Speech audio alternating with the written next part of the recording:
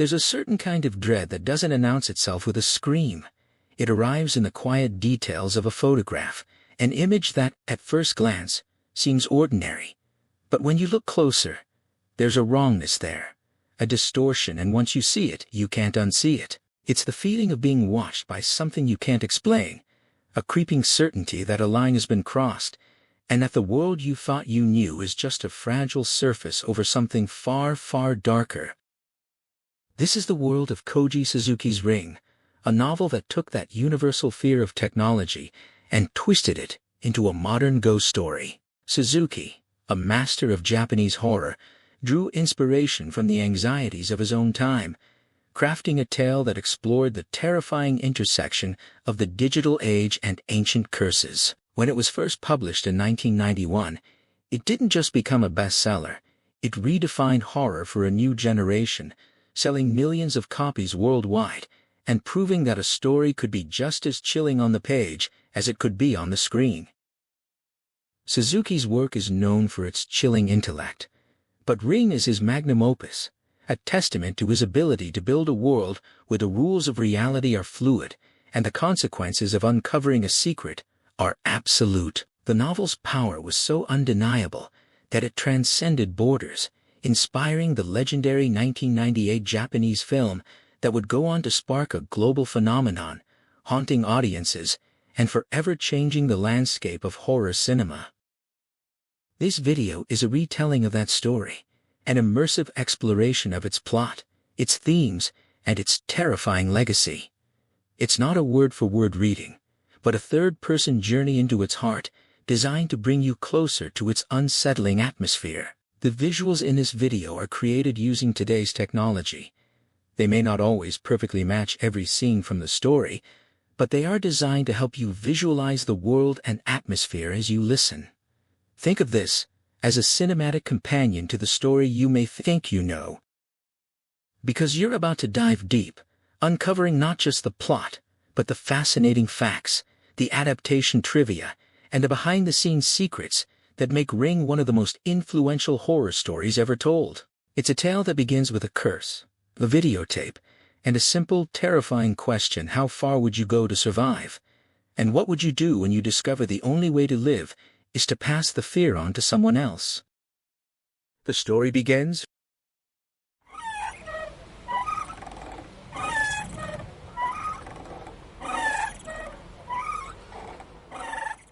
The night pressed in around the isolated house in Yokohama, a lonely beacon in a development of empty lots and unsold land. From her second-floor window, 17-year-old Tomoko Oishi stared out at the distant, glittering factory before turning back to the schoolwork she'd neglected all summer. Frustration bubbled inside her, not just at the sudden, unfair return of perfect weather after a cloudy vacation, but at the weight of her own procrastination.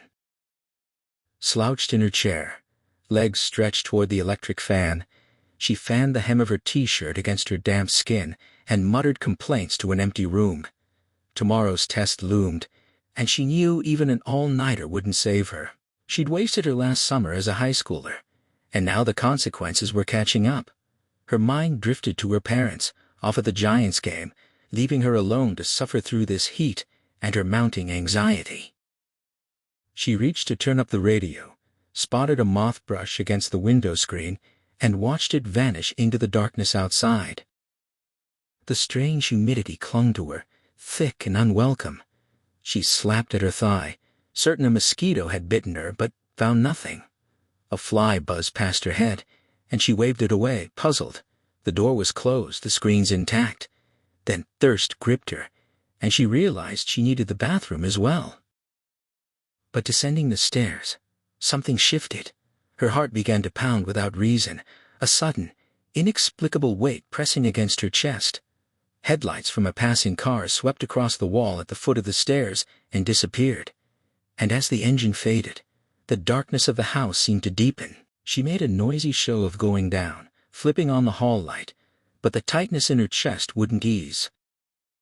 In the bathroom, even after she'd finished, she remained seated, her heart still racing.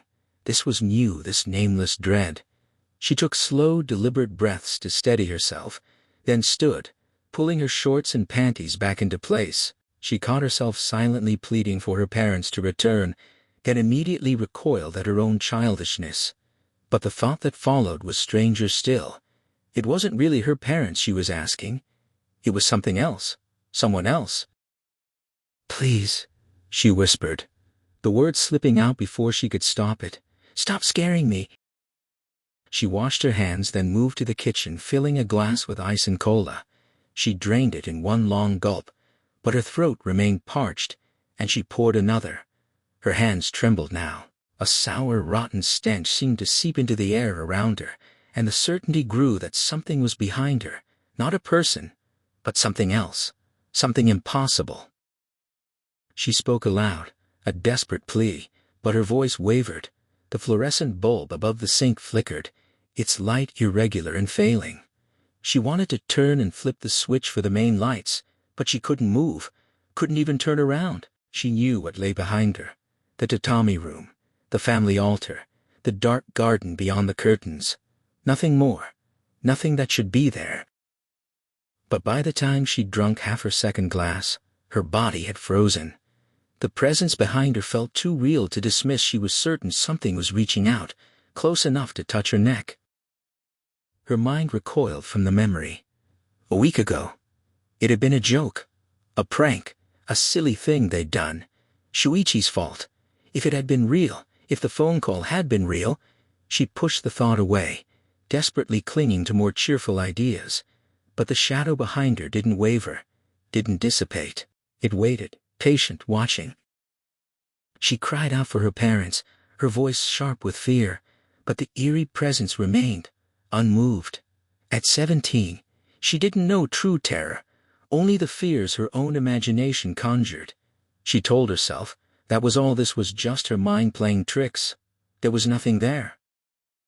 She wanted to turn, to prove it, to end the paralysis.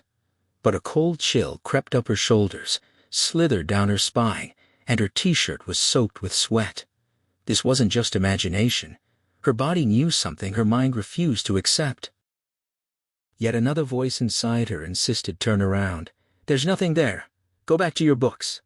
The ice cracked in her glass, and the sound broke something loose inside her. Without thinking, she spun around. The ice cracked in her glass. The sound, sharp and sudden, broke through her paralysis, and without a conscious decision, Tomoko spun around. Across the city, at the intersection in front of Shinagawa Station, taxi driver Mikio Kimura watched the light turn yellow and pulled to the curb. He'd had a long, irritating shift, and he was hoping for a fare heading toward Roppongi or Akasaka, the kind of customer who might jump in while he was stopped. Instead, a motorcycle slipped into the narrow gap between his cab and the sidewalk, its young rider in jeans coming to a stop right by Kimura's door. Kimura's annoyance flared. He hated the way bikes weaved through traffic, and this one had blocked his door perfectly. He cast a sour look at the rider, whose face was hidden behind a tinted visor. The young man sprawled sloppily, one leg on the curb, rocking back and forth. A woman walked past on the sidewalk, and the biker turned his head to follow her. But his gaze didn't track her all the way. It stopped at the show window behind her, fixing on something there. The woman moved on, out of sight, but the rider remained frozen, staring intently at whatever had caught his attention. The pedestrian signal began to flash, then died. People hurried across the street in front of the cab. No one approached Kimura's taxi. He revved the engine and waited for the light to change. Then the biker convulsed. His arms flew up, and he collapsed against the cab door with a heavy thud, sliding out of view. Kimura swore under his breath. The kid must have lost his balance. He turned on his blinkers and stepped out, already planning to demand payment for any damage. The light turned green, and cars began streaming past him into the intersection. He checked his door first, and there it was, a long, angled crease in the panel. He clicked his tongue in disgust. Then he looked at the fallen rider. The young man lay on his back, legs thrashing, both hands clawing at his helmet. The strap was still fastened tight under his chin, but he was trying to rip it off with a desperate, almost violent urgency. Kimura squatted beside him, asked if he was all right. The man didn't answer. Through the tinted visor, Kimura couldn't read his expression, but the biker grabbed his hand, clinging to it, begging without words. Kimura pulled away and told him he'd call an ambulance, then ran for a public phone. As he dialed, his mind raced through the implications. How could a simple fall from a standing position while wearing a helmet turn into this? The guy didn't look broken, but if he was seriously hurt, there'd be insurance forms, an accident report, police involvement. Kimura's bad feeling deepened. When he returned, the rider lay motionless, hands clutching his throat. A small crowd had gathered, watching with concerned faces. Kimura pushed through, making sure everyone knew he'd called for help, then knelt and unfastened the chin strap. It came off easily. He couldn't understand why the man had struggled so violently with it. The face beneath the helmet was distorted beyond recognition. Astonishment was all Kimura could call it. Eyes wide, tongue lodged in the back of the throat, saliva drooling from one corner of the mouth. As Kimura's fingers brushed the man's neck, he felt no pulse. The ambulance would be too late. He stood shakily, gripping the guardrail for support. The motorcycle's rear wheel still spun slowly, oil pooling beneath it and running into the sewer. The night was still and clear, the traffic light above turning red again. Kimura looked once more at the body on the street. The man's head lay cradled on his helmet, bent at an unnatural angle. Had he done that? Placed it there like a pillow? He couldn't remember the last few seconds at all. Those wide, staring eyes seemed to follow him. A chill swept over him, lukewarm air that felt wrong against his skin, even on this tropical evening. He began to shiver, uncontrollably. Early autumn morning light glanced off the Imperial Palace moat, the worst of September's heat finally giving way. Suzuki Asakawa, exhausted from a night of work but too stimulated by his completed article to sleep, had been heading for the subway when he changed his mind. The office air felt stale, heavy. He needed fresh air. He climbed back to the street, where the morning sun and the green of the palace grounds made the exhaust fumes from the nearby expressway bearable. He'd been running on adrenaline, but today and tomorrow were his days off the editor-in-chief's orders. He intended to rest. A taxi approached from Kudenshita, its red vacant light glowing. Asakawa raised his hand on impulse. His commuter pass had expired 2 days ago, and he'd been putting off buying a new one. The subway would cost 400 yen the cab, nearly 2,000, but the thought of 3 transfers, and the pleasant weight of his recent paycheck, made the splurge feel justified. It was a whim, a series of small, inconsequential decisions. The fresh air, the moment the taxi appeared, the reluctance to bother with tickets and transfers. If he'd taken the subway, he never would have connected certain events. But that's how stories begin, with coincidence. The taxi pulled up, its driver a small red-eyed man who looked as tired as Asakawa felt. Asakawa gave the destination Kita Shinagawa and saw the driver's expression brighten. The route was convenient, near his garage. As the cab pulled away, the driver glanced in the rear view and asked if Asakawa was covering a story. Asakawa had been drifting, his mind half lost in the fatigue of a long night, when the driver's question pulled him back. He blinked, suddenly alert, wondering how the man had guessed his profession. The cabbie Kimura, as the dashboard photo identified him, explained it matter-of-factly. 20 years of driving had sharpened his instinct for reading passengers. Where he picked them up, how they dressed, how they spoke, it all added up. Asakawa admitted he worked for a weekly magazine, though he usually felt little pride in it. This morning, though, the satisfaction of finishing a series that had drawn real reaction was still fresh. Kimura asked if the work was interesting. Asakawa's answer was non-committal. He wasn't in the mood to elaborate, and his mind flickered, unbidden, to a failure 2 years ago, a disastrous article, the new gods of modernity, and the humiliation of standing before his editor-in-chief, unable to continue as a reporter. The memory lingered, unshaken by time. For a while, silence settled between them. The taxi took the curve past Tokyo Tower at speed. Kimura asked which route to take, the Canal Road or the No. 1 Keihin. Asakawa chose the expressway, asking to be dropped off just before Shinbaba. The driver relaxed, knowing the destination now, and turned right at Fuda no Tsuji. They were approaching the intersection that had haunted Kimura for the past month. Unlike Asakawa, still trapped by his old failure, Kimura had come to terms with the accident. It hadn't been his fault, and no amount of caution could have prevented it. But still, every time he passed this place, a compulsion seized him. He had to tell whoever was in the back seat. If the fare was sleeping, he'd let it go. But if they were awake, he told the story, every time. The light turned yellow, then red, as if waiting for him to begin.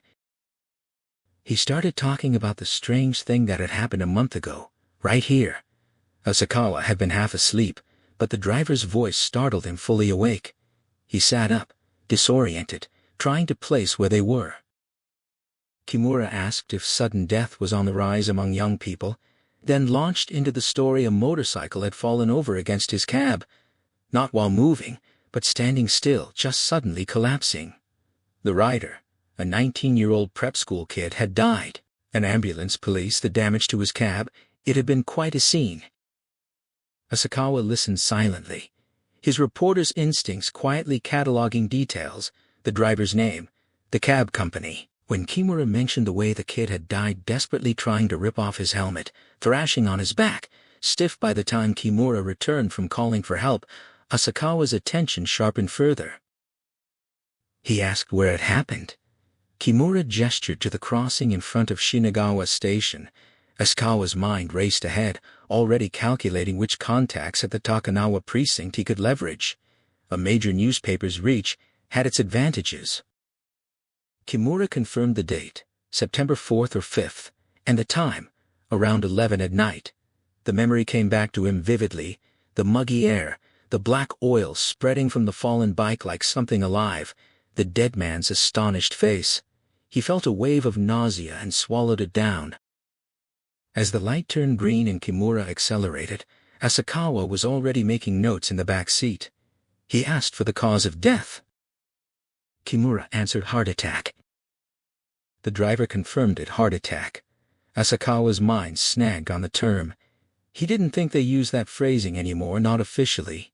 He murmured to himself about verifying the details, then pressed further. No external injuries at all? Kimura insisted there were none, just the shock. He added, almost as an afterthought, that the dead man's face had been frozen in utter astonishment. Something clicked in Asakawa's mind, even as a quieter voice cautioned against drawing connections. Coincidence, that's all. Shinbaba Station appeared ahead. Asakawa directed the driver to turn left at the next light and stop. He paid, handing over cash and his business card, introducing himself and asking to speak again later. Kimura agreed, pleased, as if fulfilling some obscure mission. Asakawa mentioned he'd call tomorrow or the day after, waved off the need for a number. He'd noted the cab company's name, and got out. He hesitated at the door, a nameless dread brushing against his thoughts. Maybe it was better to leave this alone. It could be a repeat of his failure 2 years ago. But his reporter's curiosity had been sparked, and he knew himself well enough to know he couldn't simply walk away. He turned back for one last question. Had the young man been struggling to get his helmet off? Later, in the office, Asakawa laid out the story for his editor, Oguri. The man's expression darkened as he listened, memories surfacing of Asakawa 2 years ago, obsessed, possessed, hunched over his word processor for days on a biography of the guru Shoko Kageyama. Oguri had tried to get him to see a shrink. The man had been unwell then. Those were strange times. 2 years earlier, an occult boom had swept the publishing industry. Editorial offices were flooded with ghost photos and supernatural accounts, every one of them a hoax, as far as anyone could tell. The sheer volume was staggering. They'd estimated 10 million submissions across the industry, 1 out of every 10 people in the country sending something in. Yet no one in the industry, or their families, had been among the senders. Editors everywhere were baffled. Then, after about 6 months, the tide receded as suddenly as it had risen, leaving only the memory of a strange dream. Oguri had been responsible for shaping the magazine's response. He decided on a policy of strict avoidance, suspecting that the rags, cheap sensationalist magazines had fanned the flames by running readers' tales and photos. He knew that explanation was incomplete, but he needed some kind of logic to cling to. The editorial staff had resorted to hauling the unopened occult mail straight to the incinerator, maintaining a policy of silence and ignoring the anonymous sources entirely. Whether that strategy had worked or not, the tide of submissions eventually receded, and it was precisely then that Asakawa had recklessly poured fuel on the dying flames. Now Oguri fixed him with a dour look, wondering if the man was about to make the same mistake twice. He began with his usual preamble. "Now listen, you," a phrase he used when he wasn't sure what else to say. Asakawa cut in, anticipating his editor's objections. Oguri conceded the story was interesting, but warned that if it turned out anything like the last time, he wouldn't be pleased. His bias against the occult, born from the chaos of 2 years ago, was still very much alive. Asakawa insisted he wasn't suggesting anything mystical, only that the coincidence seemed too strong.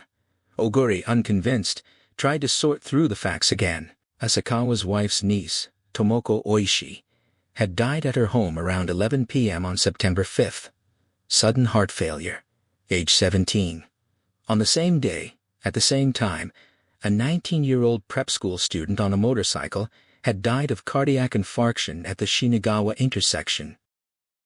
Oguri dismissed it as a simple coincidence. Asakawa had heard the cab driver's story and remembered his wife's niece. Nothing more. But Asakawa pushed back. The motorcyclist had been struggling to rip off his helmet at the moment of death. Tomoko, too, when her body was found, had her fingers tightly entwined in her own hair, as if tearing at her head. Asakawa had known her. She was meticulous about her appearance. The image of her pulling desperately at her precious hair conjured for him some invisible horror, some unspeakable terror she must have felt. Oguri wasn't convinced. 2 people dying of heart attacks in pain, one pulling at her hair, one struggling with his helmet. It sounded normal to him. He pressed Asakawa. Had he ever had a heart attack? Had he asked a doctor whether someone would tear at their head? Asakawa admitted he had consulted a doctor, who had given a non-committal answer. Couldn't rule it out, but also couldn't confirm it. The doctor had noted that symptoms could vary, that sometimes head pain manifested as stomach discomfort. Oguri pointed out that people had different physical reactions to stress. Some scratched their heads, some smoked, some rubbed their bellies. The point was, they couldn't draw conclusions yet. The magazine had no room for speculation, especially not after the debacle of 2 years ago. If they felt comfortable speculating in print, that would be one thing, but they didn't. Asakawa recognized the logic, however unsatisfying. The doctor had only shaken his head when pressed directly, his expression suggesting that none of his patients had ever behaved that way. But for now, Asakawa had no choice but to retreat. He told his editor he understood, promising himself that, if he couldn't find a more objective connection between the 2 deaths, he would let the matter drop entirely. Asakawa hung up the phone but didn't move, his hand still resting on the receiver, the echo of his own overly eager voice lingering in his ears. He had a sinking feeling about the whole thing. The man on the other end had answered with the expected pompous tone, but softened as Asakawa laid out the proposal, probably realizing the publicity value of being profiled. The top interview series was meant to spotlight self-made CEOs, their struggles and triumphs. Asakawa had secured the appointment, which should have been a small victory. But the prospect of listening to corporate war stories, the endless self-congratulation, filled him with dread. He knew the magazine needed advertising revenue to survive, and these puff pieces were the price they paid. But he didn't care about the company's bottom line, only whether the work engaged his imagination. Dull, easy work exhausted him more than difficult, interesting assignments ever did. He headed for the archives on the 4th floor. He needed background material for the interview, but more urgently, something else was nagging at him, the tantalizing possibility of a causal link between those 2 deaths. Then a question surfaced from the back of his mind, Unbidden were those two of the only inexplicable sudden deaths at 11 p.m. on September 5th. If there were others, the odds of coincidence would vanish. He decided to comb through the newspapers from early September. He read the paper daily, but usually only the headlines in the local news sections, and there was a good chance he'd miss something. And he had a vague memory, a lingering impression of a small article in a corner of the page from about a month ago. He remembered noticing it, but a call from the desk had pulled him away before he could read it. With a childlike excitement, Asakawa began his search with the morning edition of September 6th. The gloom of the archives actually lifted his spirits in a way that interviewing self-important businessmen never did. This was the work he was made for. The September 7th evening edition yielded the article, exactly where he remembered it, crammed into a corner, overshadowed by a shipwreck that had claimed 34 lives. He took off his silver-rimmed glasses, leaned in, and read every word. The headline reported a young couple found dead in a rental car in Yokosuka. A truck driver had discovered them on the morning of the 7th, in a vacant lot off a prefectural road. The victims were a 19-year-old prep school student from Shibuya and a 17-year-old private girls' school student from Yokohama. The car had been rented 2 nights earlier. The doors were locked, the key in the ignition windows rolled up. The estimated time of death was between late night on the 5th and the early hours of the 6th. The cause was undetermined asphyxiation suspected, but a love suicide with drugs hadn't been ruled out. No sign of homicide. Asakawa felt a thrill of recognition. The girl was 17, from a private girls' school in Yokohama just like Tomoko. The boy was 19, a prep school student just like the motorcyclist. The time of death matched, and the cause was unknown. There had to be a connection among all 4 deaths. Asakawa was inside a major news organization. He had access to information. He copied the article and hurried back to the editorial office, his pace quickening with a sense of discovery.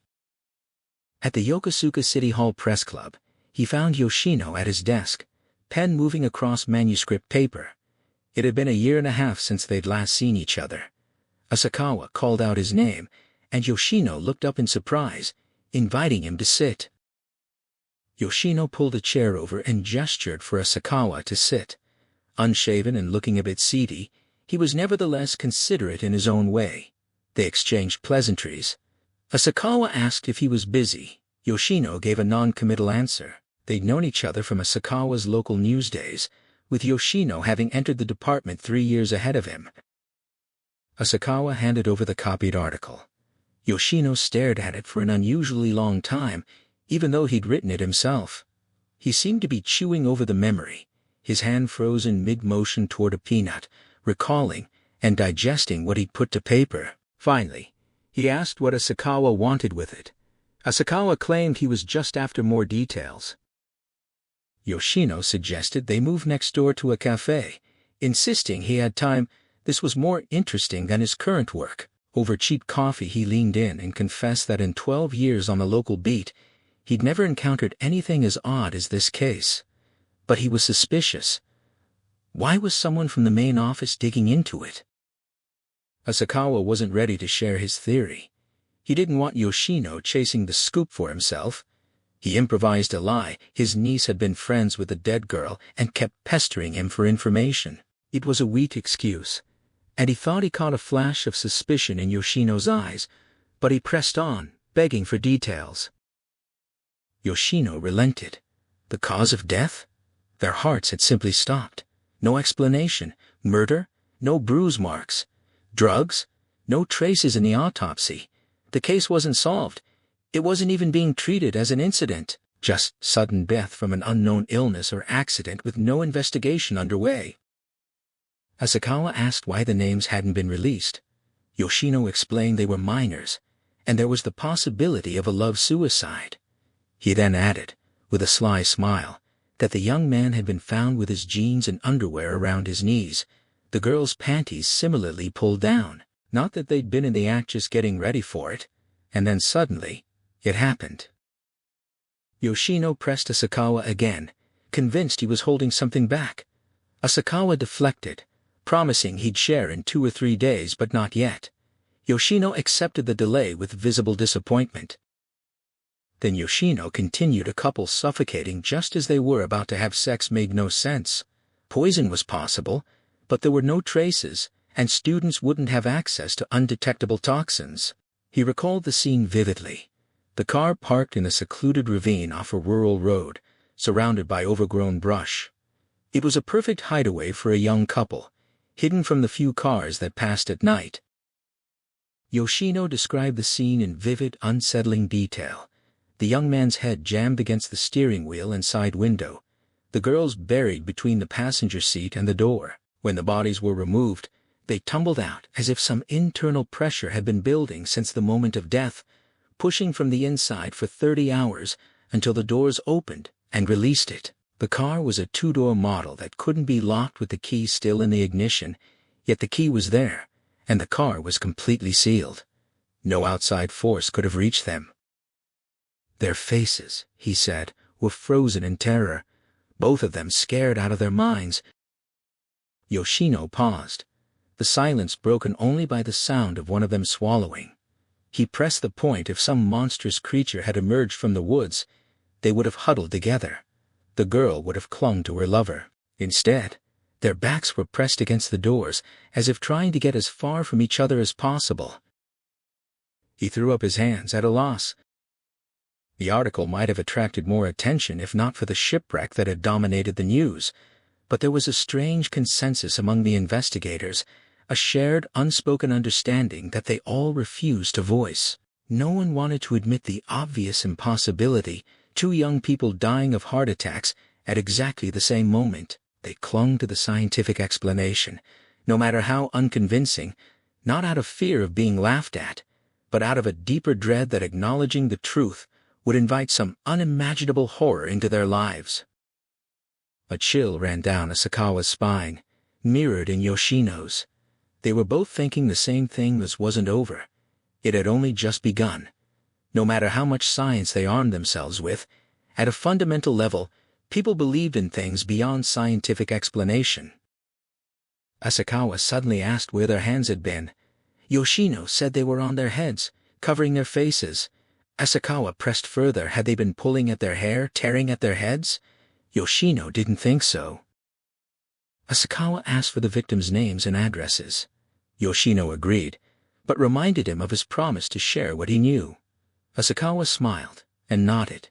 As Yoshino stood, the table jostled, spilling coffee into their saucers. Yoshino hadn't even touched his. Asakawa continued investigating the four victims' backgrounds whenever he could steal a moment, but his regular workload consumed most of his time.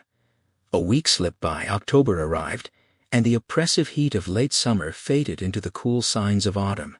Nothing new surfaced. He scanned the local news pages religiously, but found nothing similar. He began to wonder if something terrible was advancing invisibly, just beyond his perception, or if the four deaths were simply coincidences after all. He hadn't seen Yoshino since their meeting. If there were anything to the case, surely his colleague would have contacted him by now. Whenever his conviction waned, Asakawa pulled out the 4 index cards he carried in his pocket. Each contained the victim's name, address, and key details. Tomoko Oishi, 17, died at home around 11 p.m. on September 5th, of sudden heart failure. Shuichi Awata, 19, collapsed at the Shinagawa intersection at 10:54 p.m. that same night of cardiac infarction. Haruko Tsuji, 17, and Takehiko Nomi, 19, found dead in a rental car late that night or early the next morning, both of sudden heart failure. The cards were his anchor, reminding him that coincidence alone couldn't explain this. Tomoko and Haruko attended the same high school, and were friends. Shuichi and Takehiko were at the same prep school.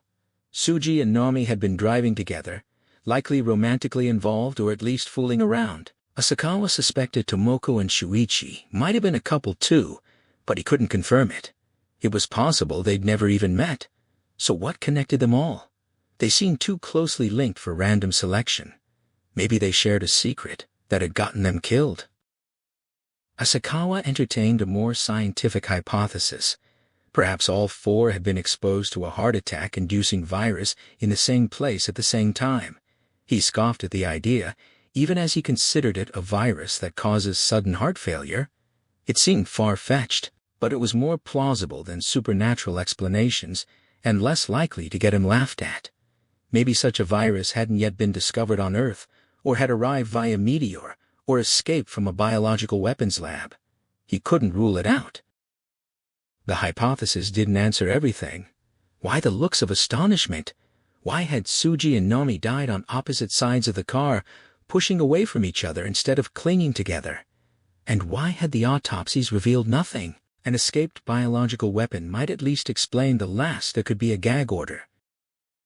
If the virus existed, the lack of additional victims suggested it wasn't airborne but blood-borne or otherwise non-contagious. More pressingly, where had the four encountered it? He'd need to retrace their activities in August and September, looking for shared locations and times. But with the victims dead, and the truth likely something they'd kept from parents and friends, it wouldn't be easy. Still, he was certain they had something in common, some place, some time, some secret. The month since Tomoko's death had drawn Shizu's parents to Tokyo repeatedly, their visits a mutual need comfort offered and received. Watching them today, Shizu felt the ache of their grief more sharply than before. Their faces, thinner now, carried the hollow look of people worn down by loss. They had once delighted in their 3 grandchildren, each daughter giving them one Tomoko, Kenichi, and little Yoko. Tomoko, as the firstborn, had been the special one, the one whose presence could always summon a smile from them. Now that light was gone, and Shizu couldn't tell who suffered more, her sister, who had lost a daughter, or her parents, who had lost the first spark of a new generation. The depth of a grandparent's love, she realized, could run as deep as a parent's, and that discovery struck her with a quiet, unexpected force. At 30, Shizu could try to imagine her sister's pain, could hold Yoko a little tighter, and wonder how she would survive such a loss. But Yoko was barely a toddler, still at the age where every day was a discovery. Tomoko had been 17, nearly an adult, a whole life lived and dreamed. The years between them, the countless small moments of watching a child grow into themselves, Shizu knew she couldn't truly measure what that meant. Love deepened with every passing year, and she was only beginning to understand how bottomless that well could become. By mid-afternoon her parents rose to leave. Shizu found herself watching her husband with a growing puzzlement that she could barely contain. He was the one who always pleaded busyness, who had used a looming deadline to excuse himself from Tomoko's funeral. Yet here he was, lingering well past the point of politeness, showing no sign of gathering his things. He had barely known Tomoko, had exchanged only a handful of words with her over the years. There was no reason for him to be so reluctant to leave. She leaned toward him, her voice low and private, suggesting it was time to go. He answered by pointing out Yoko's drowsy eyes, the familiar droop of her lids that signaled an imminent nap, and proposed letting her sleep here. It was a practical suggestion on the surface, but Shizu knew what it meant staying for at least another 2 hours, filling that time with conversation that would inevitably circle back to grief. She couldn't imagine what they would talk about for that long. She pressed back, suggesting Yoko could sleep on the train, but he refused with the memory of the last such attempt, a fussy, crying child, a miserable journey home. He was firm, his decision already made, and she had to admit he had a point. The last time had been exhausting for everyone, but as she sat there, watching him deflect her gentle insistence, she couldn't shake the feeling that something else was driving his refusal to leave something he wasn't telling her. In crowds, Yoko became a small storm of restlessness, flailing limbs, piercing cries, a tantrum that no amount of scolding could quell. The only remedy was sleep, and Asakawa, acutely aware of every disapproving glance from fellow passengers, would shrink into himself, his own irritation mounting as if he were the true victim of the noise. Shizu had seen that look too many times, the twitch in his cheek, the tightening of his jaw, and she knew it was better to concede. She agreed to let Yoko nap upstairs, and Asakawa, with an uncharacteristic tenderness, offered to carry the child up himself. The offer felt strange, almost out of place, given how rarely he involved himself in the daily rhythms of baby care. She wondered aloud at his sudden helpfulness, perhaps a response to the grief they had witnessed today. He brushed her concern aside, taking Yoko from her arms just as the little girl's face began to crumple, only to settle into sleep before a cry could escape. He carried his daughter up the stairs, past the Japanese-style rooms, and laid her down on a futon in the south-facing room. She was already breathing deeply, her nap assured. He slipped out, pausing to listen for sounds from below before turning toward Tomoko's bedroom. The intrusion pricked at his conscience. This was exactly the kind of violation he would normally condemn, but he told himself it was justified, a necessary step in understanding the pattern of deaths that had claimed the girl and 3 others. He was not here to exploit a tragedy, he insisted, only to trace the connections that might explain it. He began with her desk, finding the usual belongings of a high school student's stationery, snapshots, letters, a sewing kit. No one seemed to have searched through her things after her death. Or perhaps she had simply been a tidy person. His fingers hoped for a diary, some record of her movements, but the one he found was sparse and filled with old entries. The makeup stand yielded cheap accessories and mismatched earrings, a pocket comb still holding strands of dark hair. The wardrobe, when he opened it, released the unmistakable scent of a young woman's life dresses and skirts still carrying her presence. He listened again for sounds from downstairs, heard none, and began searching the pockets of the hanging clothes, handkerchiefs, ticket stubs, gum wrappers, nothing of interest, until he found a commuter pass case containing a student ID and a membership card with a name he couldn't quite pronounce. The card belonged to someone else, a no-no-yama, and he wondered why Tomoko would be carrying it. Footsteps on the stairs forced him to move quickly, pocketing the card and closing the wardrobe just as his sister-in-law appeared. He feigned a need for the bathroom, accepting her directions, and she seemed not to notice anything amiss. Alone in the bathroom, he examined the card more closely. It was a Pacific Resorts Club membership, complete with a membership number and expiration date. The address and phone number of the issuing company were printed on the back. Tomoko must have borrowed it, he reasoned. But for what purpose? He left the house on the pretext of buying cigarettes and found a payphone. The woman who answered at Pacific Resorts began listing their facilities, her voice professional and patient. He asked specifically about overnight trips, steering the conversation toward the possibility of a single night stay, and she mentioned their South Hakone location. He pressed for details: golf, tennis, swimming, and most importantly lodging, including rental cottages. She offered to send a brochure, and he played along, pretending to be a potential customer while subtly extracting information about the cabins and their availability to non-members. She confirmed they were open to the public at a higher rate, and he filed the information away, his investigation beginning to take shape. He sidestepped the saleswoman's push for a direct booking, insisting he might simply drive out one day on a whim and would prefer to have the number on hand. She put him on hold, then returned with 2 long 11-digit numbers, their area codes marking them as distinctly rural. He jotted them down. When he asked about other locations, she mentioned full-service resorts at Lake Hamana and Hamajima in Mie, both too far for a group of cash-strapped students. He noted the Pacific theme with a dry comment, then let her launch into a membership pitch, listening just long enough to be polite before cutting her off and offering his address for a brochure. The pitch, despite himself, almost made the idea tempting if only he could afford it. By the time he returned, Yoko had been asleep for over an hour, and Shizu's parents had already left for Ashikaga. His wife was in the kitchen, washing dishes for her sister, who remained fragile and prone to tears. Asakawa began carrying plates from the living room, and Shizu noticed his unusual helpfulness, remarking on his strange behavior. He ignored her questions, his mind elsewhere, and she pressed on with a mundane concern about Yoko's diaper. He barely registered it, his attention caught by the kitchen itself, the very spot where Tomoko had collapsed. Shards of glass and spilled cola had marked her final moments, and he imagined her reaching for a drink from the refrigerator, struck down mid-motion. He opened the fridge, miming the gesture, then turned to see the glass door between the kitchen and living room. It caught only the fluorescent light, not the faces in the brighter room beyond on that night, with the kitchen illuminated and the other side dark. It would have reflected Tomoko's terror-stricken face back at her.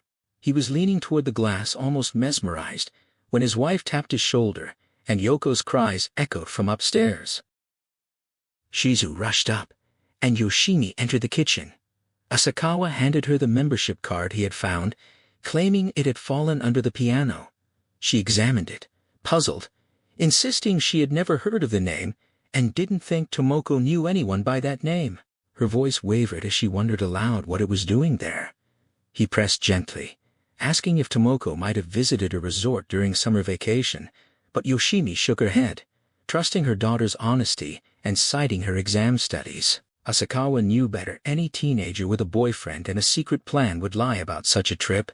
He promised to return the card to its owner and let the matter drop. Yoshimi's husband, seated before the Buddhist altar, was speaking to his daughter's photograph with a disturbingly cheerful tone, and Asakawa could only hope the man would find his way through his denial.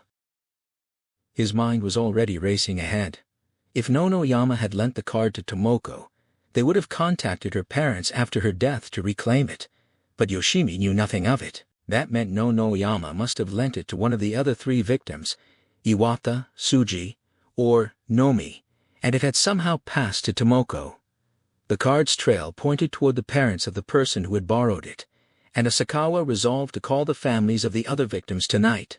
If that failed, he could always use his newspaper connections to track Nonoyama through the membership number.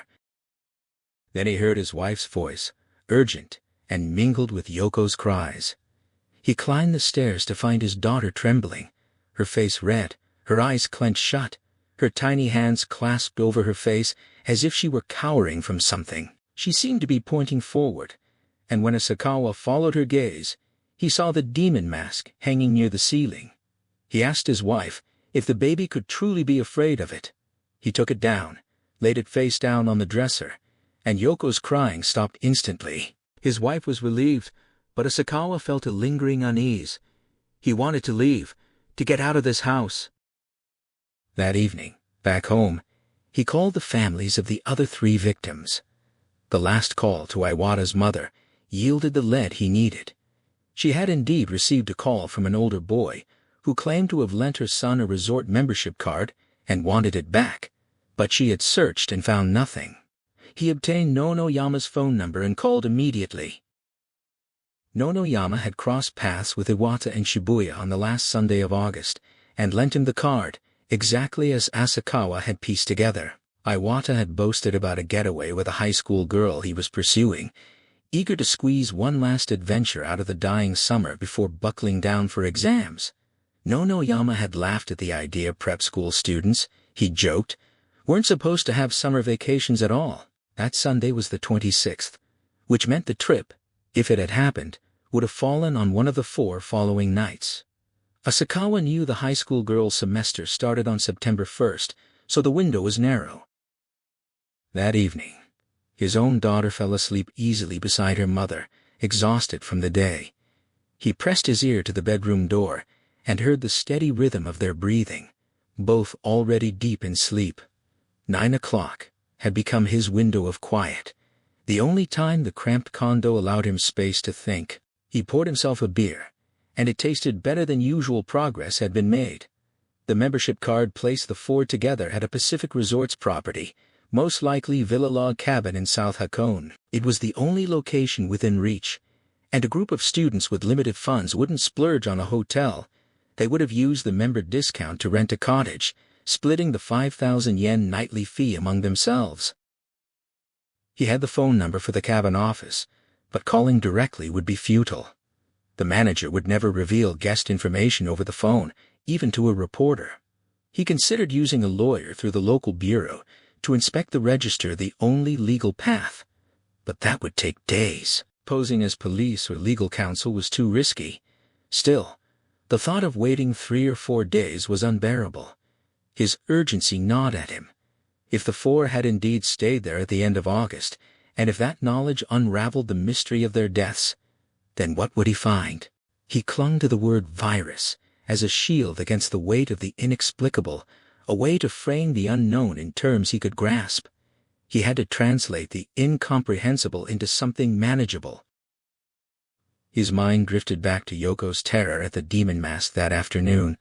On the train home, he had asked his wife if she had been teaching the child to fear such things through picture books, perhaps, and she had dismissed the idea. The conversation ended there, but Asakawa couldn't let it go. That kind of fear seemed instinctive, primal, not learned. Thunder and darkness were real, natural fears, but demons were supposed to be imaginary. Yet Yoko had shown no fear of the Godzilla model in a department store window, despite its monstrous appearance. What made the demon different? The question unsettled him. Darkness, he knew, was real, a tangible opposite of light, and Yoko feared it deeply. But demons? He couldn't explain it, and the second beer didn't taste as satisfying as the first. His wife and daughter slept in the dark room beyond the door, and he was left alone with his thoughts. The rain intensified as he climbed into the Hakone Mountains, the weather shifting unpredictably with the altitude. Below in Odawara, the skies had been clear, but the higher he drove, the heavier the air became, and by the time he reached the pass, wind and rain were lashing the car. At night, with only his headlights to guide him, he couldn't read the clouds over Mount Hakone the way he might have in daylight. He only noticed the stars were gone when he finally stopped and looked up. The journey had begun in twilight at Tokyo Station, the moon still visible through gaps in the clouds when he rented the car in Itami. Now the fine mist had thickened into a downpour, hammering against the windshield. The digital clock read 7:32. He calculated his progress.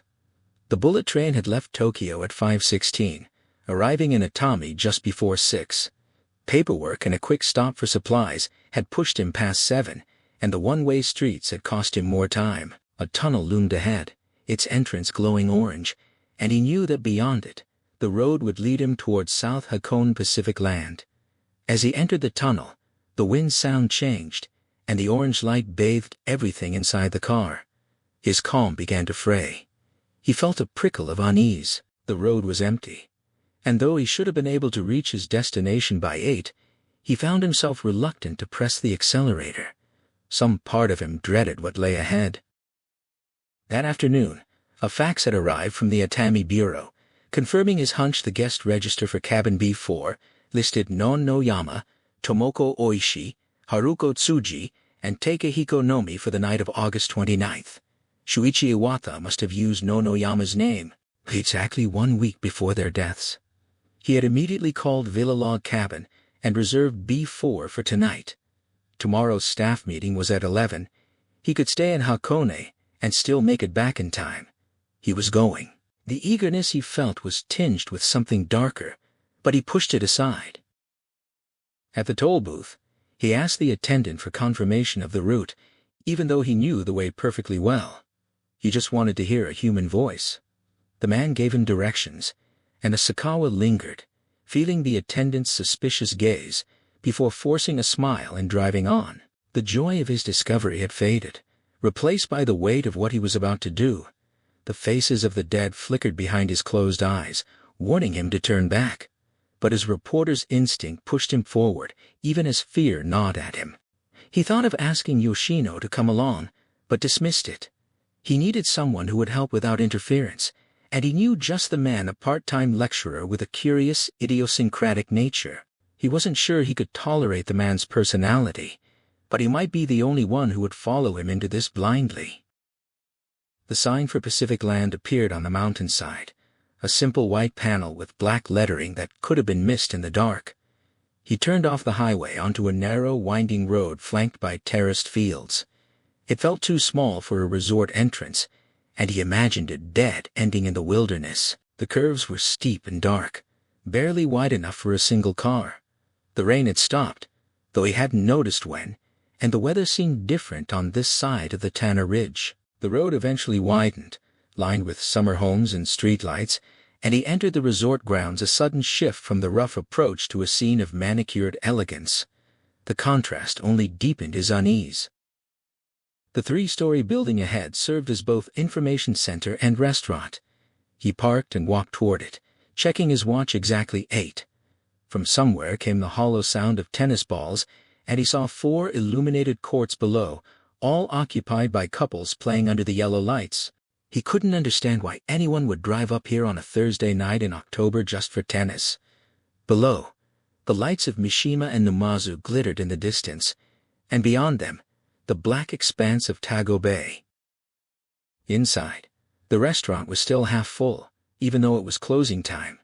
Families and groups of young women filled the tables, and he wondered where they had all come from. The road he had taken seemed too remote to bring this many people. The waitress told him it was too late to order, but he wandered in anyway, drawn by the warmth and the view. The lights inside were dim to highlight the distant city glow, and the lawn outside sloped gently into the night. He stopped a passing waiter to ask for directions to Villa Log Cabin, and was told to follow the road to the right for about 200 meters. He realized he could have found it himself if he hadn't stopped here. The modern building had given him a false sense of security, a reassurance that modern science still held sway. But the contradiction bothered him, the terrible road leading up, and the inexplicable number of people here, going about their evenings as if nothing were out of place. They seemed almost unreal to him, and he couldn't shake the feeling that something was deeply wrong. From the edge of the parking lot, Asakawa looked down over the valley and saw only 6 of the 10 cabins scattered among the trees. The rest was swallowed by darkness, unlit and silent, beyond the reach of the street lamps. B4, his destination, seemed to hover on the boundary between light and shadow. All he could make out was the top of its door. He entered the office and heard the murmur of a television, but no one appeared. The manager was in a back room, hidden from view by the counter, watching an American film on video. The flickering light reflected in the glass of a cabinet full of neatly lined up tapes. Asakawa announced himself at the counter, and a small man in his 60s emerged with a bow of welcome. Asakawa gave his name for the reservation, writing his real address, and the manager confirmed he was in B4, glancing up with a hint of suspicion at the solitary guest. He offered a selection of videos from the cabinet, popular films, mostly American, new releases that would appeal to young groups. Asakawa declined, gesturing to his portable word processor as proof that he was here to work. The manager accepted this, handed over the sheets and key, and told him how to find the cabin with a formal invitation to make himself at home. Before touching the door handle, Asakawa pulled on rubber gloves, a small ritual to ward off the unknown. Inside, the cabin was spacious, and modern papered walls, carpet, a 4-person sofa, a television, a dinette set. Everything was new and clean, almost disappointingly ordinary. He opened the sliding glass door to let in the night air, then checked the closets and changed into comfortable clothes. He turned on every light in the place, a childish habit born of old fears, and left the bathroom door slightly ajar when he used it, as if he were a boy again, needing his father to stand guard. The bathroom was pristine, dry and unused for some time. He peeled off the rubber gloves, his hands sweaty, and felt the cool mountain breeze stir the curtains. He poured whiskey over ice from the freezer, hesitating over the tap water before deciding to drink it straight. The ice felt like a risk he had already taken, but he reasoned that extreme temperatures discouraged microorganisms. He sank into the sofa, turned on the television to a familiar Tokyo program, and set up the video camera on the table, ready to capture anything strange. A sip of whiskey steadied him, and he reviewed everything he knew. If he found no clue tonight, the article would be dead, but perhaps that was better. Perhaps walking away empty-handed meant walking away alive. He had a wife and child to consider. He didn't want to die, especially not in some bizarre, inexplicable way. But as he sat there, feet propped on the table, the question surfaced. What was he waiting for? Shouldn't he be afraid? The thought of death, of some unseen presence creeping toward him, began to tighten his chest. His gaze darted around the room, unable to settle on any one point. He felt that if he looked too long at any corner of the room, his fears would solidify, taking shape before his eyes. A stronger gust of wind pushed through the room, and Asakawa moved to close the window. As he reached for the curtains, his gaze caught the darkness outside. The roof of B5 loomed directly ahead, its shadow deepening the blackness beneath it. He thought of the crowds on the tennis courts and in the restaurant, and the contrast with his own solitude pressed on him. He drew the curtains, checked his watch, and was surprised to find it was only 8:56. Barely half an hour had passed, though it felt like an hour or more. He tried to convince himself that being here wasn't inherently dangerous. Many people had stayed in B4 over the past 6 months, and only those 4 had died.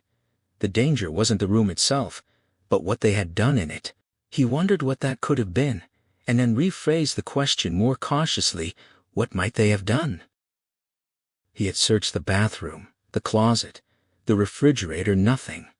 If there had been anything, the manager would have cleaned it away. Talking to him directly would be faster than sitting here drinking. He made himself a second smaller whiskey, cutting it with tap water this time, his caution dulled by the first drink. A wave of foolishness washed over him. He had stolen time from work, driven all the way up here, and now he was sitting alone in a cabin, chasing shadows. He washed his face and studied his reflection, the face of a man who looked sick, perhaps already infected. He drank again, then noticed a notebook on the shelf beneath a telephone stand, its cover marked memories. He flipped through the pages, reading the scattered entries left by previous guests. Early entries were sparse, mostly on Saturdays, but by the end of August they became more frequent, filled with complaints about the ending of summer. One guest had used the book to advertise himself a lonely young man with a motorcycle and a plea for companionship. Asakawa read on, his watch now showing 9 o'clock. Then he turned to a page that stopped him, an entry dated August 30th, signed with the initials S.I. Shuichi Iwata.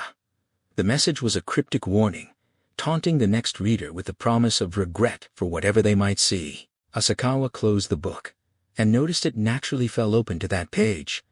The paper had been pressed flat, as if something heavy had been placed on it, something that had left a lasting impression. He searched the shelf beneath the phone stand for anything that might have served that purpose, but found nothing. He sat back down, smoked a cigarette, and tried to imagine what could have been heavy enough to hold the notebook open. A ghost photo wouldn't do it, nor a magazine, maybe a hardcover book, or something else entirely. He considered asking the manager if he remembered anything unusual left behind after August 30th, but doubted the man's memory would stretch that far. Then his eyes caught the VCR. The television was still on, showing a commercial. A videotape would be heavy enough to hold the notebook open, and the group might have had one handy. The thought struck him with a weight of possibility. Still crouched, Asakawa stubbed out his cigarette, his mind turning over the video collection he had glimpsed in the manager's office. Perhaps the 4 had watched a horror film and left it as a recommendation, but that didn't fit. If it were something like Friday the 13th, Shuichi Iwata would have named it outright. The vagueness suggested something unnamed, something that could only be referred to as it. With no other leads and thinking getting him nowhere, he decided to act. He left the cabin, climbed the stone steps, and pushed open the office door. The manager was hidden in the back room again, watching television, and Asakawa had to call out to get his attention. The man emerged, grinning, and Asakawa asked to borrow a video. The manager gestured toward the shelves, explaining the 300 yen rental fee. Asakawa scanned the titles. Familiar horror classics he had seen in his student days. Nothing new. He worked his way through the entire collection, reading every label, until his eyes landed on a tape at the very bottom of the far corner. It had no case, no label, and lay on its side, unlike the neatly displayed tapes around it. He pointed and asked what it was, and the manager seemed puzzled, picking it up with a dismissive shrug. Asakawa pressed. Had the manager seen it? The man shook his head, uncertain how the tape had ended up there. Asakawa asked if he could borrow it, and the manager hesitated, then recalled finding it in one of the rooms months ago. He couldn't remember which one. When Asakawa pushed further, suggesting it might have been B4, the manager only laughed and said he had no idea. Asakawa asked again if the manager had watched it. The answer was no. He requested to rent it, and the manager noted the broken tab recording was impossible. Asakawa persisted, bowing and promising to return it promptly. The manager, intrigued by his guest's persistence, handed over the tape and waived off payment, curious now about what might be on it. He half hoped it would be interesting, though he suspected it was just an old television recording. Asakawa took the tape, thanked him, and left, the manager certain it would be returned soon enough. The tape had already been rewound, a standard 120-minute cassette with the anti-erasure tabs broken off. Asakawa slid it into the VCR and pressed play, settling cross-legged in front of the screen. He expected clues, answers, a key to unlock the mystery of 4 deaths. Surely, he told himself, there was no real danger in watching a videotape. What harm could come from it? The screen flickered with distorted images and random sounds until he adjusted the channel, and then it went utterly black, silent. He leaned closer, wondering if it had broken. The words of Shuichi Iwata echoed in his mind. "You'll be sorry." But Asakawa had covered local news, had seen horrors. He was confident he wouldn't regret whatever came next. A pinpoint of light flickered in the center of the darkness, expanding and shifting before forming itself into words scrawled in white on black, crude and urgent. "Watch until the end." Then another message: "You will be eaten by the lost." The threat hung in the air, implying that stopping early would invite something terrible. But as the words swelled and dissolved into milky white, Asakawa found himself strangely compelled, not by fear, but by the raw energy pouring from the screen. Red burst onto the monochrome surface, and a rumble seemed to come from everywhere, shaking the room itself. The colors shifted violently, black to white to red, abstract and draining. Then, as if responding to his fatigue, the red receded, and a mountain vista emerged, a volcano with a gentle peak, smoke rising against a blue sky. The image cut to darkness again, then erupted into scarlet liquid spraying from the center, outlining the mountain in fire. Lava flowed down ravines, racing toward the camera, and the rumble intensified until the screen seemed about to be consumed, then abruptly shifted. Black characters appeared against white, the word from mountain surrounded by ink splatters holding steady. Then dice tumbled in a lead bowl, settling on a 1 and a 5. An old woman appeared, her face lined, speaking in an unfamiliar dialect that Asakawa could only half understand. Warnings about health, about spending time in water, about something that would catch you. She vanished, and a newborn baby filled the screen, its cries coming not from the television but from somewhere close beneath his face. Asakawa found himself mirroring the hands that held the child, and for a moment he felt warmth, wetness, the weight of flesh. He jerked back, but his hands were dry. The sensation was only in his mind. The baby's face, despite its crying, was peaceful. Then 100 faces appeared, each twisted with hatred, multiplying as they receded into the depths, their voices rising in a cacophony of accusation. Liar! Fraud! Directed at him, it seemed, from every direction. The pressure built until he could barely breathe. The next scene showed an old television on a wooden stand, its screen flickering and settling on a single character, Sada. It wavered, distorted, and vanished like chalk erased from a blackboard. Asakawa found it hard to breathe. His heart pounded, and strange sensations assaulted. His 5 senses, smells, touches, a sour sweet taste, as if the images were triggering memories he didn't own. The words scraped out of his throat, barely audible. Silence met him. He felt a presence, something turning in a dark, confined space, a vibration deep as the earth's groan, and the wet, mineral smell of soil. A chill touched his ear, making the hairs on his neck bristle. Pressure mounted on his chest, and he imagined insects from underground crawling up his ankles, his spine, clinging. An unfocused malice, a hatred that had been ripening for years, nearly reached him through the earpiece. He slammed the receiver down. Clamping a hand over his mouth, he fled to the bathroom. Cold tremors ran through him, nausea cresting. The caller had said nothing, but he understood its purpose, a confirmation. You've seen it. Now you know what follows. Obey. Or else. He vomited into the toilet, mostly whiskey and bile. The bitterness stung his eyes and burned his nose, but he clung to the absurd hope that, if he could expel everything, maybe the horror of the images would drain out with it. Then he began shouting, desperate, demanding to know what he was supposed to do, insisting that the crucial instructions had been erased by the 4 teenagers, pleading for help, knowing even as he spoke that he was making excuses, bargaining with the empty air. He scrambled away from the toilet, unseeing of his own ravaged appearance, and turned in frantic circles, bowing toward every corner of the room, a reflexive, pathetic appeal for mercy.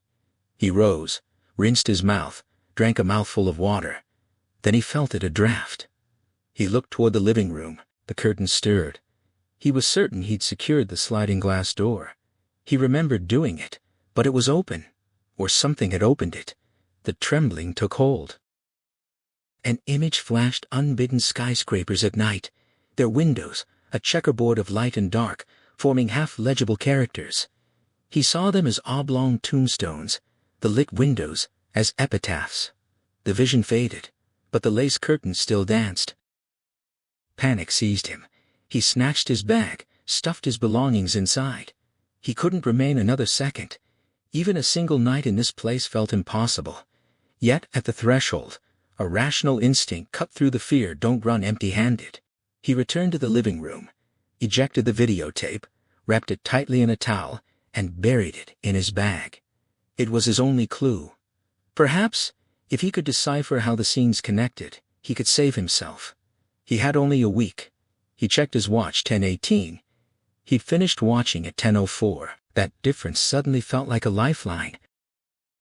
He left the key on the table, abandoned every light burning, and fled to his car without stopping at the office. He jammed the key into the ignition, desperate to put distance between himself and the cabin. Ryuji Takayama sat across from him, grinning, his shirt buttoned to the throat, the tight collar making the skin above it bulge uncomfortably. He crunched an ice cube between his teeth as Asakawa tried to convey the sheer, suffocating terror of what he'd witnessed. But Ryuji only wanted to see the tape for himself. Asakawa's voice cracked with frustration.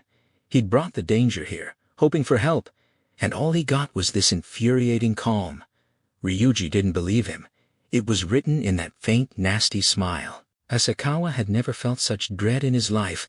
The video had been a letter bomb, and he had 6 days left, the fear coiling around his throat like a silk rope. And this man wanted to watch it. Ryuji shrugged off the accusation, insisting he wasn't afraid. He'd told Asakawa before he'd take a front-row seat to the apocalypse if he could. He wanted to understand the universe, its beginning and end, all its riddles. He'd trade his life for that knowledge. Asakawa remembered. That was exactly why he'd come to Ryuji in the first place. It went back to a feature Asakawa had conceived 2 years earlier. When he was 30, a portrait series of his generation, people active in all walks of life. Among the candidates, he'd stumbled across an old high school classmate, Ryuji Takayama, now an adjunct lecturer in philosophy at Fukuzawa University. Asakawa had been puzzled.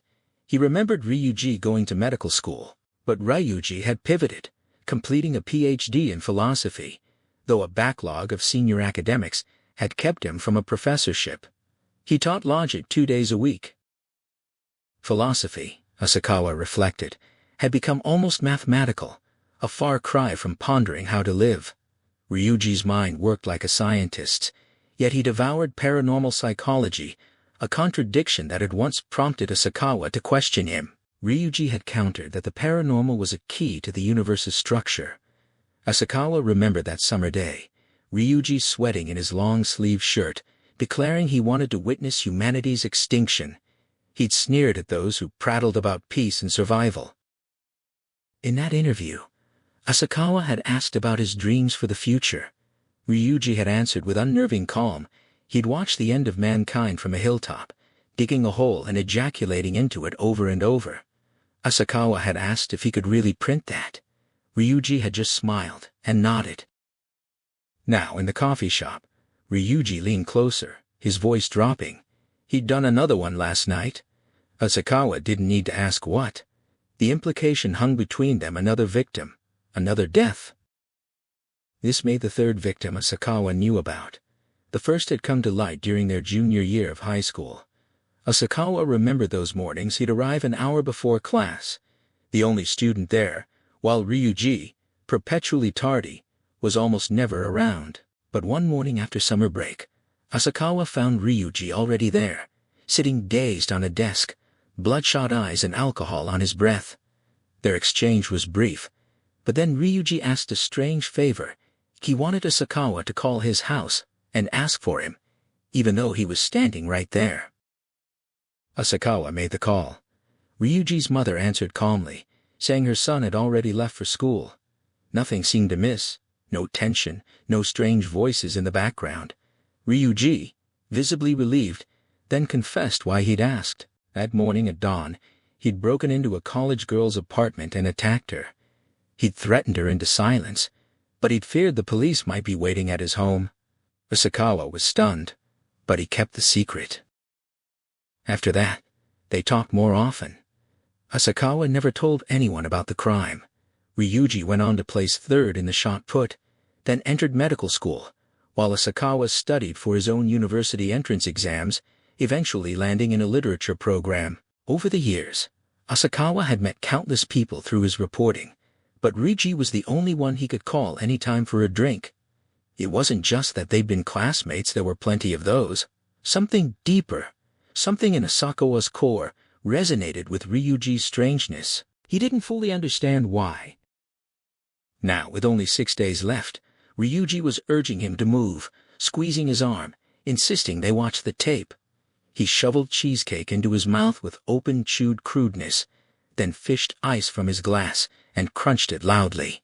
Watching him, Asakawa felt a wave of nausea, but he also realized the truth. He had no one else to rely on. This was an evil spirit, an unknown force. No normal person could face it. Only Ryuji, who craved the extinction of mankind, could watch the tape without flinching. Set a thief to catch a thief. Asakawa rationalized it coldly. If Ryuji ended up dead, so be it. Someone who wanted to watch the end of the world didn't deserve a long life. That was how he justified dragging another person into this nightmare. They took a taxi to Asakawa's place. The driver's silent forehead, the only thing visible in the mirror. Asakawa couldn't help but trace the whole nightmare back to a chatty cab driver weeks ago.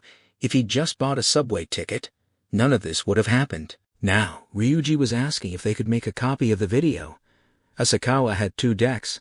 One was old, but functional enough for duplication. He agreed.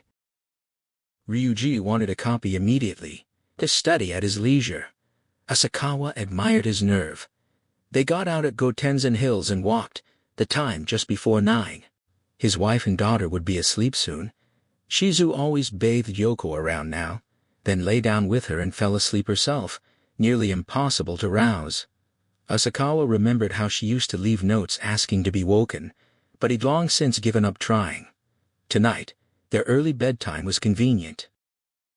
Shizu despised Ryuji, and Asakawa had never questioned why.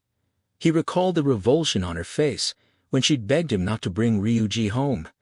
More than anything, he couldn't let her or Yoko see the video. The apartment was dark and quiet, the scent of bathwater and soap drifting from the bedroom. Asakawa checked that they were asleep, then led Ryuji to the dining room. Ryuji seemed disappointed the baby was already down. Asakawa hushed him, connecting the decks and inserting the tape. He paused before pressing play, silently asking Ryuji if he was sure. Ryuji urged him on, eyes fixed on the screen. Asakawa handed him the remote and retreated to the window, then stepped onto the balcony for a cigarette. He'd promised his wife he'd never smoke inside, and he kept that vow. Through the frosted glass, he could see the flickering images. The fear was different here, surrounded by his family, but he knew Ryuji wouldn't flinch. He'd probably laugh and sneer at the horror. Asakawa finished his cigarette and turned to go back inside, but just then Shizu appeared in her pajamas, drawn by the noise. Flustered, he paused the video. She looked between the screen and the 2 men, suspicion clouding her face. He told her sharply to go back to bed. Ryuji, however, invited her to join them, claiming it was interesting.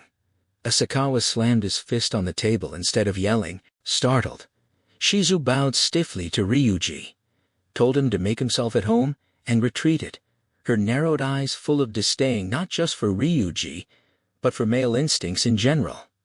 Asakawa felt the weight of her misunderstanding, unable to explain. As expected, Ryuji remained utterly calm after watching. He hummed while rewinding, then meticulously examined the footage, fast-forwarding and pausing. Ryuji declared himself part of the game now, cheerfully noting that Asakawa had 6 days left, and he had 7.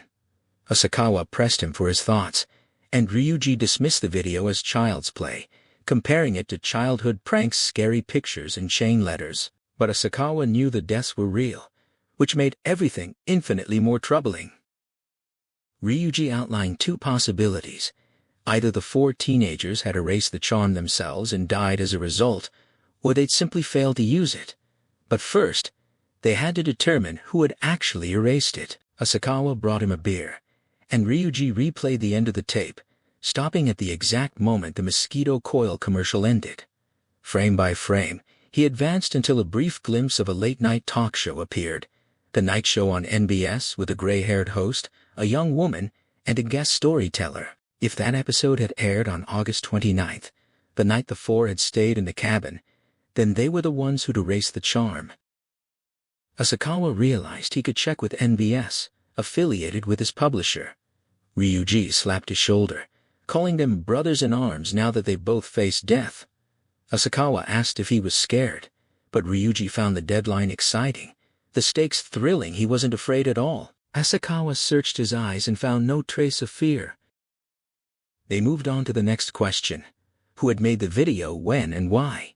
Ryuji suggested contacting everyone who'd stayed in cabin B4, focusing on late August, right before the 4 victims. Asakawa thought of Yoshino, a reporter who'd shown interest, but he hesitated to drag him into a life-or-death situation.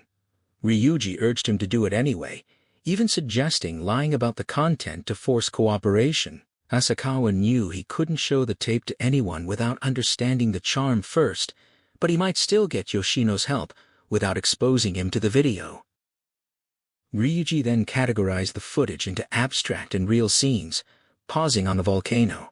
It was clearly a real mountain, and identifying it along with its eruption date would help pinpoint when and where the scene was shot. He unpaused the tape, and the old woman appeared, speaking in what sounded like a regional dialect. Ryuji mentioned a dialect specialist at his university, who could identify the old woman's speech, narrowing down her origin. Then he fast-forwarded to the man near the end, sweating, panting, rocking rhythmically, and paused on the clearest shot of his face, just before the shoulder wound appeared. The features were distinct, receding hairline, around 30. Ryuji asked if Asakawa recognized him. Asakawa dismissed the idea, but Ryuji noted the man looked sinister. Asakawa conceded, trusting his judgment. Ryuji pressed further, wondering if they could locate the man through Asakawa's reporting skills. Asakawa scoffed, identifying ordinary people from a face alone was impossible in a country of over 100 million. Ryuji suggested starting with criminals or porn actors. Asakawa pulled out a memo pad instead of answering, a habit when tasks piled up. Ryuji stopped the video and poured them both beer, proposing a toast. Asakawa couldn't find a reason to join. Ryuji then confessed a premonition, a universal evil clinging to the incident, reminiscent of the impulse he'd felt during his first rape. He recounted that night 15 years ago, studying until dawn, taking a walk, stopping outside a wooden apartment building where a college girl lived. He didn't know her room, but his gaze kept returning to the southern end of the 2nd floor. Something dark stirred in him, and he knew the door wouldn't be locked. It wasn't. It unlocked itself as he turned the knob. He found her sleeping on the floor. 2 days later, he passed by and saw a truck hauling her furniture away. She was leaving, her father beside her, unaware of the real reason. Ryuji remarked on her fear, a hint of pity in his voice. Asakawa felt sick, disgusted to be drinking with this man. He asked if Ryuji felt any guilt. Ryuji admitted he was used to it, comparing it to punching a brick wall until the pain fades. Asakawa silently vowed never to bring him home again, to keep him away from his wife and daughter. Ryuji seemed to read his mind, assuring him he'd never harm his family. Flustered, Asakawa changed the subject back to the premonition. Ryuji stood, barely taller than Asakawa, but powerfully built. He said the evil behind all this was fantastically elaborate, and he felt nostalgic for it. Clutching his copy of the tape to his chest, he headed for the door, Asakawa suggested their next strategy session at his place. Ryuji agreed, his eyes smiling as he left. On Saturday, Asakawa decided against taking the week off. He reasoned that using his company's resources would be more effective than hiding in his apartment, paralyzed by fear. He went into work, knowing he wouldn't complete any of his usual assignments. His plan was to confess everything to his editor, Oguri, and ask to be temporarily relieved of his duties.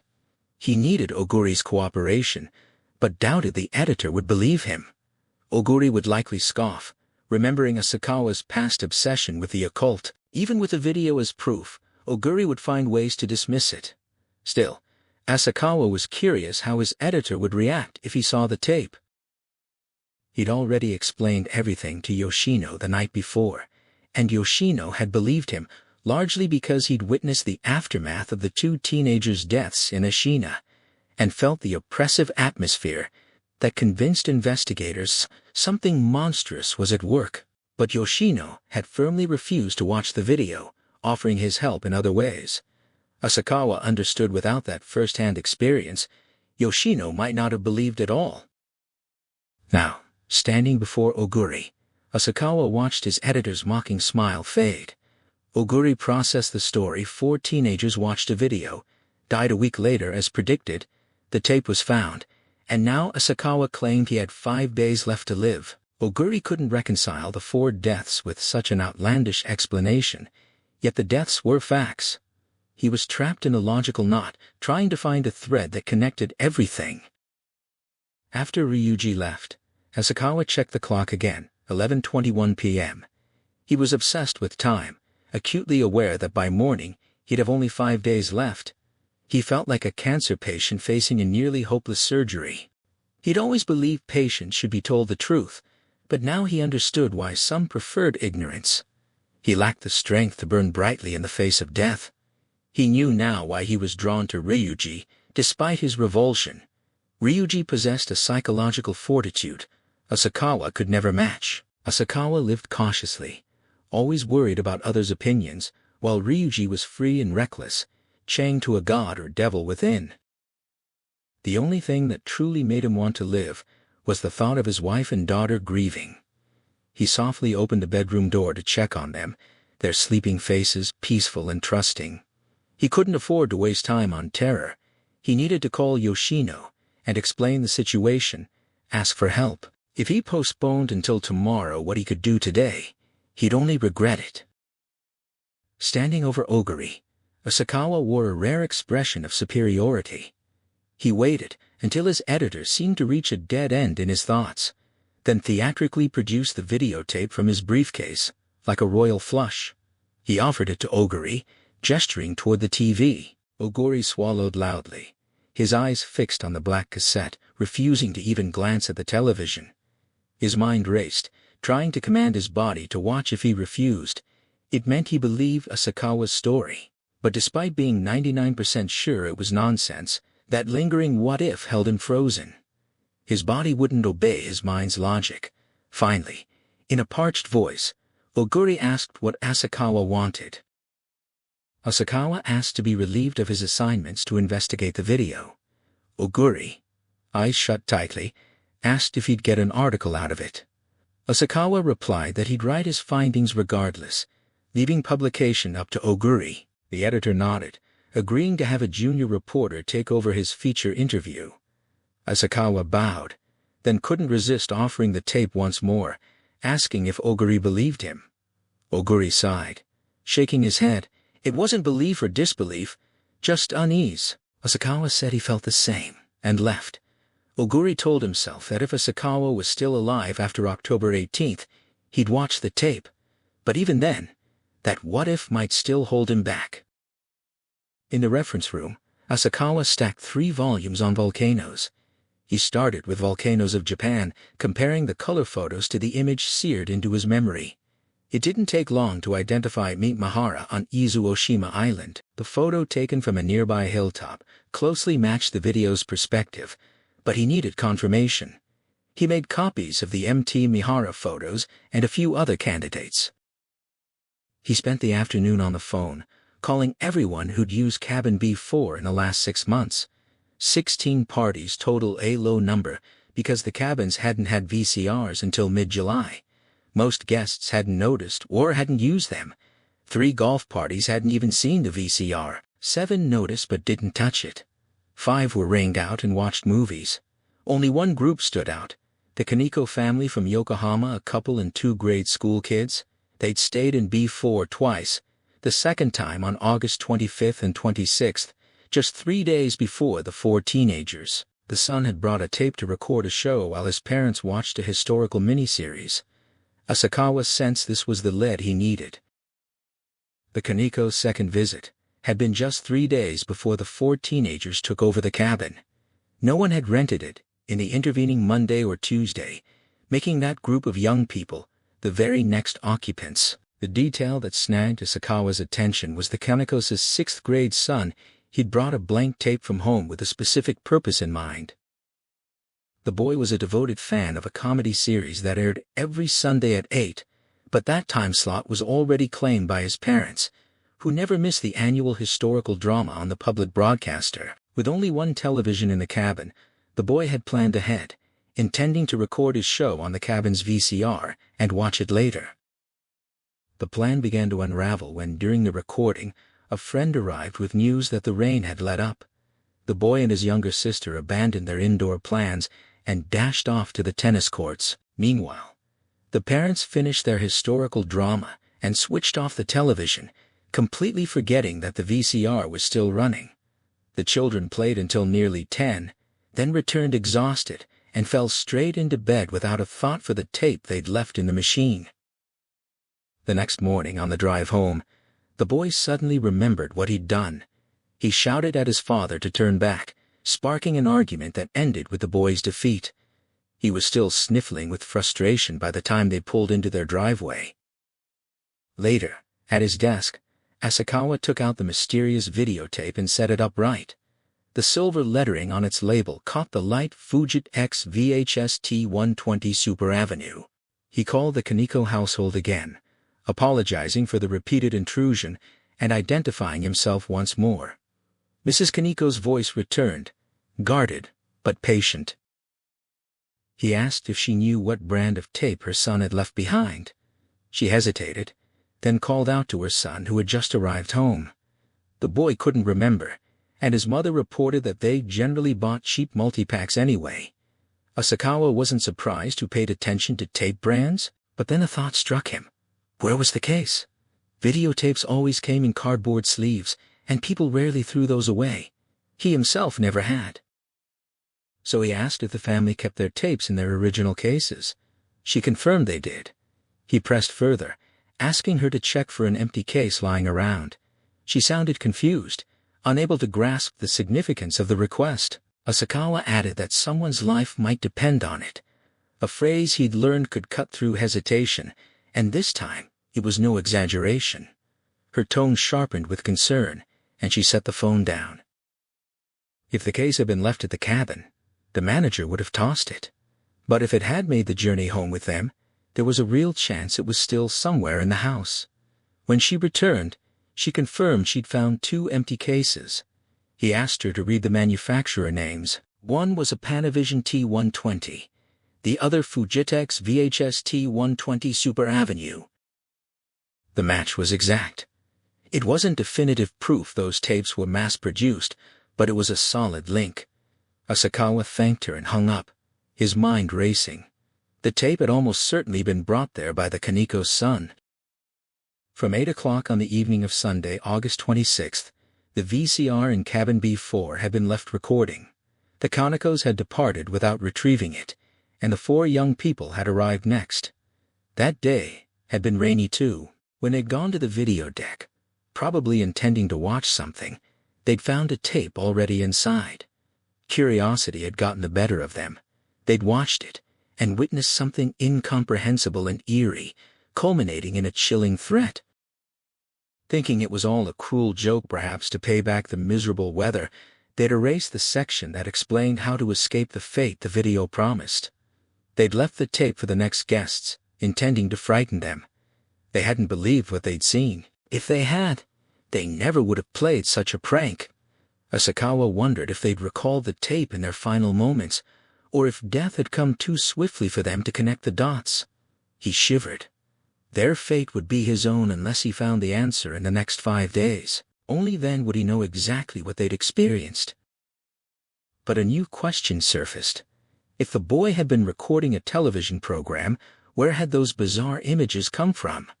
Asakawa had assumed someone had shot them on a camcorder and brought the tape along, but the VCR had been set to record from the airwaves, meaning those scenes had somehow been broadcast. He'd never considered that possibility. The airwaves had been hijacked. He remembered an incident from the previous year, around election time, when an illicit broadcast had appeared late at night on a channel, slandering a candidate after NHK had gone off the air.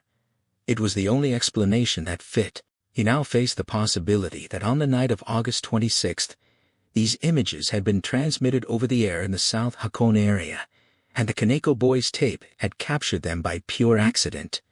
If that were true, there had to be a record somewhere. Asakawa realized he needed to contact the local bureau and start digging for evidence.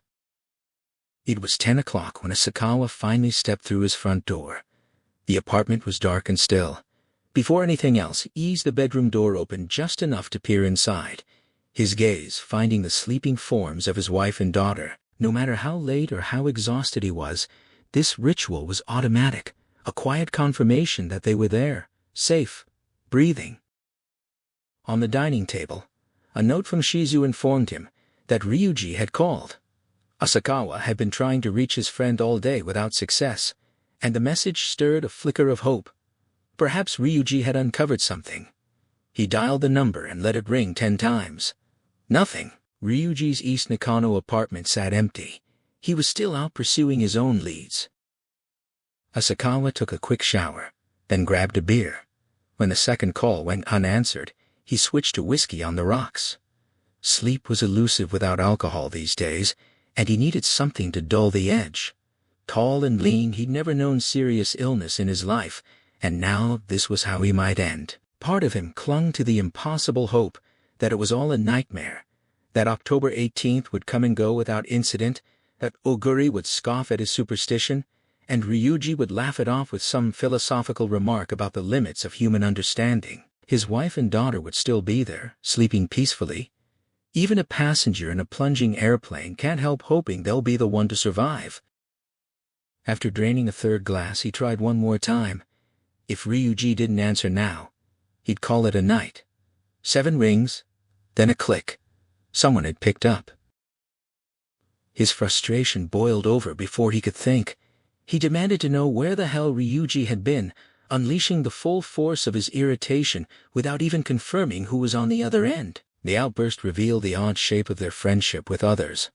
Asakawa kept careful distance, measured his words, but with Ryuji, he held nothing back. And yet, he'd never really thought of Ryuji as a close friend. The voice that responded wasn't Ryuji's. It was a woman's, startled by the sudden hostility. Asakawa fumbled an apology, assuming he'd misdialed.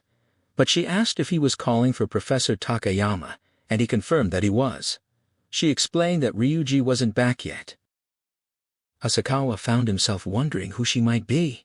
The voice was young and pleasant, and her use of professor made family unlikely. A lover? The thought seemed absurd. What woman would choose Ryuji? He gave his name, and she promised to relay the message when Ryuji returned.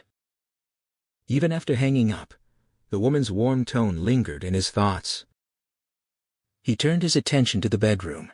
The carpeted floor no longer held a bed. They'd gotten rid of it after Yoko was born. With the room too small for both a crib and a double bed, they'd switched to futons, laid side by side each night and rolled up each morning. The three of them slept together, but Shizu and Yoko were restless sleepers, and by the time Asakawa came to bed, they'd usually sprawled across most of the space. He slid into whatever gap remained. The thought crept in, if he were gone, how long would it take for that empty space to be filled? Not out of concern that Shizu would remarry, she wouldn't, not for a long time. But some people never fully close the void left by a lost spouse. 3 years, he guessed. Shizu would likely move back to her parents' home. let them help with Yoko while she returned to work. He tried to picture her face bright with resilience, the strength he wanted her to have. He couldn't bear the thought of her and Yoko suffering through his absence. He drifted back to how they'd met. It was 5 years ago, when he'd been reassigned to Tokyo headquarters. Shizu worked in a travel agency under the same corporate umbrella, he on the 7th floor, she on the 3rd. They'd exchanged glances in the elevator but nothing more, until one day, he'd come down to pick up tickets for an assignment.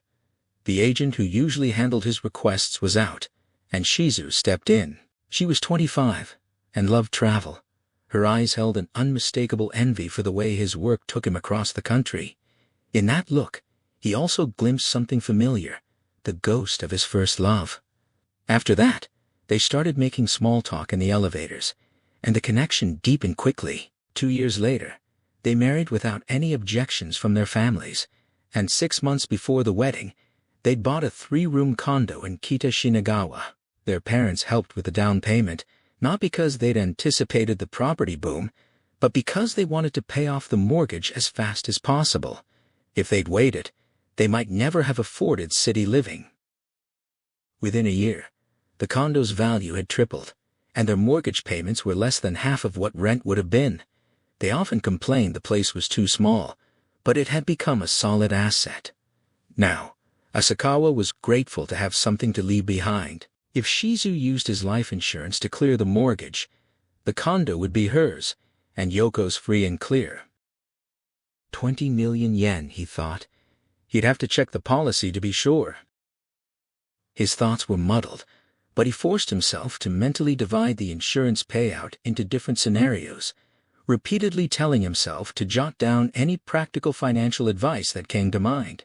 He wondered what the official ruling on his death would be: illness, accident, or something more sinister?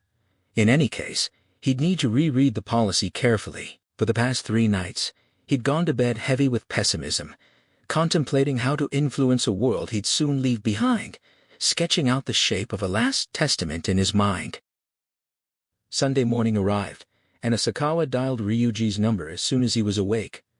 Ryuji answered with a groggy, disoriented tone, clearly just roused from sleep. Asakawa's frustration from the previous night surged back, and he demanded to know where Ryuji had been. Ryuji's reply was breezy, almost flippant. He'd been out drinking with college girls, the implication being that he'd had a very good time. The casualness of the response made Asakawa feel foolish, as if the past 3 days of terror had been nothing more than a bad dream. He told Ryuji he was coming over and hung up. On the train to East Nakano, and the 10-minute walk toward Kabi-Okie, Asakawa tried to convince himself that Ryuji's cavalier attitude actually meant good news. Maybe Ryuji had solved the riddle and was celebrating. The thought quickened his pace, his mood swinging wildly between hope and dread. At the apartment, Ryuji answered the door in pajamas, disheveled and unshaven, obviously fresh out of bed. Asakawa barely had his shoes off before asking if Ryuji had found anything. The answer was a flat no. Ryuji scratched his head, his eyes still unfocused, and invited him in. Feeling deflated, Asakawa filled the kettle and set it on the stove with more force than necessary. Suddenly, time felt like the enemy again. They sat cross-legged on the floor of the front room, surrounded by stacks of books. Ryuji asked for a summary of what Asakawa had uncovered, and Asakawa laid out the previous day's findings in chronological order, starting with the revelation that the video had been recorded from the television in cabin B4, beginning at 8 o'clock on the evening of August 26th. Ryuji showed genuine surprise. He'd assumed the tape had been shot on a camcorder and brought in later. The new information shifted his thinking. He noted that if the airwaves had indeed been hijacked, others should have seen the same transmission. Asakawa countered that he'd already checked with the Atami and Mishima bureaus. No one had reported any suspicious broadcasts in the South Hakone area that night. Ryuji mulled it over, folding his arms. He offered 2 possibilities. The first, everyone who saw the transmission was already dead. But that didn't quite hold, because the charm would have been intact at the time of the broadcast, and the local papers hadn't picked up on any unusual deaths. Asakawa confirmed that no other victims had surfaced, no rumors, no reports. Ryuji drew a parallel to the early days of AIDS, when doctors in America saw patients dying from symptoms they couldn't identify, and it took 2 years before the disease was even named. In the valleys west of the Tanner Ridge, the population was sparse, just scattered farmhouses, and the isolated resort of South Hakone Pacific Land. Something invisible could be at work, claiming lives that hadn't yet been connected. Kawasaki disease had been around for a decade before it was formally recognized. The phantom broadcast had been recorded only a month and a half ago. It was entirely possible that the syndrome hadn't yet been identified. If Asakawa hadn't stumbled onto the common thread, if his niece hadn't been among the victims, the pattern might have remained buried for much longer.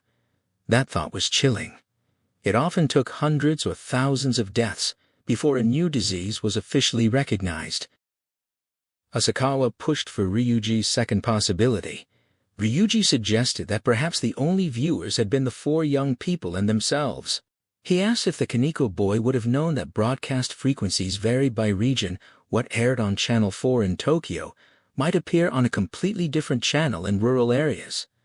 The boy had probably set the VCR to the channel he used in Tokyo, not the one locals would tune to. Asakawa grasped the implication. The boy had recorded a channel a local wouldn't think to watch, and since he'd been recording while the family watched something else, he'd never actually seen what was captured. With the mountain population so thin, there couldn't have been many viewers anyway. Ryuji concluded that the real question was where the broadcast had originated from. It sounded straightforward, but only a systematic investigation could pin down the transmission source. Asakawa hesitated, pointing out that they weren't even sure the premise was correct. It was still just a guess that the boy had accidentally recorded phantom airwaves. Ryuji dismissed the hesitation. Waiting for absolute proof would get them nowhere. This was their only lead. Asakawa's scientific knowledge was thin. He barely understood what airwaves were, let alone how to trace one. He'd have to start from scratch. The broadcast's point of origin needed to be found, which meant going back to South Hakone. After today, only 4 days remained. The next question gnawed at him. Who had erased the charm? If the tape had been recorded on site, it had to have been the 4 young people. Asakawa had already checked with the television network and confirmed when the storyteller Shinraku Sunyuti had appeared on the night show. The answer was August 29th, the very night they'd stayed in the cabin. The evidence was all but conclusive. From his briefcase, Asakawa pulled out photocopies of Mount Mihara on Izu-Oshima Island and showed them to Ryuji. Ryuji immediately identified the volcano, claiming it was definitely the one from the video. When Asakawa pressed for certainty, Ryuji explained that he'd consulted an ethnologist at the university about the old woman's dialect the previous afternoon. The expert had said the dialect was rare now, but it was likely from Izu-Oshima, with specific features traceable to the Sashi-Kiji region on the island's southern tip. The academic was cautious and wouldn't swear to it, but paired with the photograph, Ryuji felt confident in the identification.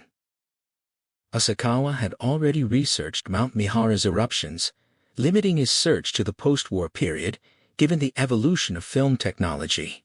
Since the war, the volcano had erupted 4 times: 1950-51, 1957, 1974, and the autumn of 1986, which both of them remembered clearly. The 1957 eruption had created a new crater and caused 1 death and 53 injuries. Ryuji noted that video cameras didn't become widespread until later, so the 1986 eruption seemed the most likely candidate, though they couldn't be completely certain. Then Ryuji remembered something and rummaged in his bag, pulling out a slip of paper. An ethnologist had translated the old woman's speech into standard Japanese. Asakawa read the translated words carefully, a question about health since some past event, a warning about playing in water and the danger of monsters, a caution about strangers, and a prophecy that the listener would give birth to a child the following year. The old woman addressed the listener as a young girl and advised not to worry about local people. Asakawa looked up, baffled. He had no idea what the message meant, and Ryuji offered no interpretation. He simply said it was Asakawa's job to find out. Asakawa's frustration boiled over. They had only 4 days left. There was too much to do, and he had no idea where to start. His nerves were raw, and he lashed out. Ryuji reminded him that he had one more day than Asakawa, a single day, that could become a powerful advantage. The thought sparked a dark suspicion in Asakawa's mind. If Ryuji developed 2 possible interpretations of the charm, he could test one on Asakawa, and wait to see whether he lived or died before acting on the other. Asakawa's voice cracked with accusation, demanding to know if Ryuji even cared whether he survived. Ryuji dismissed the outburst as hysterical, then softened his tone, insisting they were best friends and that he was doing his best. They both had to give it their all for each other. The declaration ended with a crude, childish laugh. At that moment, the front door opened. Asakawa leaned forward to peer through the kitchen into the entry hall. A young woman was bending to remove white pumps, her short hair brushing her ears, white earrings catching the light. When she straightened and looked up, her eyes met Asakawa's. She apologized, saying she thought the professor was alone. Her presence seemed to transform the room. Her slender legs, intelligent face, and poised movements were striking. She reminded Asakawa of a famous novelist who appeared in television commercials. Ryuji's tone shifted instantly, shedding its vulgarity for something more formal. He introduced her as my Takano, a star pupil from the philosophy department who truly understood his lectures. Then he introduced Asakawa as his best friend. Mai looked at Asakawa with a flicker of surprise, though he didn't understand why. She greeted him with a warm, disarming smile, and Asakawa found himself speechless. He'd never encountered such beauty. Her skin, her luminous eyes, her perfect figure, the intelligence and kindness that seemed to radiate from her. There was nothing to fault. He felt small and tongue-tied. Ryuji elbowed him, and he managed a clumsy hello. Mai asked Ryuji if he'd been out the night before. He explained that colleagues had invited him out. Standing beside her, Asakawa noticed she was a full 10 centimeters taller than Ryuji, though probably only half his weight. She gently scolded him for not letting her know, saying she'd waited up. Asakawa realized with a jolt that this was the same voice he'd heard on the phone the previous night. Ryuji hung his head, looking like a boy caught misbehaving. She forgave him with a gentle wave of her hand, then produced a paper bag containing his freshly washed underwear. She mentioned she'd considered tidying up the apartment but knew he disliked having his books moved. The intimacy of the gesture, laundering his clothes, waiting for him, knowing his habits, left little doubt in Asakawa's mind about the nature of their relationship. They were clearly lovers, not just teacher and student, and she'd waited here alone for him the night before. The mismatch struck him as almost obscene. Everything about Ryuji seemed to defy common sense. He caught the soft, adoring look in Ryuji's eyes as he gazed at Mai, and for a fleeting moment, Asakawa felt a surge of anger so sharp he nearly wanted to expose Ryuji's dark past to her, to shatter whatever illusion she held. Mai suggested preparing lunch, inviting Asakawa to stay. He hesitated, looking to Ryuji, who assured him she was a good cook. Asakawa finally agreed, leaving the choice of meal to her. She left immediately for the market. Even after the door closed behind her, Asakawa's gaze lingered on the empty entryway, lost in thought. Ryuji teased him for looking dazed, then snapped him back to the present. They didn't have time for distraction. There were things to discuss while Mai was gone, and Ryuji confirmed he hadn't shown her the video. Asakawa pressed on, saying they'd tackle the next steps after lunch, but Ryuji redirected the conversation. The first priority was finding the antenna, the source of the broadcast. Asakawa realized he'd need to hit the library on the way home to understand how airwaves worked and how pirate transmissions could be traced. A part of him wanted to rush straight to South Hakone, but a little background research first would make the search more efficient and give him a clearer sense of what to look for. Despite the mountain of work ahead, his mind kept drifting back to Mai. He couldn't shake her image, her face, her form. Why would she choose someone like Ryuji? It baffled and irritated him. Ryuji pulled him back again, reminding him of the scene in the video with the baby boy. Asakawa forced himself to focus, recalling the newborn slick with amniotic fluid. But the image blurred and shifted in his mind, superimposing Mai's naked form over it. Ryuji mentioned that when he'd watched that scene he'd felt a strange sensation in his hands, as if he were actually holding the infant. Asakawa realized he'd experienced the same thing, a wet, slippery feeling, as though the child were real and present. The shared sensation felt significant. Ryuji dropped to all fours, face close to the screen, and replayed the scene. As the baby cried and the graceful hand supported its head and body, Ryuji paused the video and advanced it frame by frame. Brief moments of total darkness appeared between frames, so quick they were almost invisible at normal speed, but clear when examined closely. He found more instances, arching his back like a cat, staring intently, his eyes darting as he processed the discovery. Over the course of the 2-minute scene, the screen went dark 33 times. Asakawa dismissed it as a glitch, a faulty camera. Ryuji ignored him and began scanning other scenes for similar blackouts. Then they heard footsteps on the stairs outside, and Ryuji quickly stopped the video just as Mai returned, her presence filling the room with a fragrance. Later that Sunday afternoon, Asakawa found himself at the city library, having spent some time in the natural sciences section studying airwaves. Now he stood by the window, staring out at the lawn where families played in the clear autumn sunlight. Fathers tossed baseballs with their sons, others lay on the grass while children romped around them. The scene was peaceful, almost idyllic. He felt an overwhelming urge to go home. His concentration had been shot all day, thoughts arriving and dissolving without coherence. Impatience gnawed at him. He needed to see his wife and daughter right now. He didn't have much time left, time to play with his daughter on a lawn like that. He arrived home just before 5. Shizu was in the kitchen preparing dinner, and he could sense her mood from the way she sliced vegetables, the tension in her shoulders. He knew the reason well enough. He'd had a day off, yet he'd left early that morning with only a vague explanation that he was going to Ryuji's place. She'd been left alone with Yoko again, and the stress of child-rearing was wearing on her. And of course, it was Ryuji, the one person she couldn't stand. Asakawa wished he'd lied, but then she wouldn't have been able to reach him in an emergency. Shizu mentioned, without pausing her work, that a realtor had called asking if they were interested in selling. Asakawa had Yoko on his knee reading her a picture book. She probably didn't understand most of the words, but they hoped exposure now would build a foundation for language later. He asked if the realtor had made a decent offer. Realtors had been circling ever since land prices started climbing.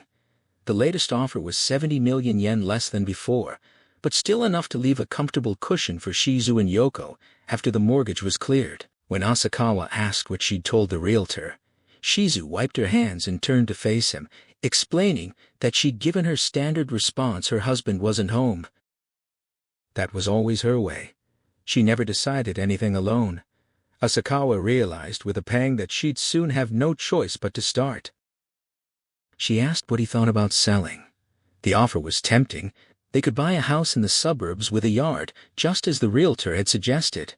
It was their shared dream trade, the cramped condo for a spacious home, a place with room to grow. Every time they talked about it, the excitement was palpable. It felt within reach. And then she added that they could have another baby. He could see exactly what she was imagining: a house with separate studies for each child, a living room large enough to entertain without embarrassment. Yoko stirred on his knee, sensing his distraction, and he returned his attention to the picture book, reading aloud about a place called Marshy Land. As the words left his mouth, tears pricked at his eyes. He wanted to give her that dream, but he had only 4 days left. She had no idea how fragile it all was, how soon it would shatter. By 9 o'clock, Shizu and Yoko were asleep. Asakawa's mind churned over Ryuji's earlier fixation on the baby scene in the video. He kept circling back to the old woman's prophecy. Next year, you're going to have a child. Was there a connection between that and the infant in the footage? And what about the moments of darkness, the blackouts that occurred 33 times during that scene? Ryuji had been onto something, however erratic it seemed. Ryuji's logic was sharp, but his intuition was even sharper. Asakawa, by contrast, was a plotter. He dug out truth through methodical investigation. He decided to watch the video again. He opened the cabinet, picked up the tape, and was about to insert it when something stopped him, a nagging sense that something was off. He couldn't pinpoint it, but his instincts were screaming. He remembered clearly that he'd rewound the tape after the last viewing. Now it was sitting in the middle about a third of the way through, right where the images ended. Someone had watched it while he was away. He hurried to the bedroom. Shizu and Yoko lay tangled together in sleep. He shook his wife, keeping his voice low so as not to wake Yoko. She stirred, frowning, trying to push him away. He insisted she get up, his tone sharper than usual. Startled, she asked what was wrong. He dragged her into the dining room and held out the tape, demanding to know if she'd watched it. Her face showed a mix of confusion and defensiveness. She asked if she wasn't supposed to. Her silence carried the unspoken thought that she'd been bored, that she'd seen him and Ryuji whispering over it, and had simply been curious. It hadn't even been interesting, just some stupid thing the office boys cooked up. For the first time in their marriage, Asakawa felt the urge to strike her. He held himself back, clenching his fist, forcing himself to think rationally. It was his own fault for leaving the tape where she could find it. She'd never opened his mail before. He'd assumed the cabinet was safe, but she'd seen them watching it that night. Of course her curiosity had been piqued. He should have hidden it. She mumbled an apology. He asked when she'd watched it. "This morning," she said. He pressed for the exact time. Around 10:30, she guessed, right after a children's show called Masked Rider ended. His blood ran cold. He fought to keep from collapsing. Then he asked the crucial question, where was Yoko while she watched? Shizu looked ready to cry. On her lap, she admitted. Yes, Yoko had watched too, though Shizu insisted the baby hadn't understood anything, just seen the flickering images. The morning of October 15th brought the familiar, crushing wish that it had all been a nightmare. Asakawa confirmed his rental car reservation reality was unwavering. He needed mobility to trace the broadcast's origin. A standard wireless transmitter wouldn't have the power to hijack TV frequencies. The signal had to be strong and close, given the clarity and lack of interference on the tape. He'd need to examine the terrain around South Hakone Pacific Land, combing the area methodically. He packed for 3 days. He wouldn't need more than that. He and Shizu exchanged looks that morning, but she didn't mention the video. He'd offered only a vague explanation about the threat of death, unable to craft a convincing lie, and she seemed to prefer not knowing specifics. She avoided questions, sensing something ominous, and her usual inquisitiveness gave way to an uneasy silence. He didn't know what she imagined, but it clearly didn't ease her anxiety. She flinched at every outside noise while watching her morning soap opera. He told her not to ask questions. He had no answers yet, and he'd handle it. He couldn't afford to show weakness. Just as he was leaving, the phone rang. Ryuji's voice carried excitement. He claimed to have made a fascinating discovery and wanted Asakawa's reaction. Asakawa, focused on picking up the rental car, suggested they talk over the phone, but Ryuji urged him to come over instead. Maybe the antenna hunt wouldn't be necessary after all. Asakawa decided to pick up the car first anyway, so he could head straight to South Hakone if needed. He parked carelessly and banged on Ryuji's door, pushing inside when told it was unlocked. His entrance was aggressive, his demand for answers sharp. Ryuji remained calm, asking what was wrong. Asakawa collapsed onto the floor, fists clenched, and confessed that his wife and daughter had watched the video. Ryuji absorbed the news with sympathy, then reminded him that staying composed was more important than ever. They both had people to save. He wouldn't share his conclusions yet. Instead, he'd present the evidence and let Asakawa draw his own inferences. Asakawa washed his face and returned. Ryuji handed him a chart that broke the video into 12 scenes, each with a duration and a count of the blackout moments. The chart showed that the blackouts occurred only in scenes categorized as real, not the abstract ones. Ryuji had spent the night examining other scenes and confirmed the pattern. Asakawa studied the chart, his expression doubtful. He asked what real and abstract meant. Ryuji explained that the 12 scenes fell into 2 broad categories: abstract images, mental landscapes, things conjured in the mind, and real ones, scenes of things that actually existed, observable with the eyes. He pointed out the pattern on the chart. The blackouts only occurred during the real scenes. Asakawa saw it immediately. Ryuji pressed him to consider the sensations he'd felt while watching the infant scene they'd discussed, and the scene with the wall of faces. Ryuji found the clip and played it. Dozens of faces retreated into the distance, multiplying into hundreds, thousands, each distinct.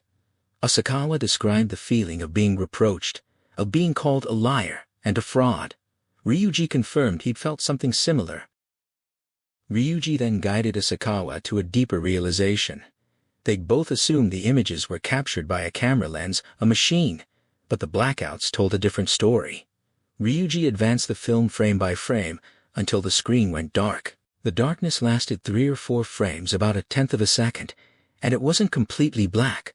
A faint white haze remained, a blur of persistence of vision. The real scenes carried a sense of immediacy, as if the viewer were a participant, not just an observer. Ryuji blinked slowly, and Asakawa understood with a jolt. The blackouts were the blink of an eye. The video wasn't recorded by a camera. It was recorded by a human being's sensory organs: eyes, ears, skin, all 5 senses. The chills Asakawa felt were the shadow of that person creeping into him through his own senses. He'd been watching the video from the same perspective as whatever had produced it. Ryuji added that since men and women blink at different average rates, 20 times a minute for men, 15 for women, the recorder was likely female. Asakawa could barely process the information. Ryuji laughed at his pallor, pointing out that they were one step closer.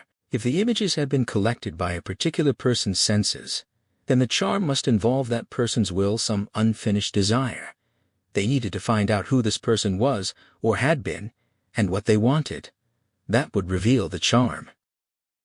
Later, Asakawa found himself driving south on the Yokohama-Yokosuka road, while Ryuji slept in the passenger seat, his slumber deep and untroubled. It was nearly 2 in the afternoon, and Asakawa had no appetite. He reached to wake Ryuji but stopped. He didn't even know where they were going. Ryuji had only told him to drive to Kamakura, promising an explanation once they were in the car, then promptly fallen asleep with the instruction not to wake him until they arrived. The uncertainty frayed Asakawa's nerves as he gripped the wheel. The car left the Yokohama-Yokosuka road at the Asahina exit, and Asakawa guided it along the Kanazawa road for the next 5 kilometers. The closer they came to Kamakura station, the more he glanced over at the passenger seat, where Ryuji had been dead to the world for a solid 2 hours. Asakawa reached over and shook him awake. A groggy stretch, the rubbing of tired eyes with the backs of hands, and a rapid lip-flapping shake of the head indicated his companion's return to consciousness. A groan of irritation slipped out, a lament for a pleasant dream that had been cut short, but Asakawa pressed for their next move, his own patience fraying. Ryuji, now sitting upright, peered out the window to get his bearings and gave a terse set of directions: continue straight, then turn left at the outer gate of the Hachiman shrine and stop. He then moved to lie back down, muttering about catching the dream's tail end, but Asakawa's sharp reply shot that plan down, reminding him they were only 5 minutes out and demanding to know the purpose of their errand. The only answer he got was an evasive promise that all would become clear upon arrival, followed by Ryuji settling back again, jamming his knees against the dashboard. Asakawa made the turn and stopped. Directly ahead stood an old 2-story wooden house with a small sign identifying it as the Tetsuzo Miura Memorial Hall. Before he could ask, Ryuji, with a satisfied look and flared nostrils, directed him into the parking lot, then added a sardonic thanks for allowing him to finish his dream, explaining it had been about flying, a sensation he clearly relished. The memorial hall appeared empty. The ground floor was a large space, its walls and glass cases filled with framed photographs and documents, and a central display outlined the achievements of a man Asakawa could now place. He read that Tetsuzo Miura had died 2 years prior, at 72, after a career as a professor of theoretical physics at Yokoda University, where he'd specialized in theories of matter and statistical dynamics. Yet it wasn't his physics work that this modest hall commemorated. It was his scientific investigations into paranormal phenomena. A displayed resume claimed worldwide interest in his theories. But Asakawa, who had never heard the name, felt that interest was likely limited to a niche few. His curiosity piqued. He began to examine the exhibit, reading a line that suggested thoughts themselves possessed energy, a concept he was just beginning to grasp when a sound from deeper in the building interrupted him. Someone was hurrying downstairs. A door opened, and a mustachioed man in his 40s peered out. Ryuji, altering his demeanor to one of polished affability, stepped forward and offered his business card, identifying himself as being from Fukuzawa University. Asakawa mirrored the gesture. The man, looking from the academic's card to the reporter's, seemed troubled a reaction. Ryuji ignored as he smoothly stated their purpose, claiming a desire to consult with him on a matter.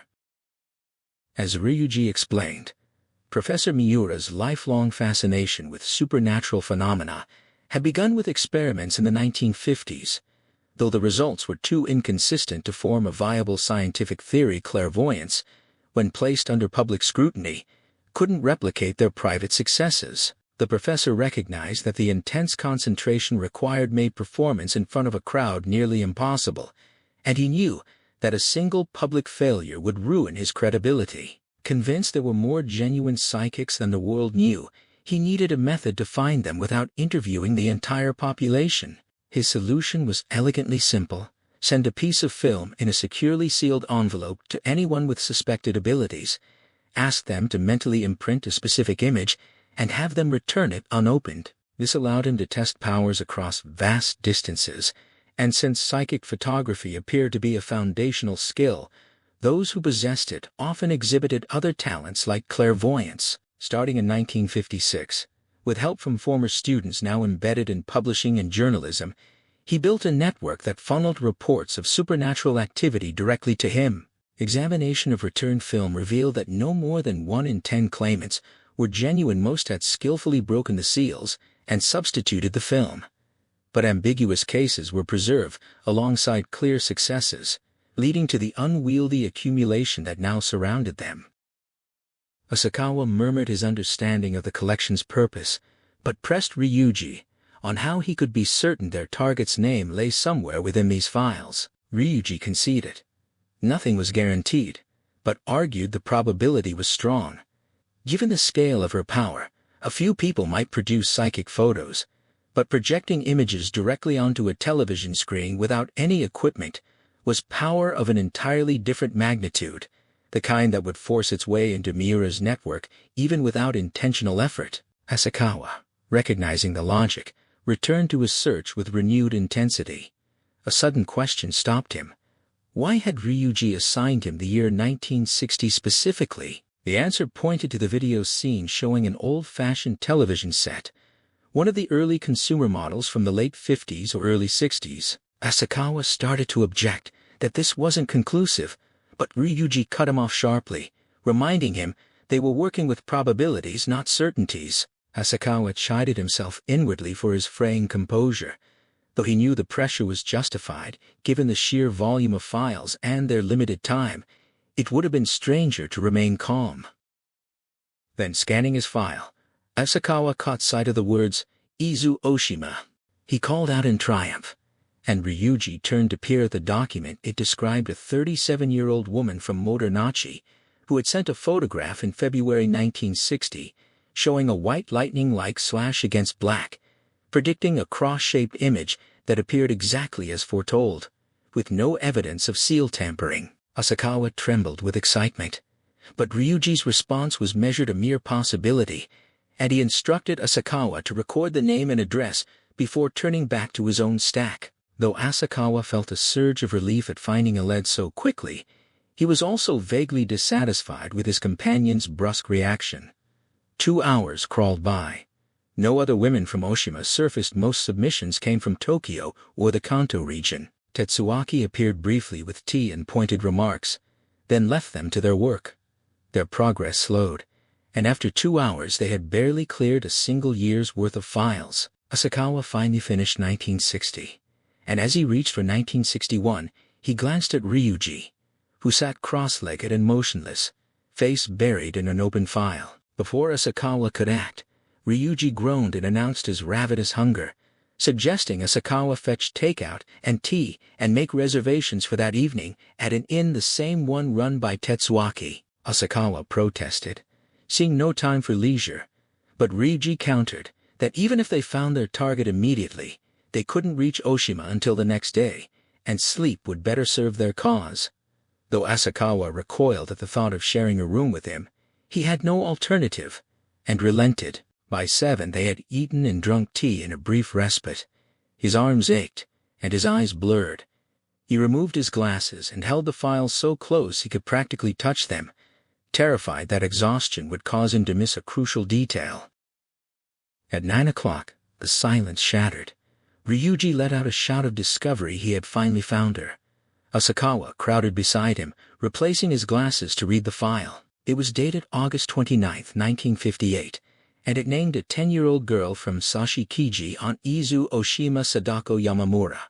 Her accompanying note had predicted her own name would appear on the film, and the photograph bore the character from Mountain in white against a black background. Asakawa's voice trembled as he recognized it, the same symbol that followed the eruption scene in the video, and the fragment, Sada, that had appeared on the old television screen. This was her. Ryuji asked for his opinion, and Asakawa confirmed it without hesitation. No question, this was the one. For the first time, hope flickered in his chest, the thought that maybe, just maybe, they might beat the deadline. As the high-speed boat left Atami Harbor at 10:15 on Tuesday morning, Asakawa found himself still gripping the rental car key in his left hand. They'd had to leave the vehicle behind since there was no regular ferry service between Oshima and the mainland. The crossing would take about an hour, but the weather was already turning. A strong wind whipped across the deck, rain threatened, and the passengers huddled in their reserved seats rather than venture outside. Neither Asakawa nor Ryuji had checked the forecast before buying their tickets, but the mounting swells, and the boat's increasingly violent rocking, made it clear a typhoon was approaching. Sipping a can of hot coffee, Asakawa mentally retraced their steps. He couldn't decide whether they should feel triumphant at having come so far, or frustrated that they hadn't identified Sadako Yamamura earlier and set out for Oshima days ago. The breakthrough had come from recognizing that the momentary black flashes across the video weren't technical glitches, but the natural blink of an eye, proving the images had been recorded not by machine, but through human sensory perception. The person had somehow focused her energies on the video deck in cabin B4 while it was recording, effectively creating a psychic video, a phenomenon of staggering paranormal power. Ryuji's logic had been that someone with such extraordinary abilities would inevitably stand out, and his search through Professor Miura's archives had yielded her name. Still, they couldn't be certain she was the culprit. She remained a suspect. They were heading to Oshima to investigate. The rough sea pitched the boat violently, and a dark premonition settled in Asakawa's chest. Perhaps it had been a mistake for both of them to come. If the typhoon stranded them on the island, who would save his wife and daughter? The deadline was closing in fast. 10:04 p.m., the day after tomorrow. He pulled his jacket tighter and voiced his lingering disbelief that any human being could truly possess such powers, but Ryuji dismissed the question entirely, arguing that belief was irrelevant. The phenomenon was real and staring them in the face, just one small part of a continuously unfolding reality. He then launched into a comparison to the Big Bang, explaining how differential equations could mathematically model the universe from its birth to the present, predicting its state a second or even a tenth of a second after the initial explosion. But they could never know what it looked like at the moment of zero, nor how it would end. All they could ever grasp was the middle, the in-between. That, he said, was what life was like. Asakawa agreed, drawing a parallel to how a photo album could show who he was at 3 years old, but he couldn't know what came before birth or after death. When he stated that death was simply the end, Ryuji challenged him directly, asking if he'd ever died. Asakawa admitted he hadn't, and Ryuji pressed the point. Without that experience, he couldn't claim to know what happened after. The conversation shifted to the existence of spirits and the nature of life itself, with Ryuji arguing that positing a soul made the emergence of life far more plausible than the reductive explanations of molecular biology, which he dismissed as laughable. He suggested a different kind of energy was at work at the moment of birth, almost like a will. Then Ryuji changed tack, asking if Asakawa had found anything interesting in Professor Miura's writings. Asakawa recalled the fragment about thoughts having energy, but admitted he hadn't had time to finish reading. Ryuji laughed, saying he'd missed the best part: Miura's radical proposition that ideas themselves were life forms with their own energy, a concept that had ancient precedents but remained extreme. With that, Ryuji seemed to lose interest and returned to his map. Asakawa absorbed the argument, but found it uncomfortable. He didn't need to unlock every secret of the supernatural. He just needed to solve the riddle of the charm and save their lives. Ryuji's philosophical musings weren't giving him the clear answers he desperately required. The boat's motion worsened as they ventured further out, and Asakawa felt the first stirrings of seasickness. Just then Ryuji, who had been dozing, raised his head and looked outside. Through the dark gray waves, the dim shadow of an island appeared on the horizon. He voiced a troubling thought. Why hadn't the 4 teenagers who'd stayed in the log cabin attempted to carry out the charm? Asakawa assumed they simply hadn't believed the video, which explained their prank of erasing the escape instructions. But Ryuji countered with a memory from a high school track trip, when one of his teammates burst into their room, claiming to have seen a ghost. Every single one of the other 10 believed him instantly. It wasn't because they were cowards. It was because a fundamental instinctual terror was built into all humans. That made it strange that the 4 teenagers hadn't believed the video. Asakawa, recalling his daughter's inexplicable fear of a demon mask, listened carefully. Ryuji conceded that the video's disjointed, abstract scenes weren't overtly frightening, so disbelief was possible. But he found it odd that not one of the 4 had been bothered enough to try the charm in secret after returning to Tokyo, even as a precaution. Asakawa's unease deepened. He'd wondered the same thing himself. What if the charm had been something impossible, something they couldn't carry out, so they'd convince themselves the threat wasn't real? His mind raced to a darker possibility. What if a murdered woman's spirit had left a message in the world of the living demanding someone else carry out her vengeance so she could finally find peace? Ryuji seemed to read Asakawa's thoughts, challenging him directly. What would he do if the charm turned out to require killing someone? Asakawa's mind recoiled from the question. Could he take a stranger's life to save his own? But a more immediate fear clawed at him. If it came to that, which one of them would have to carry it out? He shook his head violently, forcing himself to stop entertaining such dark speculations. All he could do was pray that whatever Sadako Yamamura desired would be something anyone could accomplish. The island's outline sharpened ahead, as Motomachi Harbor drew closer, and Asakawa turned to Ryuji with a fervent request. If he didn't make it in time, he couldn't bring himself to say, "Die." Would Ryuji take responsibility for saving his wife and daughter? Ryuji cut him off with an easy promise, his tone flippant, but his commitment seemingly absolute. Asakawa fumbled for a business card, scribbled his in-law's number in Ashikaga on the back, and handed it over, explaining he planned to send his family there until the matter was resolved. Ryuji pocketed the card without a glance. The announcement came that they'd docked, and Asakawa resolved to call home immediately and convince his wife to leave.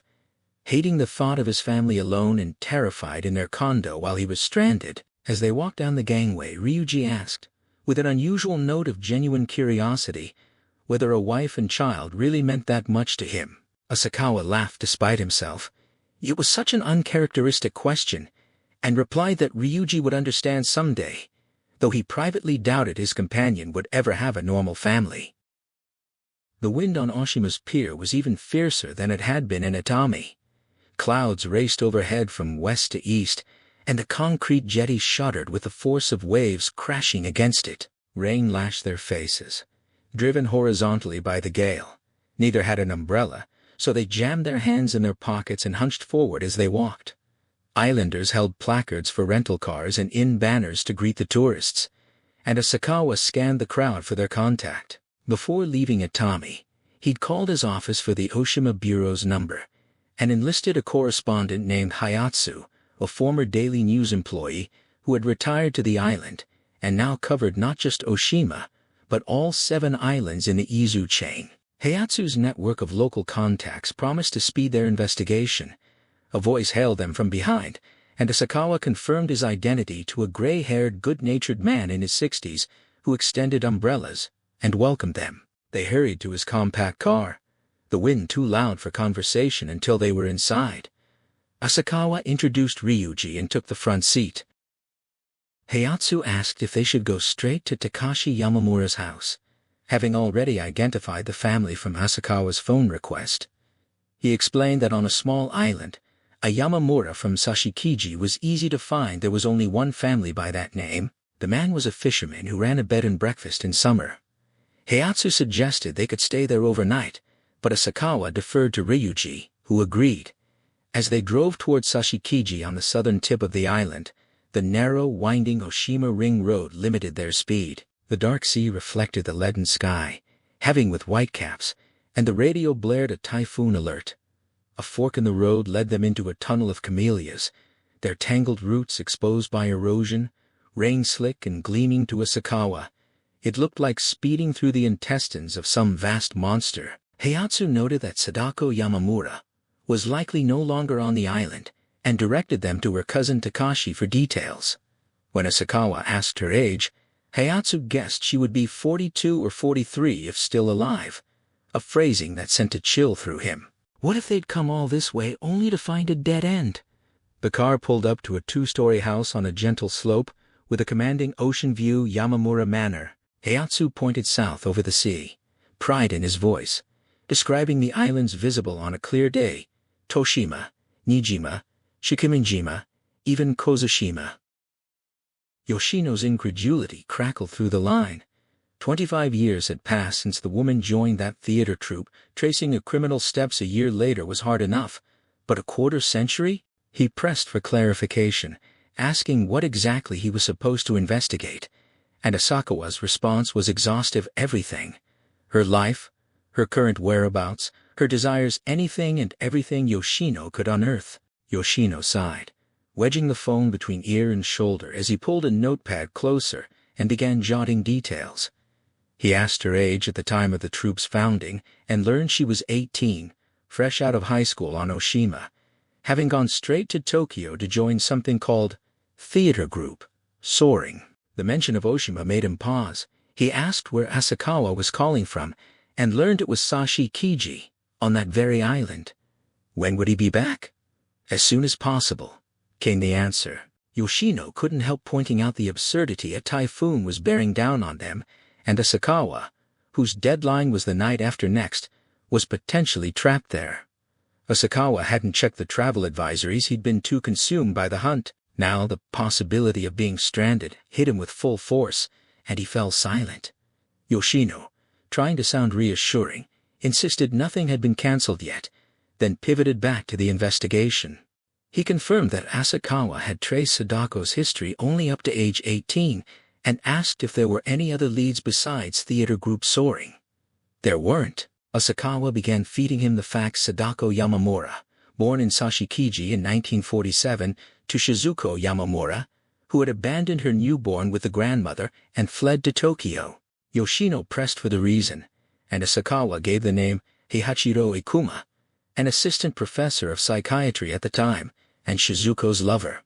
When Yoshino asked if Ikuma was Sadako's father, Asakawa admitted he lacked definitive proof, but considered it a safe assumption. The affair was illicit. Ikuma already had a family. Asakawa continued the narrative. In early 1950, Shizuko returned to the island for the first time in 3 years, reuniting with Sadako and staying for a while, but by year's end she'd disappeared again, this time taking the child with her. For the next 5 years, their whereabouts were unknown, though in the mid-50s Shizuko's cousin caught rumors that she'd become famous for something. Exactly what remained unclear. When the cousin saw Asakawa's press credentials, he'd suggested a reporter would know more than he did. The implication was that Shizuko and Sadako had been involved in something that made the news between 1950 and 1955, but islanders had limited access to mainland media. Yoshino deduced his task: find out what had put them in the headlines. Asakawa confirmed it. Then came more in 1956. Shizuko returned to the island with Sadako in tow, so worn down she was unrecognizable, refusing to answer questions, muttering incoherently. Soon after, she threw herself into meet Mihara, and died at 31. Yoshino now understood he'd also need to uncover why she'd committed suicide. Asakawa bowed, even though he was on the phone, aware that if he got stranded, Yoshino would be his only lifeline. He regretted bringing Ryuji along. The other man could have handled the island investigation alone, while Asakawa stayed in Tokyo to coordinate with Yoshino. His colleague agreed to help but warned he was understaffed. Asakawa promised to ask Oguri for reinforcements, though he privately doubted his editor would spare anyone. Asakawa added that Sadako had remained in Sashikiji after her mother's death, cared for by the cousin, the same man who now ran the bed and breakfast, where he and Ryuji were staying. The following year, as a fourth grader, Sadako had predicted the eruption of Met Mihara down to the exact day and time, earning fame across the island and drawing the attention of Professor Miura's network. After that, islanders sought her out for predictions, but she refused every request, insisting she didn't have that kind of power. Upon finishing high school, she'd fled to Tokyo, with what seemed like eagerness, sending a single postcard announcing her acceptance into theater group Soaring, and then nothing. No one on the island had heard from her since. Yoshino summarized his assignment: find out what Shizuko had been in the news for, why she'd killed herself, and where Sadako had gone after the theater troupe. The most urgent question was Sadako's fate, so Yoshino agreed to start with the daughter, planning to visit theater group Soaring's office the next day. Asakawa checked his watch barely past 6 in the evening, still plenty of time before a rehearsal space closed, and pressed Yoshino to go that night instead. His colleague balked, citing his own mountain of work and the impossibility of fitting it in before morning, but Asakawa begged, invoking his impending deadline. With a reluctant sigh, Yoshino capitulated, promising to try, though he made no guarantees. Asakawa thanked him and moved to hang up, but Yoshino stopped him with one last, crucial question. What possible relationship could there be between what Asakawa had seen on the video and this Sadako Yamamura? Asakawa paused on the phone, a heavy silence stretching between them before he admitted that Yoshino wouldn't believe him even if he told the truth. His colleague urged him to try anyway. Asakawa explained, letting the words sink in slowly. No video camera had recorded those images. What they were seeing were fragments Sadako had witnessed with her own eyes and imagined in her mind disjointed scenes presented without context. Yoshino was momentarily speechless, and Asakawa offered a resigned acknowledgement that he'd been right about the disbelief. His friend fumbled for a comparison, asking if they were like psychic photos, but Asakawa dismissed that as inadequate. Sadako had actually projected moving images onto a television tube. Yoshino laughed at his own joke, suggesting she was a production agency, but Asakawa didn't take offense. He understood why his friend needed to deflect with humor, and he listened in silence to the hollow, carefree laughter. Later that evening at 9:40, Yoshino emerged from the Yotsuya Sanchome subway station into a gust of wind that nearly snatched his hat away. He clamped it down with both hands and spotted the fire station landmark on the corner. A minute's walk brought him to a street-level sign for theater group Soaring, beside which a flight of steel stairs descended into a basement. The muffled voices of young men and women singing and recitation mingled drifted up from below, suggesting an upcoming performance and a rehearsal that would likely run until the train stopped. Yoshino, more accustomed to crime stories, felt a vague awkwardness about visiting a repertory theater company's rehearsal space, but he descended anyway, each step clanging on the metal treads. If the founding members had no memory of Sadako Yamamura, the thread would snap and their only lead would vanish. The company had been founded in 1957. Sadako joined in 1965. Only 4 founding members remained, including Ukimura, a playwright and director who served as the company's public face. Yoshino handed his card to a young intern at the rehearsal hall entrance and asked him to summon Ukimura. The intern announced him with a resonant, actorly voice, and the director turned in surprise, his expression shifting to a broad smile as he approached. Theater companies treated the press with careful politeness. Any mention in a newspaper's arts column could boost ticket sales. With opening night only a week away, Uchimura assumed the reporter had come for a preview, and he poured on the charm, eager to exploit the opportunity. But when Yoshino explained his true purpose, inquiring about a former member from decades past, the director's interest evaporated. He suddenly became busy, scanning the room until he spotted a smallish, 50-ish actor seated on a chair. He summoned him with a shrill, overly familiar tone, calling him Shin Baby, and asking him to speak with Yoshino about that creepy girl. The man's effeminate voice and ungainly limbs gave the brawny Yoshino an uneasy feeling. Shin Arima, recognizable as a voice actor from dubbed Western films, scratched his balding head as he struggled to drag quarter-century-old memories to the surface. The name, Sadako Yamamura, made him grimace. She had clearly left a deep impression. Uchimura excused himself, returning to the assembled players, and Arima led Yoshino to a room marked President, gesturing to a leather sofa set and inviting him to sit. The company was organized like a business, with the director likely doubling as CEO. Despite his sweaty red face from rehearsing, Arima's eyes held a kindly smile as he asked what had brought Yoshino out in the middle of a storm. Yoshino apologized for the intrusion and settled into his usual interview pose, notepad ready. Arima admitted he'd never expected to hear Sadako's name again. It felt like a lifetime ago, and he spoke of his youth with a hint of nostalgia, the energy of leaving a commercial theater to start something new. When Yoshino pressed him on the phrase, "That's Sadako Yamamura," Arima described her as strange, though he struggled to articulate why. He recalled that she joined when the company was still young and thriving, but aside from being a little tall and quiet, she seemed ordinary, yet she always kept to herself, never bonding with the other interns the way they usually did. Yoshino found that underwhelming such a person existed in every group, and it was hard to imagine that alone making her stand out. He asked for a single word to describe her, and Arima answered without hesitation. Eerie. Paired with Uchimura's creepy girl, Yoshino began to picture a grotesque figure, but he pressed for specifics. Arima paused, realizing how strange it was that his impressions of an intern from 25 years ago should still feel so vivid. Something had fixed her in his memory. Then the memory surfaced. It had happened right in this very room, when it was still the main office. Arima pointed out the former positions of lockers and a frosted glass divider, and the spot where an old black-and-white television had once sat. Yoshino leaned forward, pen poised. Arima described a night when rehearsal had ended, and nearly everyone had gone home. He'd come back to go over a troublesome line, and through the frosted glass, he saw the flickering black-and-white light of a TV screen. He assumed someone was watching, and as he came around the divider, he recognized Sadako Yamamura sitting in front of the set. But when he stood beside her, the screen was dark. He assumed she'd turned it off. He spoke to her, telling her to hurry home before the train stopped, then tried to turn on the desk lamp. It didn't work. The plug wasn't in the socket.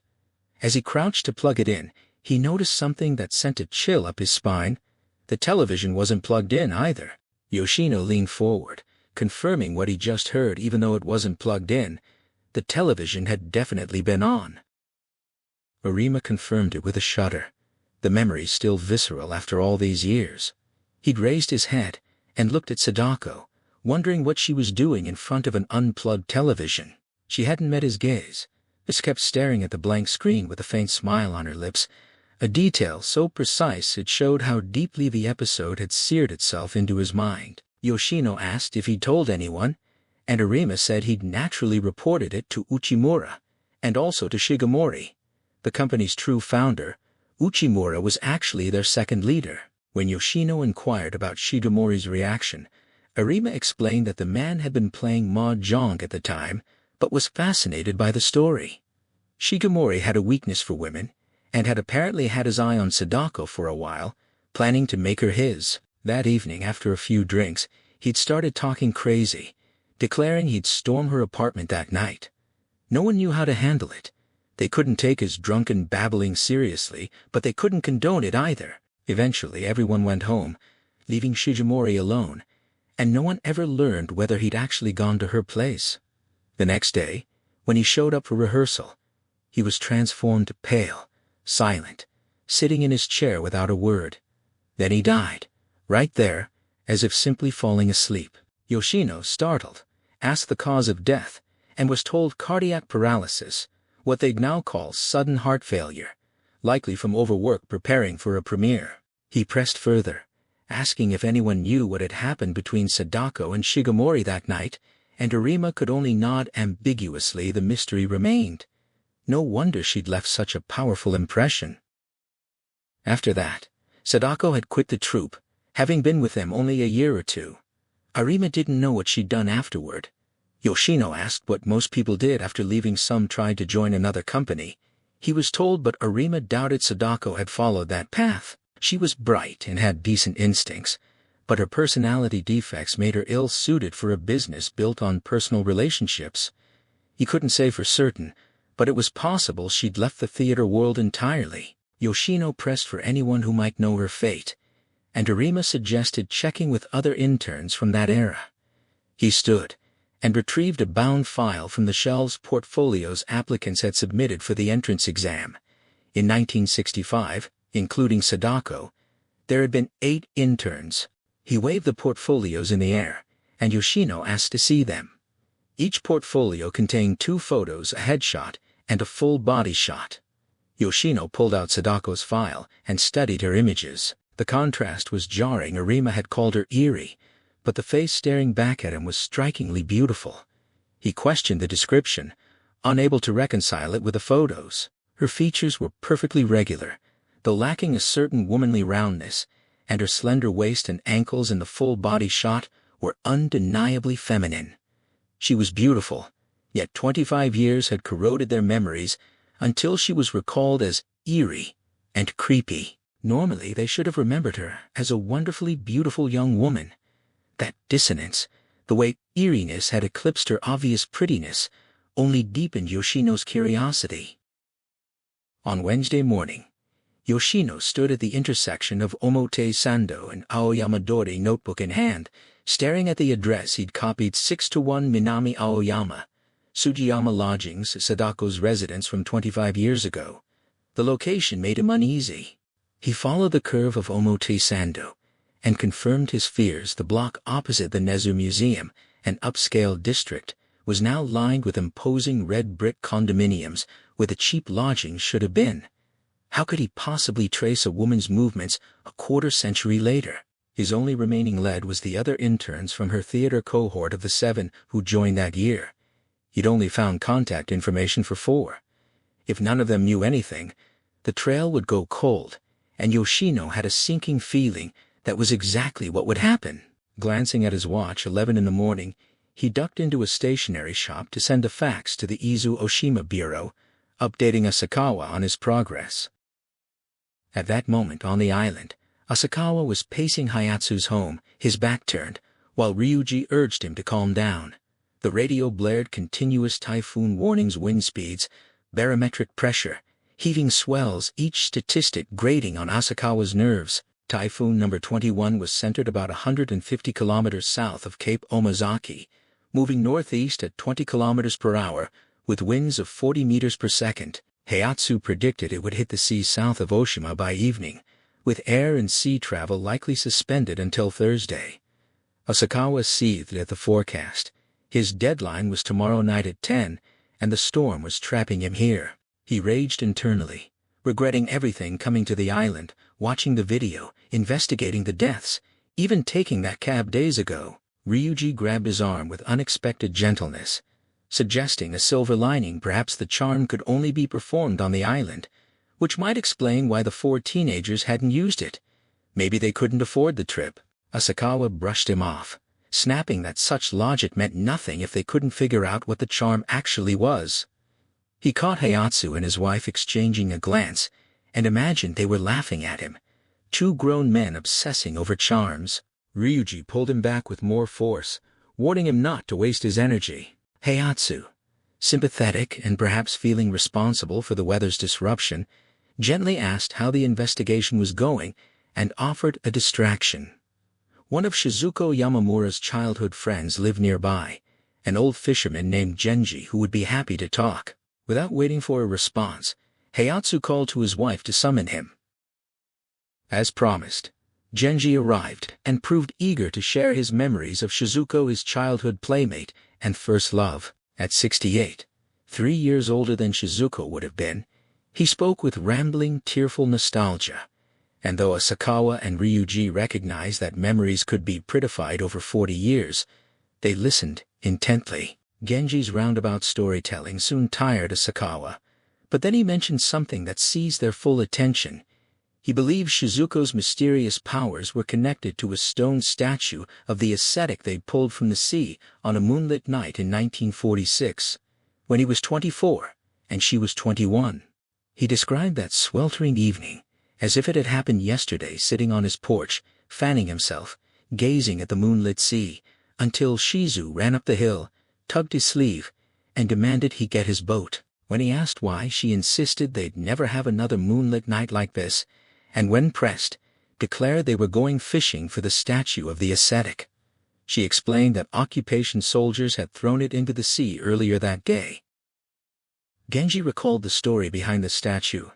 In no Ozunu, a famed Buddhist ascetic banished to Izu Oshima in the year 699 for his occult powers and future-telling, had spent 3 years in a small cave on the eastern shore, teaching the islanders farming and fishing, before being pardoned and returning to found the Shugundo tradition. The islanders revered him, and the ascetic's grotto was considered the holiest site, with a festival held every June 15th.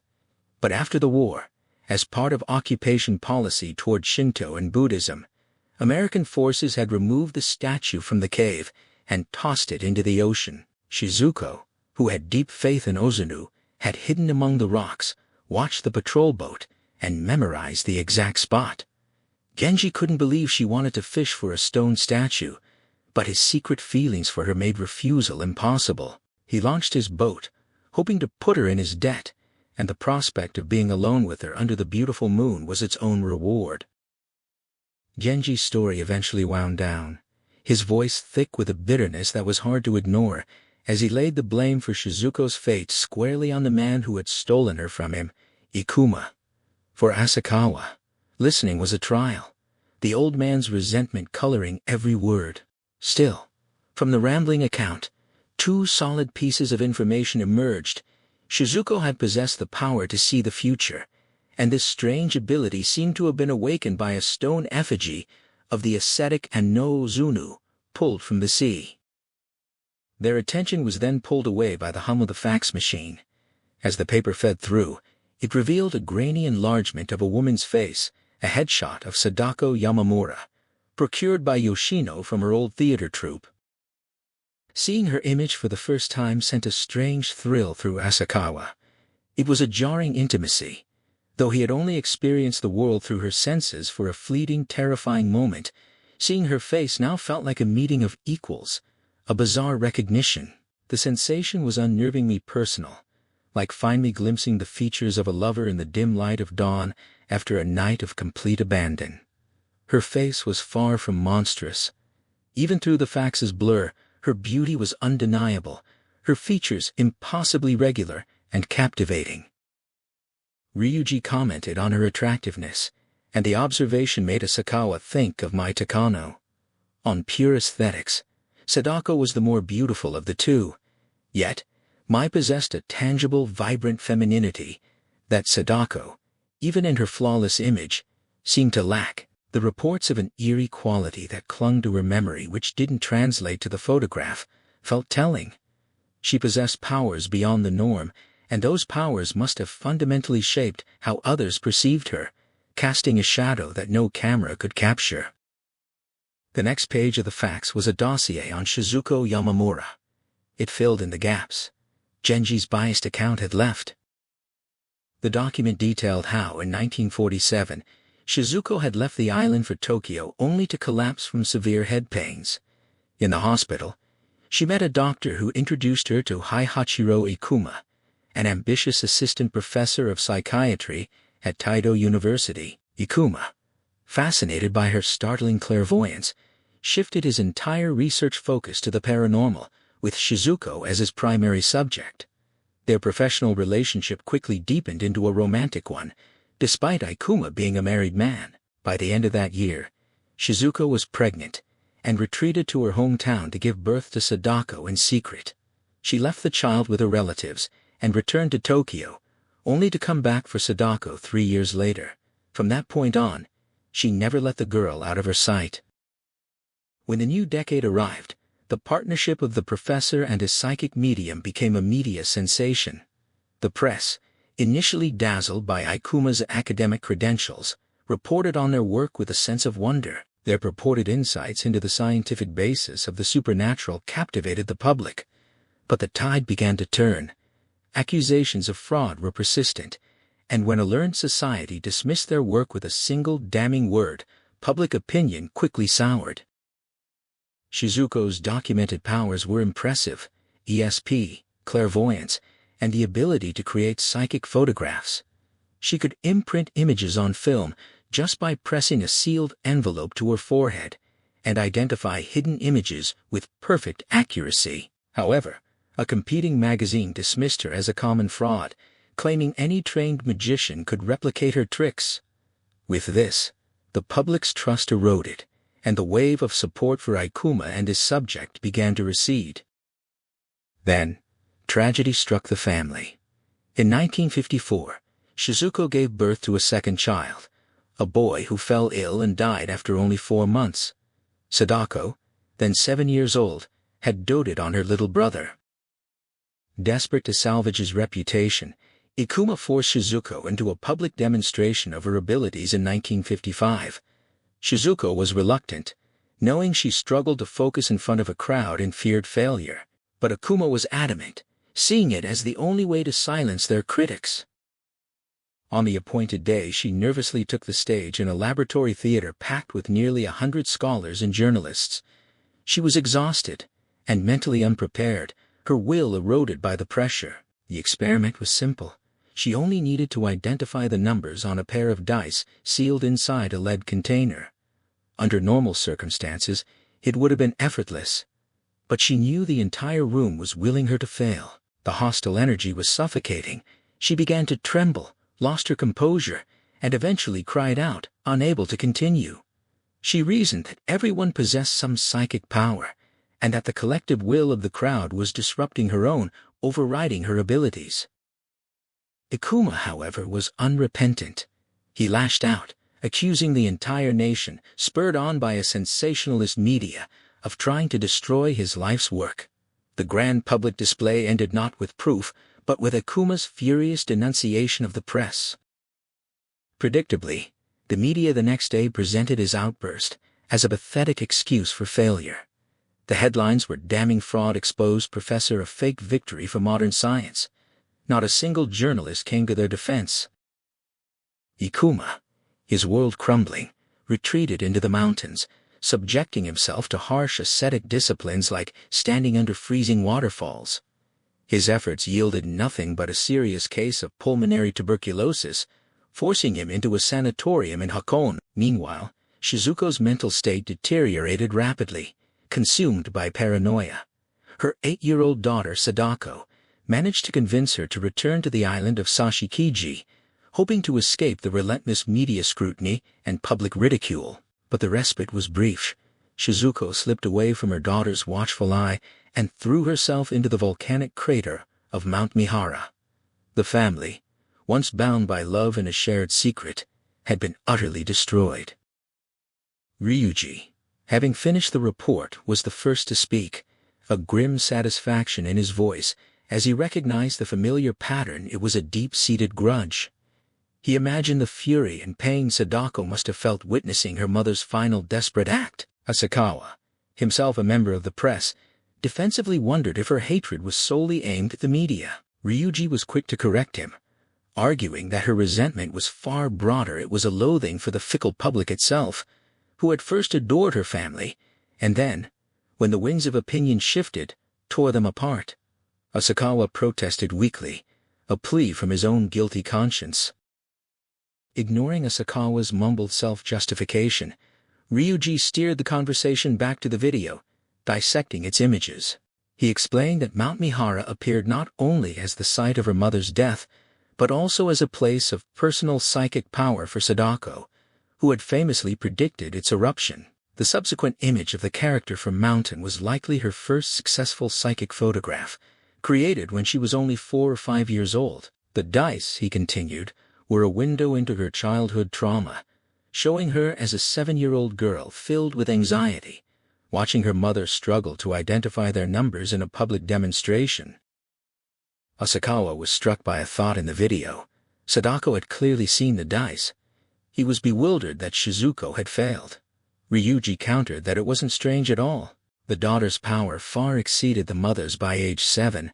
Her abilities were already so formidable that the combined negative will of 100 onlookers couldn't disrupt her.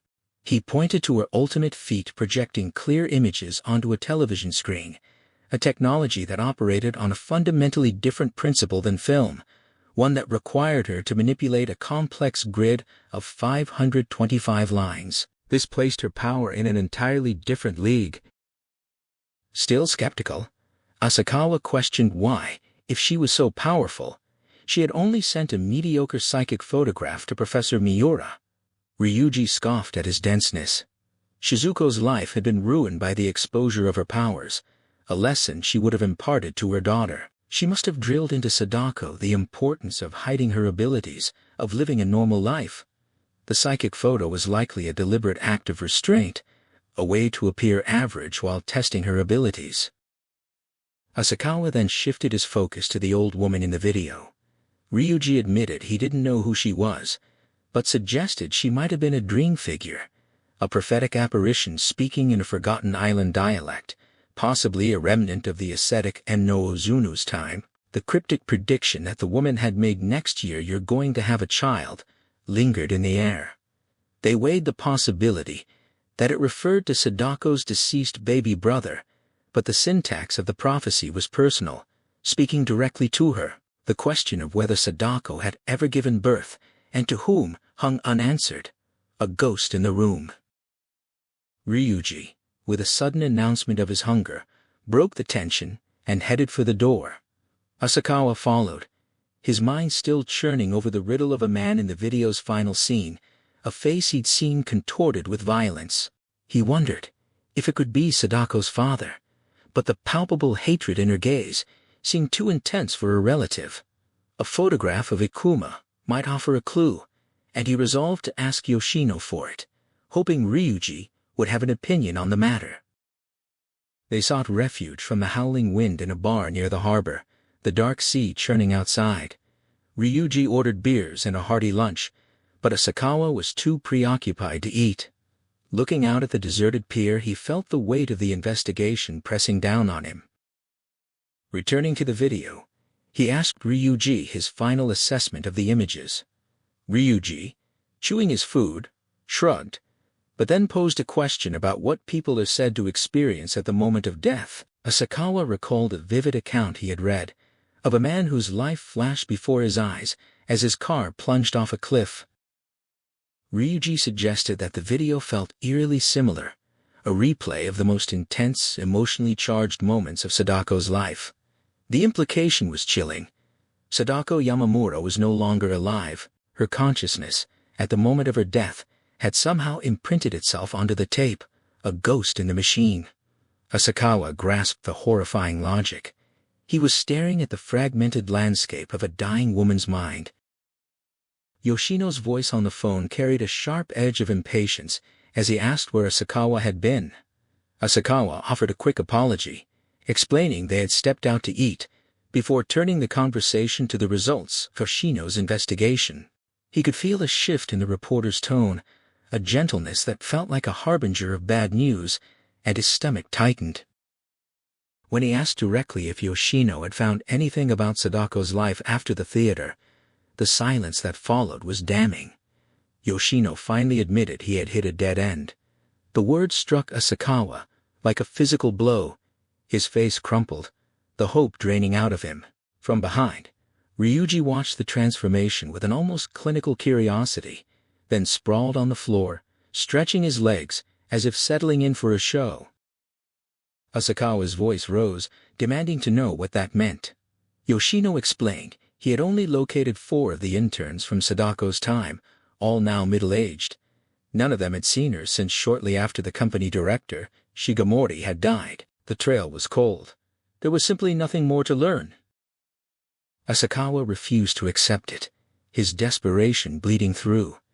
When Yoshino asked how things were going on his end, Asakawa's reply was raw and immediate. He was facing death the next night, and his wife and daughter were slated to die on Sunday morning. Ryuji, from the floor, called out a mock complaint about being forgotten, but Asakawa ignored him, pressing Yoshino for other avenues, any other lead, because his family's lives depended on it. Yoshino suggested a grim possibility. Maybe Asakawa would still be alive after the deadline passed. The suggestion, coming from a man who didn't fully believe him, made Asakawa feel the world darken. He couldn't understand why his friend wouldn't take it seriously. Yoshino admitted, with some reluctance, that it was difficult to believe such a story 100%. Frustrated, Asakawa framed it as a matter of odds, like Russian roulette. Even a 1 in 6 chance of death was a gamble no sane person would take, not with their family's lives on the line. He was pleading now, his reason fraying while Ryuji laughed behind him, calling them both idiots. Asakawa snapped at him to shut up, covering the receiver with his hand. Yoshino, hearing the commotion, asked if something was wrong. Asakawa dismissed it, and renewed his plea, saying Yoshino was the only one he could count on. At that moment, Ryuji grabbed his arm, his expression unexpectedly serious. He quietly pointed out that they had lost their cool, that they were being idiots. He asked Asakawa to hold on, then proposed a new angle. Instead of following Sadako's trail forward in time, they should work backwards. Why was the focal point Villa Log Cabin? Why was it Cabin B4? Why was it that specific patch of land in South Hakone? The realization hit Asakawa like a flash of lightning. Calming instantly, he picked up the receiver again. Yoshino was still there. Asakawa told him to drop the theater company lead and focus on something else. What had been on the land before Pacific Resorts built their golf course and resort complex. Yoshino's pen scratched against paper as he took notes, but he didn't see the point, assuming it had been empty mountain meadow. Asakawa insisted it wasn't a certainty, and Ryuji, leaning in, added a request for a layout map showing any previous buildings and grounds if they existed. Asakawa relayed the request and hung up, his mind racing. He could only hope that Yoshino would find something useful. The thought occurred to him that everyone, even a skeptic, had a sliver of psychic intuition, and he clung to the hope that this new line of inquiry would yield the clue they desperately needed. On Thursday morning, the aftermath of the typhoon left a sky of painful, dazzling blue above the churning sea. Asakawa stood on the boat's deck, watching the waves, but the peaceful weather offered him no comfort. He felt like a condemned man on the eve of execution. Today was his deadline. He had a mere 12 hours left, and the week that had passed since he watched the cursed video in Cabin B4 felt like an age, crammed with more terror than a lifetime should hold. He reflected on the previous day, being trapped on Oshima by the storm. It had seemed a terrible misfortune at the time, but now he realized it might have been a hidden blessing.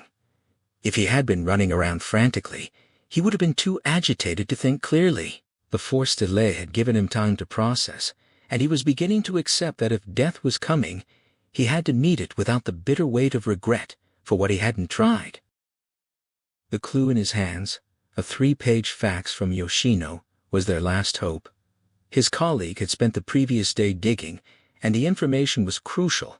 The land now occupied by South Hakone Pacific Land had once been a tuberculosis sanatorium. In its day, it was a common enough facility, but to modern eyes it seemed an unusual relic. He recalled the literary ghosts of the disease, the inspiration for Thomas Mann's The Magic Mountain, the haunting clarity it gave to writers who succumbed to it. The discovery of streptomycin and hydrazide had tamed the disease, but it hadn't vanished entirely. still claiming lives. He held the knowledge, a grim piece of history, that might just unlock the mystery. Asakawa had desperately pressed Yoshino for a living witness, and despite his own growing frustration, Yoshino had delivered Dr. Jotaro Nagao. The facts contained not just the man's name and address, but a curious footnote about his career. Dr. Nagao had worked at the sanatorium from 1962 to 1967, but for a brief significant period, 2 weeks, he had been a patient himself, confined to an isolation ward. In the summer of 1966, while visiting a remote mountain isolation ward, he had carelessly contracted smallpox from a patient. His prior inoculation had spared him from the worst symptoms, but he was still isolated to prevent the spread of infection. What made this detail remarkable was its historical weight. Nagao was the last person in Japan to contract smallpox. For Asakawa and Ryuji's generation, the word held little meaning. Asakawa turned to Ryuji, asking if he'd ever had the disease. Ryuji dismissed the question, explaining that smallpox was extinct, eradicated through human effort, a feat that seemed almost inconceivable. The World Health Organization's vaccination campaign had all but wiped it from the face of the earth by 1975, and the last recorded case anywhere was a Somali youth in 1977. Asakawa, unsettled, wondered aloud if a virus could truly be eradicated, doubting that any organism could be driven to absolute extinction. Ryuji elaborated, describing viruses as entities on the border between life and non-life, possibly even fragments of human genes that had broken free. He mused that they were intimately tied to the evolution of life itself, and the idea that genes could escape and become new life forms captivated him. Ryuji stretched, his eyes bright with fascination. He pushed the thought further, suggesting that all opposites were originally one light, and darkness coexisted before the Big Bang, and even God and the devil were the same being before one fell from grace. He pointed out that all life was once hermaphroditic, and he argued that the fusion of male and female was the ultimate symbol of power and beauty. Asakawa, watching him, found the notion absurd and couldn't see the humor. As the boat neared its destination, the conversation turned to the sanatorium's history. In its heyday, TB treatment demanded fresh mountain air, so such facilities were built in remote highlands. But as medicine advanced and patient numbers fell, these sanatoriums had to diversify to survive, offering internal medicine and surgeries. The South Hakone facility, however, was crippled by its own remoteness, making it difficult to attract a wider patient base. Ultimately, it shut down in 1972. Pacific Resorts, seeking land for a golf course and resort, bought the property in 1975 and developed it into a full vacation complex, adding summer homes, a hotel, a swimming pool, tennis courts, and finally, villa log cabin. Ryuji appeared beside Asakawa, curious about the place. Asakawa described it as having a nice nighttime view, but the memory of the lifeless atmosphere, the hollow echo of tennis balls under orange lights, haunted him. He wondered how many had died there during its days as a sanatorium. He spread the map and layout pages on his lap, comparing the old sanatorium grounds to the modern resort. The passage of nearly 30 years was stark, only the access road remained the same. The area where the cabins now stood appeared to have been thick forest on the original map. Returning to the first page, Asakawa focused on the vital lead. Dr. Nagao was their only living link to the sanatorium. All the other doctors, including the facility's head, had died. The only other survivor, Yozo Tanaka, was over 80 and living in Nagasaki, too far to reach in time. Nagao's name, his connection to the sanatorium, and his unique place in medical history as the last smallpox patient in Japan made him the key to unlocking the final piece of the puzzle. Asakawa could only hope that the man would be willing to talk. Ryuji's remark about viruses gave way to a quiet reassurance Asakawa would make it back, and they would see this through. The high-speed boat cut through the water, halfway between Oshima and the Izu Peninsula. They had opted for the sea route to Atami, where Dr. Nagao's clinic awaited, instead of the quicker flight. As the Atami Korakuin's Ferris wheel appeared on the horizon, Asakawa was off the gangway and running for the rental car before the boat had fully docked. Ryuji followed at a more measured pace, urging calm.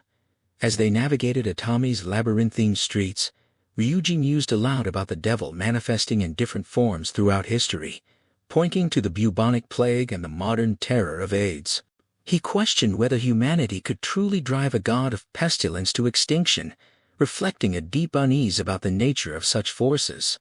Asakawa, however, was too focused on finding the clinic to engage, his mind fixed on the ticking clock and the need to reach their destination.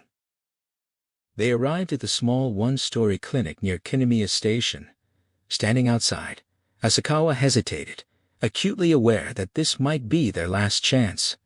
If Dr. Nagao couldn't help, time would run out. He doubted the doctor would remember anything about Sadako Yamamura from 30 years ago, and they had no concrete evidence linking her to the sanatorium. But with 10 hours left, they had to try. Ryuji pushed open the door, and they entered the empty waiting room. A nurse at the reception desk, absorbed in her magazine, barely glanced up when Ryuji asked to see the doctor. Her dismissive attitude and pointed questions about their business prompted Ryuji's sharp retort about the lack of patience. The nurse bristled, and before Asakawa could intervene, the examination room door opened, and Dr. Nagao appeared, a balding man in a white coat who looked younger than his 57 years. The moment Asakawa saw Nagao's face, a jolt of recognition shot through him. It was the same face from the video's final horrifying scene, sweat-soaked, bloodshot eyes, a gaping wound on his shoulder. The man before them was unmistakably the one from the tape. Ryuji, catching Asakawa's eye, broke into laughter, pointing at the doctor and marveling at the coincidence. Nagao, alarmed and confused, demanded to know who they were. Ryuji closed the distance, grabbing Nagao by the lapels with surprising strength, and pulled the doctor's ear close to his mouth. In a deceptively soft voice, he asked directly about what Nagao had done to Sadako Yamamura 30 years ago at the South Hakone Sanatorium. The words struck like a physical blow. Nagao's eyes darted wildly as the memories surfaced, scenes he had tried to bury. His knees buckled, and only Ryuji's grip kept him upright. It wasn't the memories themselves that unhinged him, but the impossible knowledge that these two strangers could possibly know about them. The nurse, startled, cried out. Ryuji calmly suggested it was time for the clinic to close for lunch, and Asakawa drew the curtain to block any patients from entering. The nurse looked to Nagao for direction, and he, gathering his composure, dismissed her for the break, insisting there was no need to worry. Reluctantly, she left, the door closing behind her. Ryuji led the way into the examination room, Nagao trailing behind like a man condemned. Ryuji warned him not to lie, claiming that both he and Asakawa had seen everything with their own eyes. Nagao's mind raced, trying to reconcile the impossibility of that statement. He was certain no one else had been there. The bushes were too thick, and these men were far too young to have been witnesses. Ryuji, reading his doubt, pressed further, pointing out a distinguishing detail that proved his knowledge: the scar on Nagao's right shoulder. The doctor's terror deepened as the conversation took on a nightmarish edge. Ryuji leaned in, his voice dropping to a conspiratorial whisper as he pointed out the scar on Nagao's right shoulder, a mark he knew had been left by Sadako Yamamura's teeth. The doctor's eyes went wide, his jaw trembling, but no words came. Ryuji pressed the point, promising that they wouldn't repeat anything he told them. They only wanted to know what had happened to Sadako. Nagao's mind reeled, struggling to make sense of the situation. If they already knew, why ask? And how could they have seen anything? They were too young. The contradiction gnawed at him, his thoughts spiraling into chaos. Ryuji's chuckle signaled his satisfaction. The fear in Nagao's eyes was enough to ensure his cooperation. And indeed, Nagao began to speak, his voice halting at first, then gaining a strange, vivid clarity. He recounted the events of that hot day, the fever and headache that had clouded his judgment, early symptoms of smallpox, though he hadn't known it at the time. He had been examining a patient's tomograms, finding a hole in a lung, and the weight of the diagnosis had driven him outside for air. The mountain breeze did nothing to ease his headache, so he sought shade in the garden, where he noticed a young woman leaning against a tree, gazing at the landscape. It was Sadako Yamamura, the daughter of a patient named Heihachiro Ikuma, a former professor. She had been visiting for about a month, but she showed little interest in her father's condition, seeming instead to enjoy the alpine scenery. Nagao sat beside her, asking about her father, but she seemed indifferent to his illness, though she spoke with an eerie certainty about his impending death. As they talked, Nagao's headache faded, replaced by a fever and a strange electric excitement. He felt a surge of vitality, his senses heightened. He marveled at her beauty, a perfection that even the older Dr. Tanaka had noted. His breath caught as he suggested they find a cooler spot to talk, and she agreed without suspicion. As she stood, he caught a glimpse of her breast through her blouse, and his reason seemed to desert him. They walked through the forest, the cicadas droning, until they reached a dilapidated house with an old well. She ran to it, thirsty, bending over to look inside. Nagao followed, not to see the well, but to see her chest as she leaned forward. The cool air from the well did nothing to quell the burning urge inside him, a compulsion he later attributed to the smallpox fever. He reached out to touch her, and she looked up in shock. Something broke in him. The memory became fragmented, pressing her to the ground, pulling at her clothes, her violent resistance, and the sharp pain of her teeth sinking into his shoulder. The blood dripping onto her face, her revulsion, and the rhythm of his movements. He saw himself as a beast, and the thought horrified him. When it was over, she stared at him with an unwavering gaze, scooting backward on her elbows, her skirt bunched up.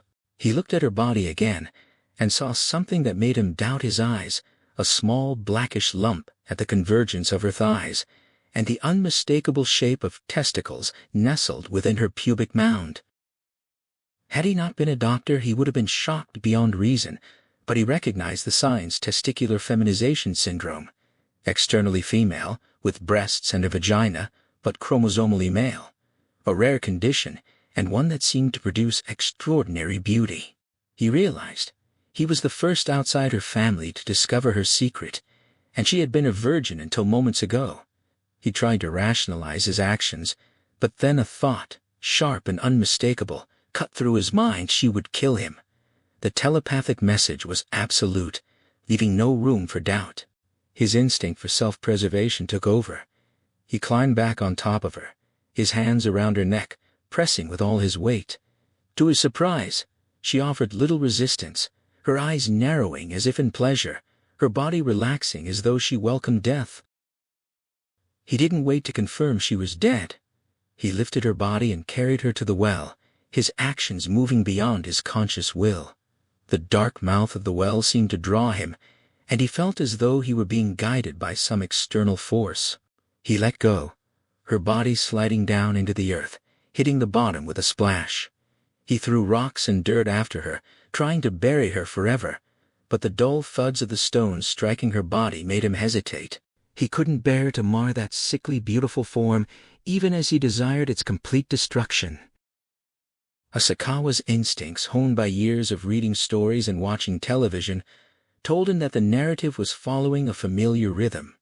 They had stumbled upon the truth of Sadako's fate and her resting place so quickly that it felt like a plot device. When Ryuji suggested stopping at a hardware store, Asakawa felt a wave of relief. They were on the same wavelength.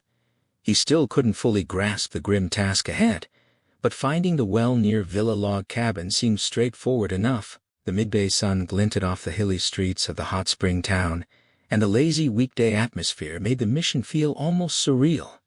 He didn't dwell on the fact that the bottom of a well, even one only 4 or 5 meters deep, was a world apart from the sunlit ground above. They spotted the hardware store and pulled over. Asakawa, desperate for a moment of connection, sprinted to a phone booth while Ryuji grumbled about wasting time. Inside, he fumbled for his phone card and dialed his in-law's number in Ashikaga. His father-in-law answered, and Asakawa, skipping all pleasantries, asked to speak to Shizu and Yoko. The urgency in his voice must have been clear, because the old man quickly called them to the phone. When Shizu's voice came through, the sound of it hit him like a physical ache. She told him they were fine, that Yoko was having a great time with her grandparents. He could hear his daughters babbling in the background as she climbed onto her mother's lap, and Shizu put the receiver to the child's ear. Yoko's incoherent da-da-da-da was nearly lost in the sounds of her breathing and the rustle of the mouthpiece against her cheek, but it made him feel painfully close to her. He promised he'd come for her soon, that they'd go for a drive on Sunday. Shizu's excitement at the prospect was palpable, and she relayed the plan to Yoko with enthusiasm. Asakawa felt a flush of guilt. Was he making false promises? He couldn't afford to think about it. Shizu sensed that his work was progressing, and he confirmed it, albeit vaguely. She reminded him of his promise to explain everything once it was over, and he acknowledged it. But Ryuji's impatient voice cut through the moment, and Asakawa ended the call, his hand lingering on the receiver. He didn't know why he had called. Was it just to hear their voices? Or was there something more he needed to say? He knew that even an hour of conversation wouldn't have been enough.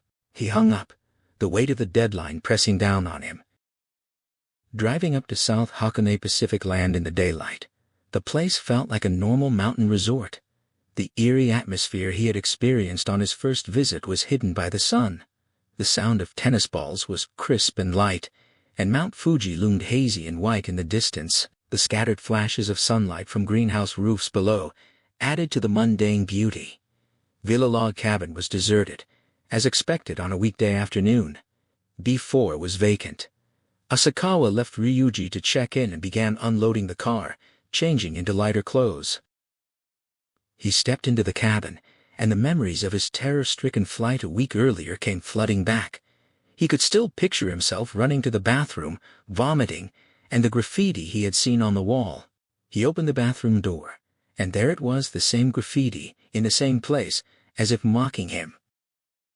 Back in Nagao's clinic, they had pressed the doctor for more information. Asakawa had handed him the map of the resort, and Nagao, after a moment of confusion, pointed out the location of the old well. It was exactly where Villa Log Cabin now stood. Asakawa was ready to leave immediately, but Ryuji held back, asking Nagao about testicular feminization syndrome and whether a woman with the condition could bear children. Nagao shook his head. Then Ryuji asked the crucial question: when Nagao had raped Sadako, he had already been infected with smallpox, hadn't he? Nagao nodded. Ryuji pressed further, suggesting that Sadako Yamamura had been the last person in Japan to contract the disease. Nagao had no answer, his gaze dropping to the floor. Asakawa, already at the door, urged Ryuji to hurry. Ryuji flicked the doctor's nose in a final dismissive gesture and followed him out. It was just past 2 in the afternoon, and they settled on the balcony with the box lunches they'd bought on the way. The anxious mood that had clung to them since leaving Nagao's clinic seemed to lift slightly as they gazed over the grassy meadow surrounding the cabins. Even in the midst of panic, there were these rare moments when time seemed to slow, and Asakawa found himself thinking of other deadlines.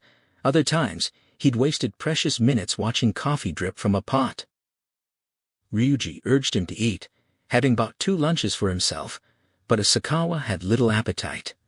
His chopsticks hovered over the food as his gaze drifted back inside the cabin.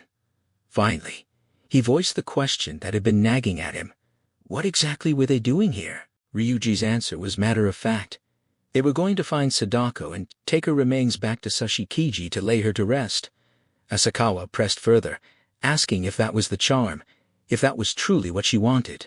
Ryuji chewed his rice, his eyes unfocused, and Asakawa could see that even his companion wasn't entirely convinced. The uncertainty gnawed at him. This was his last chance, and he needed reassurance that they were on the right path. Ryuji dismissed the concern, saying there was nothing else to do, but Asakawa couldn't let it go. He wondered if Sadako might instead want them to expose her killer, Jotaro Nagao, to clear her resentment. Ryuji laughed at the notion, pointing out that if Nagao had truly incurred her wrath, he would already be dead. Asakawa had to concede the logic. Sadako's power was undeniable, so why had she allowed herself to be killed? Ryuji speculated that she had given up on life, surrounded by death and frustration, and had used Nagao as an instrument of her own suicide. The theory had a grim plausibility. Her mother had jumped into a volcano, her father was dying, her acting career was in ruins, and she carried a congenital secret. The pieces fit, especially considering the unexplained death of the theater company's founder, Shigemori, who had died of cardiac paralysis after a drunken visit to Sadako. She had the power to kill without a trace, yet she had let Nagao live unless she had orchestrated her own death through him. Asakawa pressed further, asking why she had to be raped before she died, and Ryuji's response was unexpectedly earnest. He questioned whether it was truly foolish to not want to die a virgin. The sentiment seemed out of character, and Asakawa was struck by the oddity of it. Ryuji quickly brushed it off as a joke, but the moment lingered. He reasoned that Sadako hadn't wanted the assault, she had bitten Nagao in defense. It was only afterward that the thought of death had come to her, and she had guided him to finish the job. Asakawa still questioned whether that would leave her without resentment toward Nagao.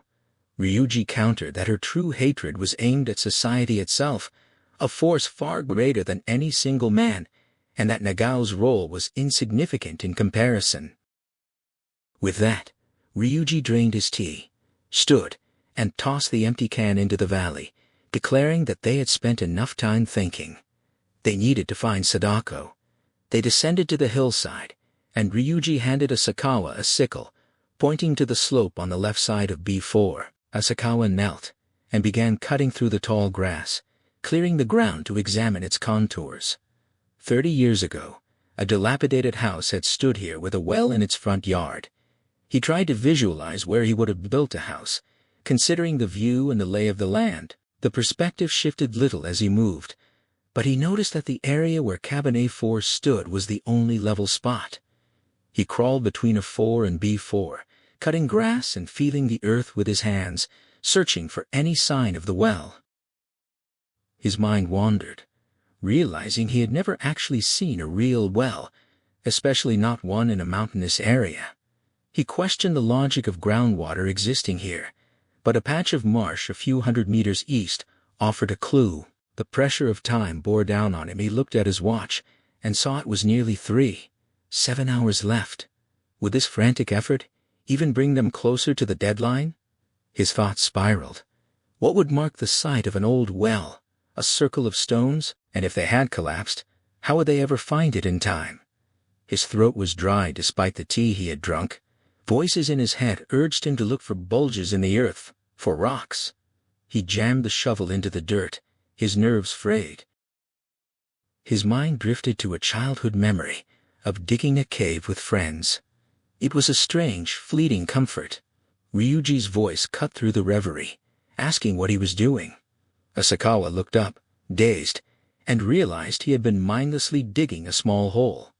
Ryuji sighed, scolding him for wasting energy. When Asakawa instinctively moved to check his watch, Ryuji slapped his hand away, insisting he needed to calm down.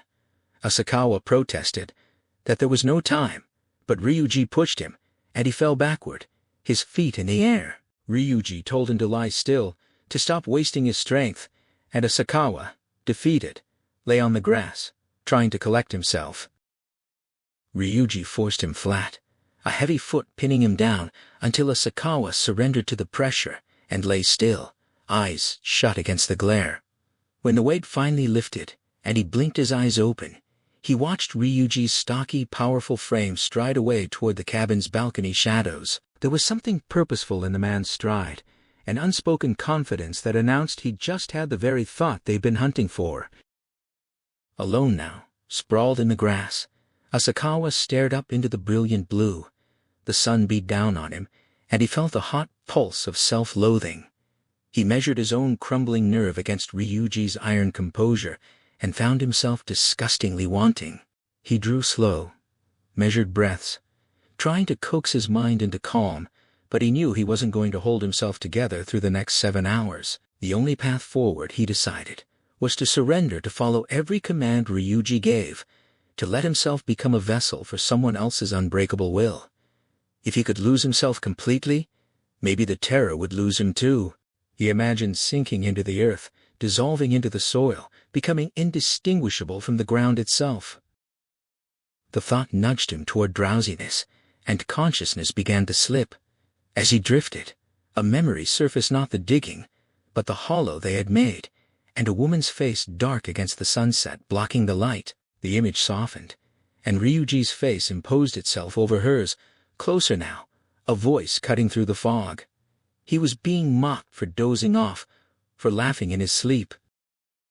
The voice pulled him up. Asakawa's eyes snapped open to find the sun already bleeding toward the horizon, shadows lengthening.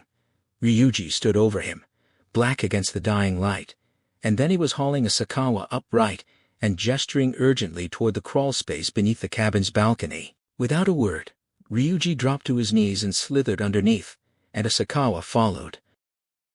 In the dim, cramped space beneath the floorboards, Ryuji had already found a break in the paneling. A board had been pried partway back, and he worked his fingers behind it, wrenching until it splintered diagonally with a dry crack. The wood was cheap, the kind of shoddy construction that cut corners where nobody would see. Ryuji aimed his flashlight into the gap and swept the beam across the dirt floor. The light caught something, a dark humped shape toward the western edge of the crawl space. Asakawa pressed his face to the opening and stared. The outline was rough, uneven, like a pile of field stones, and the top was sealed with a concrete cap. Cracks in the mortar sprouted thin blades of grass. He traced the geometry upward in his mind, matching it to the floor plan above the living room set directly overhead. And the television set, the VCR, their position aligned exactly with that circular rim. A week ago, when he'd watched the nightmare tape, Sadako Yamamura had been right there, just below his feet, hidden in the dark, watching him watch her. Ryuji tore away more boards until the gap was wide enough for a man to crawl through. They both ducked inside and crept toward the well's edge. The cabin sloped downhill, and the deeper they went, the lower the floorboards pressed down, making the space feel like a shrinking coffin. Asakawa felt the air turn cold and clammy, and his lungs tightened. He already knew what they were going to have to do. His mind had leapt ahead to the inevitable descent, to the black hole beneath the concrete cap. He would have to go down into that. It wasn't a question anymore. Ryuji found a length of rebar jutting from a crack in the lid and began heaving against it, trying to drag the cap downhill. But the cramped ceiling sapped his leverage. Even his immense strength was halved, without room to plant his feet. Asakawa circled to the uphill side and lay on his back, bracing his palms against a support post, then drove his heels into the concrete.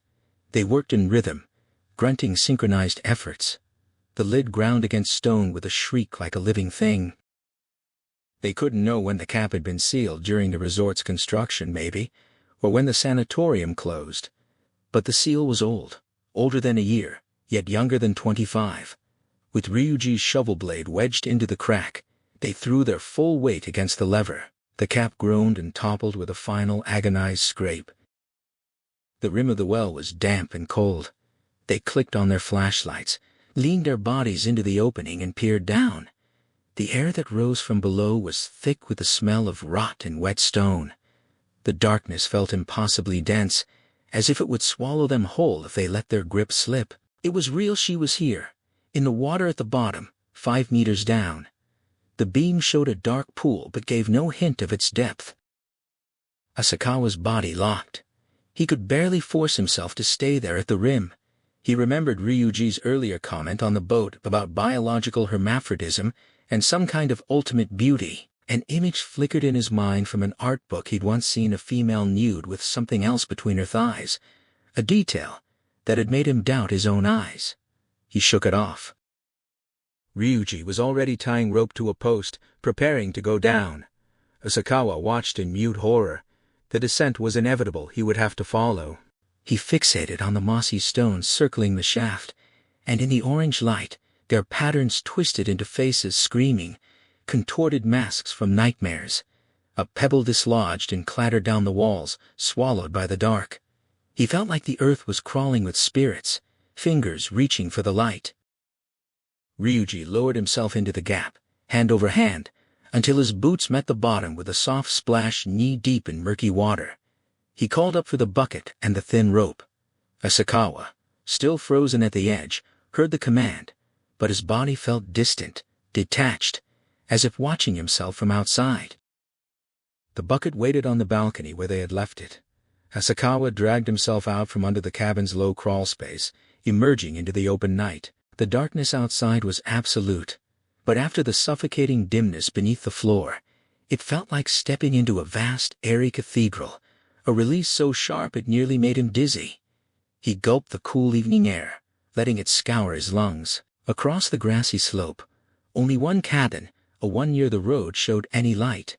He caught himself glancing at his wrist, then forced his gaze away, refusing to check the time.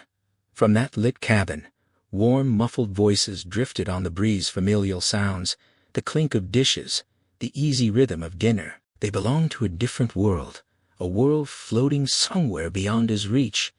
He didn't need to look at his watch to know the hour.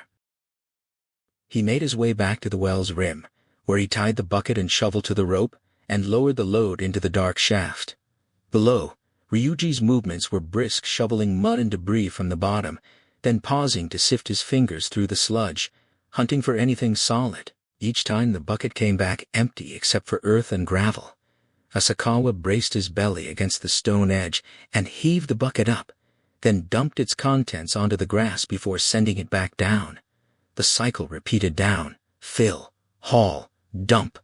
The well had silted over the years before it was sealed. Ryuji kept digging, and still there was no sign of the remains they were searching for. Ryuji paused, straightened, and called up. Asakawa gave no reply. Ryuji called again, asking if something was wrong up there. Asakawa wanted to answer, to say he was fine, but the words wouldn't come. Ryuji pressed him, noting his silence and joking about needing encouragement, but Asakawa remained mute. Ryuji even asked for a song, a joke meant to break the tension. Asakawa still couldn't speak. Then Ryuji's voice changed sharper, demanding an answer. Asakawa finally forced out a faint, unconvincing assurance that he was all right. Ryuji muttered something dismissive, and went back to shoveling. The bucket came up slower each time, the loads heavier, and the water level crept lower.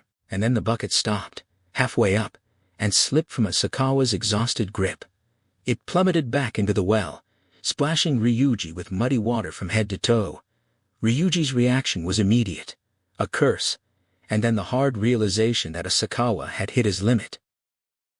Ryuji climbed the rope and emerged, insisting it was Asakawa's turn.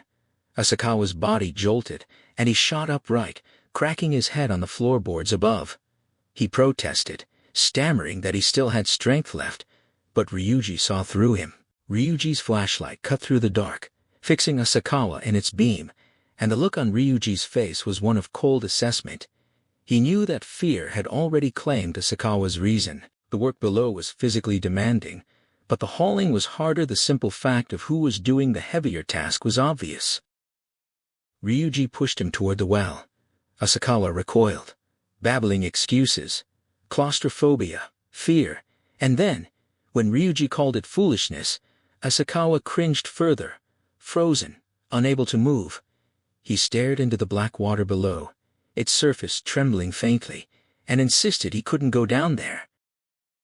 Ryuji seized his collar and slapped him once, twice, trying to snap him back. He demanded Asakawa fight, reminded him that it wasn't just his own life at stake. He invoked Asakawa's wife and daughter, asking if he was ready to take them into the darkness with him. The names landed like blows. Asakawa thought of them, felt their weight in his chest, but his body remained locked in refusal. He asked, with a hollow voice, whether this would even work, a question he already knew was pointless. Ryuji let go of his collar and explained Professor Miura's theory: 3 conditions for a malevolent will to persist after death: an enclosed space, water, and a slow death. The well met all of them. Sadako had been alive when she was thrown in, and her hatred had seeped into the very stones. But the cure was simple. Ryuji argued: free her bones, give her a proper memorial, lay her to rest. Asakawa remembered the sharp relief he'd felt when he'd crawled out from under the cabin, the sense of liberation. Was that what they were supposed to offer Sadako? He asked if that was the charm.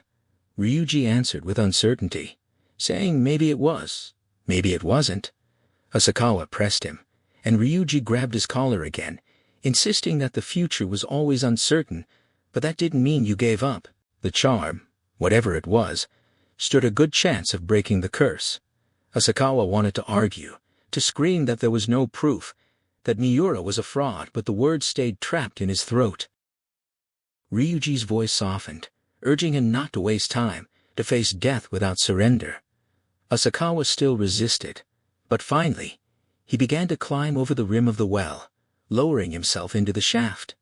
Ryuji's face was the last thing he saw above, flashlight beam blinding him as he descended. His back scraped the wet stone, his grip on the rope gave, and he dropped a meter, hands burning. He dangled just above the water, unable to make himself go in. He tested the surface with one foot.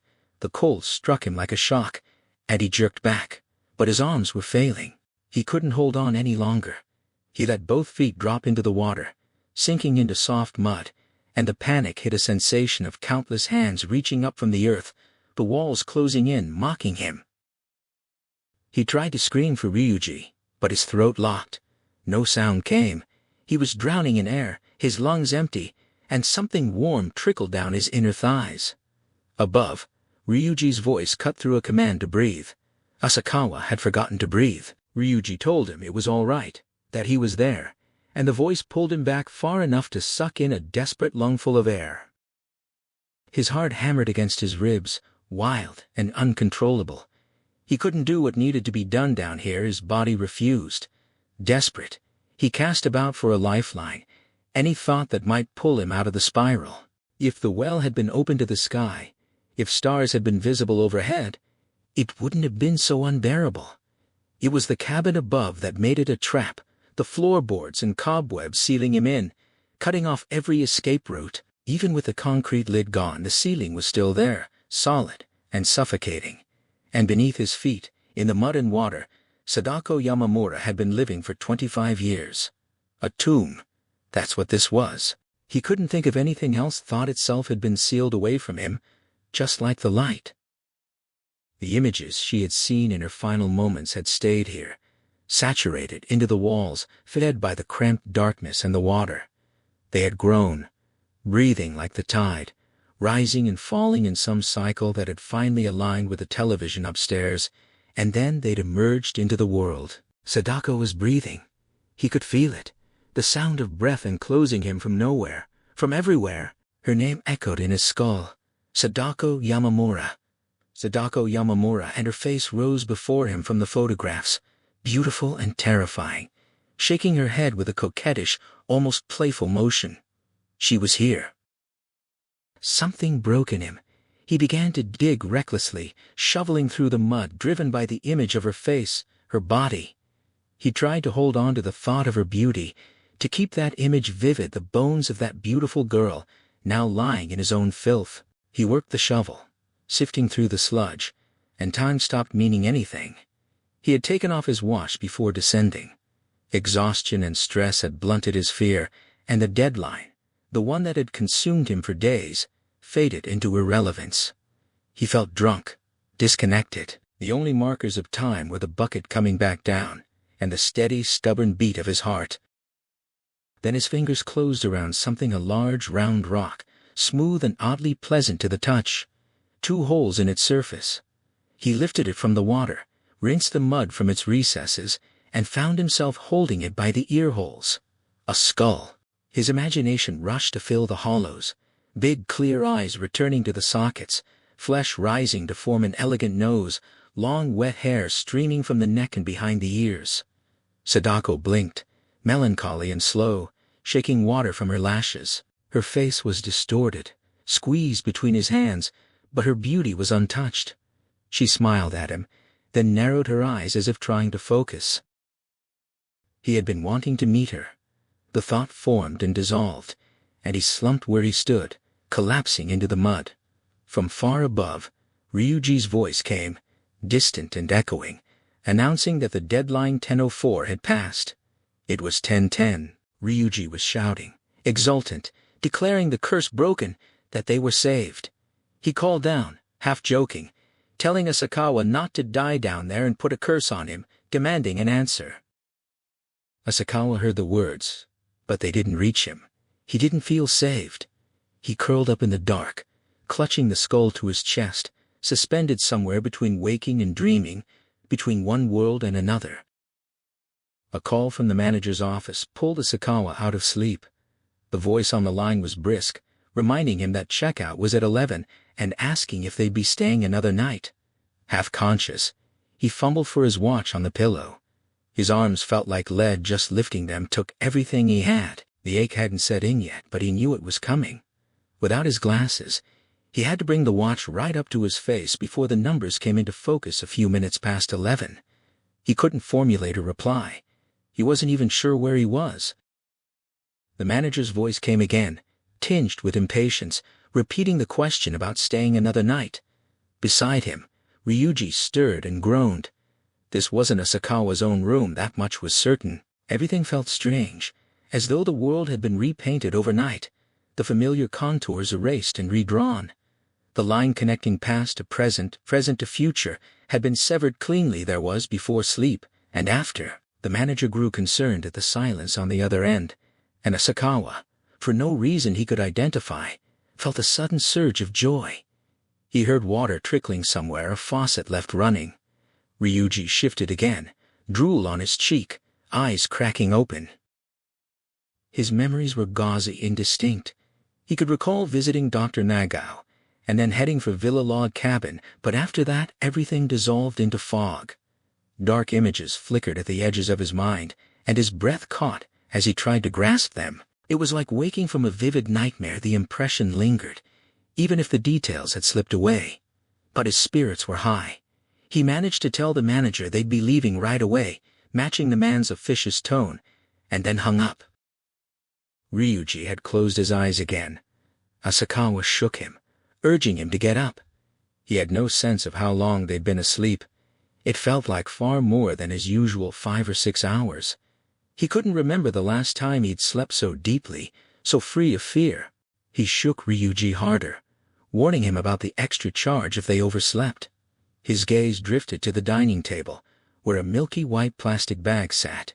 And then, as if a door had cracked open in his memory, he remembered what was inside Sadako's bones, pulled from the cold earth, stuffed into that bag. The running water in the kitchen, Ryuji had washed the mud from her. The appointed time had passed, and Asakawa was still alive. Relief washed over him, thick and sweet. Death had been breathing down his neck, and now it was gone. Life felt more concentrated, almost glowing. Sadako's skull had been beautiful, like carved marble. He shook Ryuji again, and then a sudden dread gripped him. Something was wrong. He leaned down, pressing his ear toward Ryuji's chest, wanting to hear the steady thump of his heart beneath the sweatshirt. But just as his ear touched fabric, 2 powerful hands locked around his head. He jerked, panicked, struggling against the hold. Ryuji released him, laughing that odd, childlike laugh. He had been playing dead, and now he was teasing Asakawa for falling for it. Asakawa wanted to be angry, but he couldn't. He owed Ryuji too much.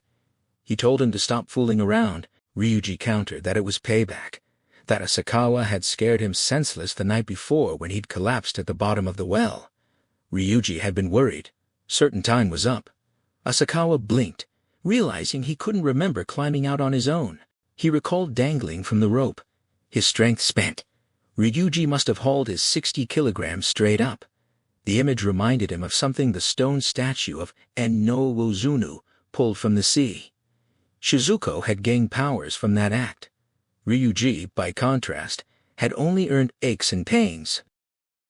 Asakawa tried to thank him, but Ryuji brushed it off with characteristic disdain, dismissing gratitude as worthless. He perked up only when Asakawa offered lunch, and hauled himself to his feet, stiff and staggering. Even Roji's body was protesting. From the Pacific Land Rest House, Asakawa called his wife in Ashikaga. He told her he'd pick her up Sunday morning as promised. She asked if everything was resolved. He could only answer, probably. The fact of his survival suggested it was over, but as he hung up, a worm of doubt remained. He wanted to believe the case was closed, but something nagged at him. Back at the table, Asakawa asked Ryuji if he thought it was really the end. Ryuji deflected, asking about his family first. Then Asakawa pressed him. Did he feel like it wasn't over? Ryuji admitted his worry the old woman's prediction. Next year you're going to have a child. Asakawa tried to argue that the "you" might have referred to Shizuko, not Sadako. Ryuji rejected that immediately. The images came from Sadako's own eyes and mind. The old woman was speaking to her. The prediction could only be about Sadako. Asakawa suggested the prediction might have been false.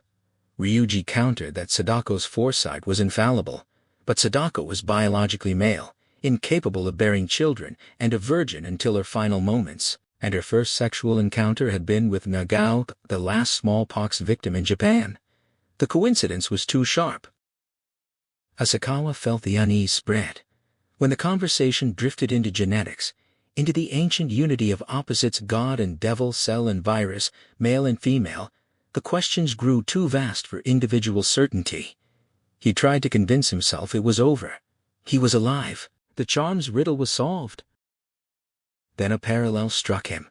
The statue of Enohozunu had willed itself to be raised from the sea, and that will had guided Shizuko, granting her power. Pulling Sadako's bones from the well followed the same pattern, but Shizuko's power had brought her only misery. Asakawa chose to reframe it. Perhaps being freed from the curse was his equivalent of receiving that power. He decided to make himself believe that. Ryuji gave Asakawa a long look, as if reassuring himself that the man sitting across from him was still breathing, still present. He nodded twice, conceding the point, and exhaled slowly as he sank back into his chair. But the hesitation lingered. He sat up straight and posed a question that seemed to be directed more at himself than at Asakawa. What had Sadako actually given birth to? They parted ways at Atami Station. Asakawa's plan was to carry Sadako's remains back to her relatives in Sashikiji and arrange a proper memorial. He doubted they'd know what to do with a distant relation they hadn't heard from in nearly 30 years, but he couldn't simply abandon her. If he hadn't known her identity, he could have had her buried as an unknown, but knowing who she was, he felt obligated to hand her over. The statute of limitations had long expired, and raising a murder charge would only invite complications, so he decided to present it as a probable suicide.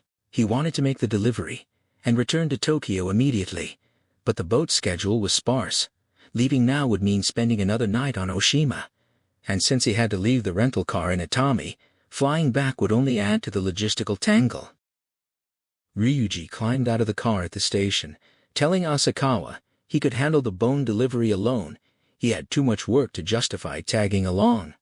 Sadako's remains, no longer in the plastic bag, were now wrapped neatly in black cloth in the back seat. The bundle was so small that even a child could have carried it to the Yamamura house. The real challenge was getting them to accept it. If they refused, Asakawa would have nowhere to take her, and he suspected the charm wouldn't be fully broken until someone close to her held a service. But why would they believe him when he appeared on their doorstep with a bag of bones, claiming it was a relative they hadn't seen in 25 years? He had no proof, but worry gnawed at him. Ryuji waved goodbye, saying he'd see him in Tokyo, and disappeared through the ticket gate. Asakawa watched him descend the stairs toward the platform. Just before vanishing from sight, Ryuji stumbled on the steps. He caught himself quickly, but for a moment, his muscular form seemed to double in Asakawa's vision. Asakawa blinked, rubbed his tired eyes, and when he looked again, Ryuji was gone. A strange sensation pierced his chest, and for an instant, he caught the faint scent of citrus.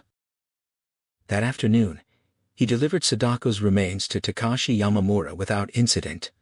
Takashi had just returned from a fishing trip, and the moment he saw the black-wrapped bundle, his expression shifted. He seemed to know what it was. Asakawa held it out in both hands and explained it was Sadako's remains. Takashi gazed at the bundle for a long moment, his eyes softening with something like tenderness. He shuffled forward, bowed deeply, and accepted the bones with a quiet word of thanks. Asakawa was taken aback by how easily the old man accepted it. Takashi seemed to sense his surprise, and spoke with quiet conviction. It was definitely Sadako. Sadako had lived at the Yamamura estate twice until age 3, and again from 9 to 18. Takashi, now 61, must have loved her deeply. Asakawa guessed from the way he received her remains. He didn't ask for proof. He didn't need to. There was a flash in his eyes, an immediate recognition, as if he knew intuitively that the bundle held her. Some kind of power must have been at work there too. Asakawa wanted to get away from Sadako as quickly as possible. He lied that he'd miss his flight if he didn't leave, and retreated before the family could change their minds or demand details he wasn't ready to give.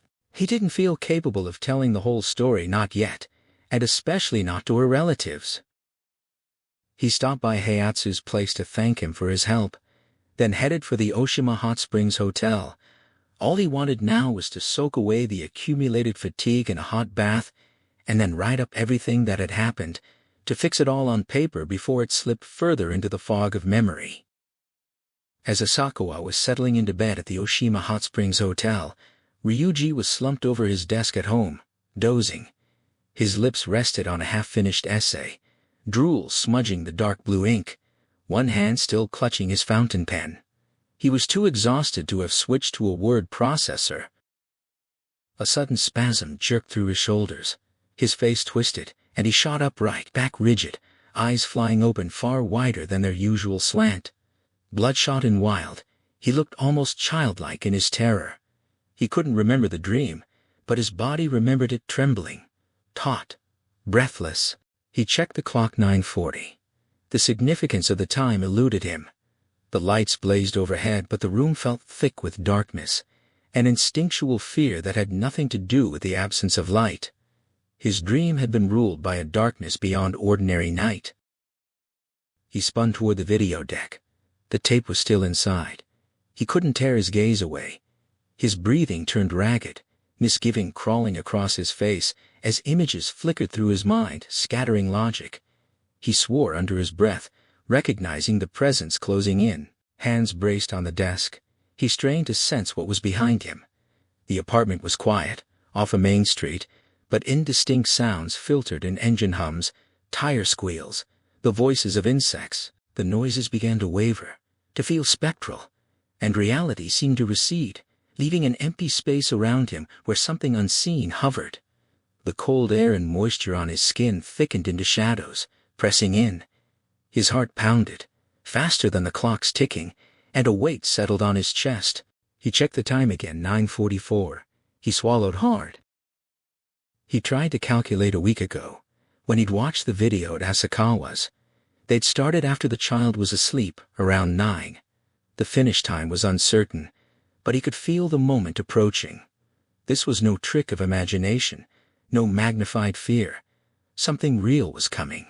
He didn't know why it was targeting him alone, why Asakawa had been spared when the charm seemed solved. Confusion flooded him, a desperate, looping question. Why? They had figured it out, hadn't they? Then what was this? Alarm bells rang in his chest. Something reached inside him, squeezing his heart, and pain lanced down his spine. A cold touch brushed his neck. He tried to rise, but his waist and back seized, dropping him to the floor. With the last shreds of consciousness, he forced himself to crawl across the mats to the video deck. He ejected the tape, holding it up, looking it over. Why? He had no other move. Then he noticed the label on the spine, Asakawa's handwriting, a music program title from 1989. The tape must have had something else recorded on it before Asakawa had used it to copy the nightmare. A jolt of electricity shot down his spine. A thought crystallized in his blank mind. He dismissed it at first, but when he turned the tape over, doubt became certainty. In that instant, everything clicked: the charm's riddle, the old woman's prophecy, the hidden power in the images. He understood why the 4 kids had left the cabin without trying to carry out the charm. He understood why he was dying while Asakawa lived, and he understood what Sadako had given birth to. Her power had fused with something else. She couldn't bear a child herself, so she'd made a deal for lots of children. He laughed through the pain, a bitter, ironic sound. He'd wanted to watch the end of mankind, and now he was in the vanguard. He crawled to the phone, started to dial Asakawa's home, then remembered Asakawa was on Oshima. A grim thought flickered. The bastard would be surprised to hear he was dead. The pressure on his chest was unbearable, his ribs groaning. He dialed Mai Takano instead.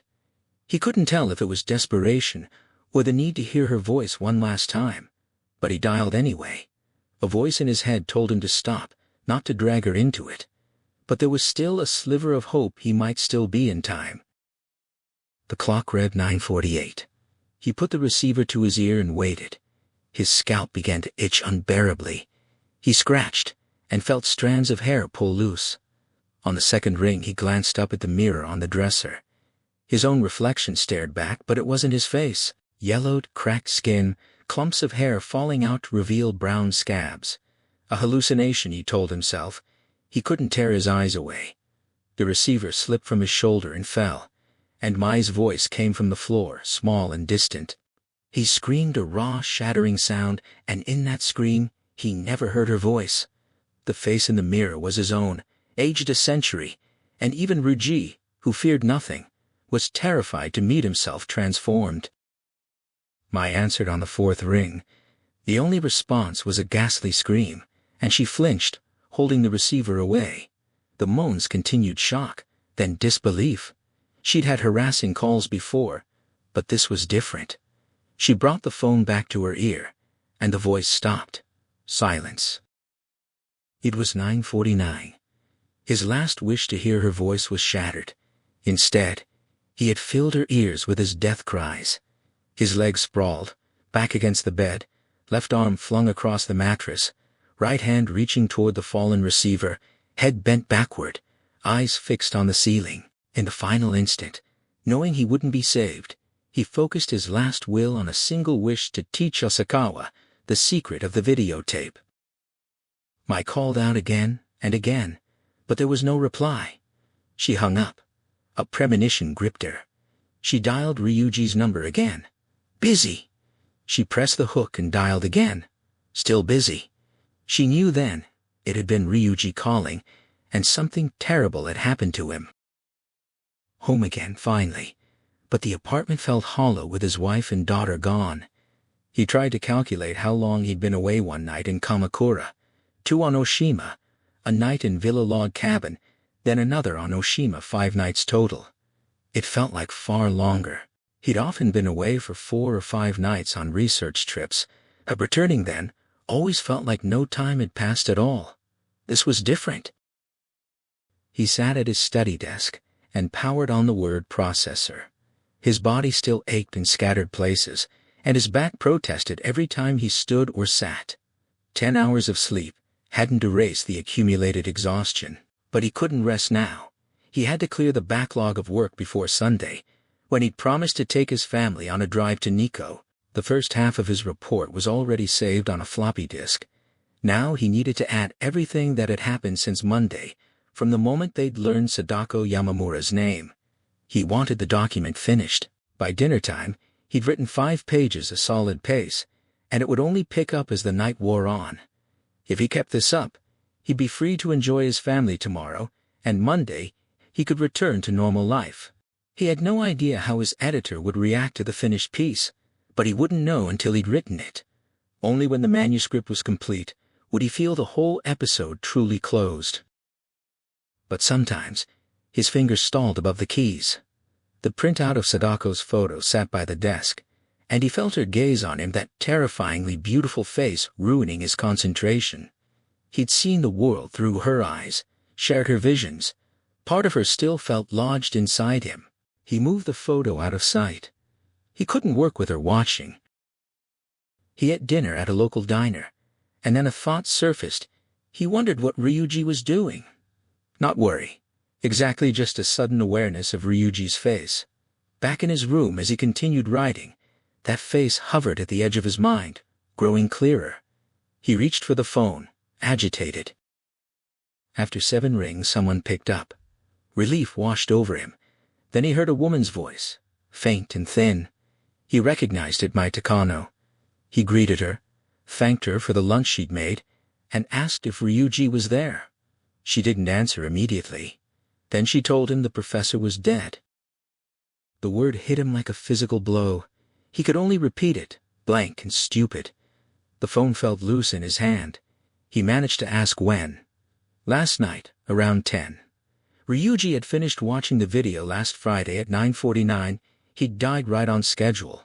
Asakawa already knew the cause before he asked. Sudden heart failure, with no exact determination. He barely stayed upright. It wasn't over. They had only entered the second round. He asked me if she'd be there a while. She was organizing Ryuji's papers. He told her he was coming over right away and hung up, then sank to the floor. His wife and daughter's deadline was tomorrow morning at 11. Another race against time, and this time, he was alone. Ryuji was gone. He couldn't stay down. He had to move now. Out on the street, he assessed the traffic and decided driving was faster than the train. He crossed to the rental car he'd extended for the weekend. Behind the wheel, he tried to sort through his thoughts. Scenes flashed, they disconnected, and the more he tried to reason, the more tangled it became. He forced himself to calm down, to focus. He realized the truth. They hadn't actually figured out the charm. Sadako hadn't wanted her bones found and given a proper burial. She wanted something else entirely. And if they hadn't solved it, why was he still alive? Why had only he survived? Shizu and Yoko's deadline was approaching 11 in the morning. It was already 9 at night. If he didn't act, he'd lose them. He'd been thinking of this as a curse from a woman who died violently, but now he sensed something deeper, a bottomless evil that mocked human suffering.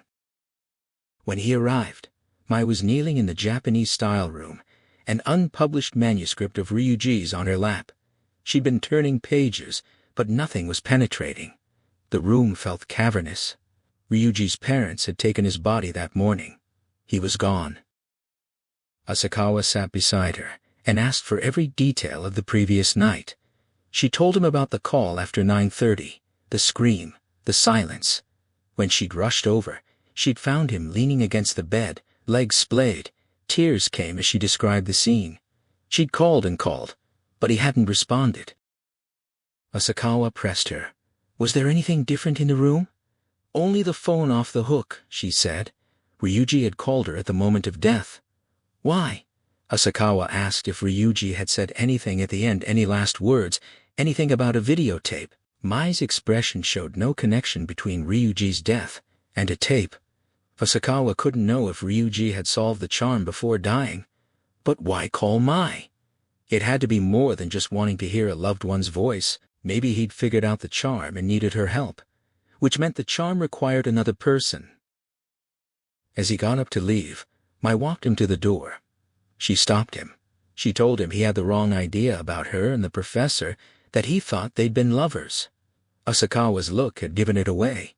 She explained that Ryuji had introduced him as his best friend, and that had surprised her. She'd never heard Ryuji speak of anyone that way. He had been special to him.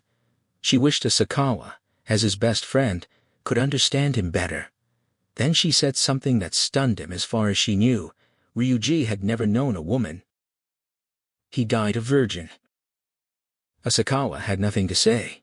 The Ryuji Mai described was a different person from the one he'd known. He wondered if they were even talking about the same man. He wanted to say something to contradict Mai's picture of Ryuji with a story from high school, but the words died in his throat. He had no desire to drag up a dead man's past, to shatter the image Mai held so tenderly, and besides, he found himself doubting his own memory. Mai had been close to Ryuji. If she insisted he was a virgin, it carried weight. Maybe the whole confession about the college girl had been fiction, just another layer of the persona Ryuji had built. Mai continued, her voice thick with her. The professor had been like a child, innocent and open. He told her everything, held nothing back. She knew his youth, his pain. With others, he played a role the gentleman in public, and with Asakawa she suspected, the scoundrel. It was a performance, she said, a mask he needed to survive in the world. Asakawa was struck by the revelation. Ryuji, brilliant and athletic, had been a loner. without a single close friend. Mai called him pure, unlike the superficial people she knew. Her handkerchief was soaked by now. Standing in the doorway, Asakawa felt the ground shift beneath him. The Ryuji he knew and the Ryuji Mai described were almost opposites. His view of the man had become fractured, unrecognizable. There was a darkness in Ryuji, a core he could never fully grasp, and now, with his family's deadline looming, he couldn't afford to dwell on it. He simply said that Ryuji had been his best friend too. The words seemed to reach her. Her face wavered between a smile and tears, and she bowed. He shut the door and hurried down the stairs. On the street, the weight of it all crashed down on him, the friend who had thrown everything into this game, who had sacrificed his life. He didn't bother to wipe the tears away. Midnight passed. Sunday arrived. Asakawa sat with a sheet of paper, trying to order his thoughts. He reasoned that Ryuji must have figured out the charm just before dying. He'd called Mai, why? To summon her. That meant he needed her help, which meant the charm required another person. But why was Asakawa still alive? There was only one possible answer. At some point during the week, without knowing it, he had already performed the charm. It had to be something anyone could easily do with the help of another. But that raised another problem. Why had the 4 kids failed to perform it? Even if they'd all pretended not to believe, at least one of them could have carried it out in secret later. What had Asakawa done this week that Ryuji hadn't? He didn't know. He yelled at the empty room, frustrated, and struck Sadako's photo, demanding to know how long she would keep tormenting him. Her beauty remained untouched. He poured whiskey, then stopped himself. He might need to drive in the middle of the night. He hated his own weakness, the way he always depended on others. In the well, he had nearly lost himself, only Ryuji had kept him going.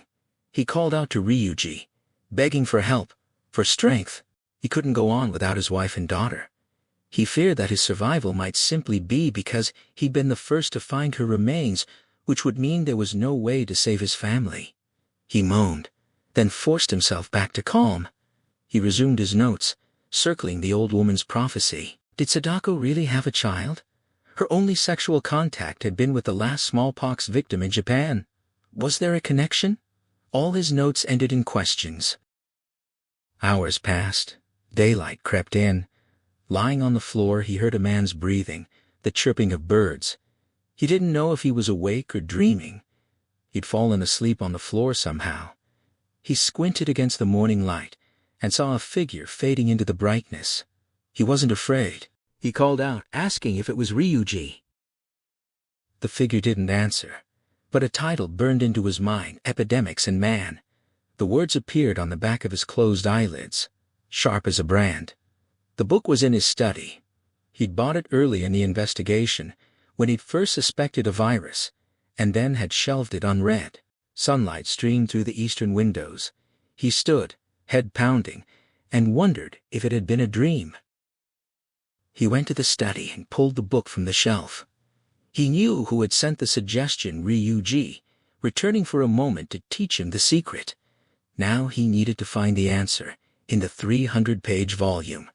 Another flash of intuition came, page 191. He opened to it, and a single word leaped out, pulsing larger and larger: reproduction. The virus's instinct to reproduce, to hijack living structures in order to duplicate itself. He groaned as comprehension hit. The charm was obvious. He had brought the tape home, made a copy, and shown it to Ryuji. That was the charm: make a copy, and show it to someone who hasn't seen it. The 4 kids had been too busy playing their prank to bother taking the tape back to perform the charm. They'd left it behind. He called Ashikaga. Shizu answered.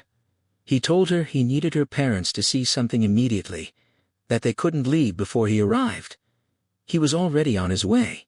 He knew he was selling his soul, putting her parents at risk, but if it saved their daughter and granddaughter, they would cooperate. They only needed to make copies and show them to others.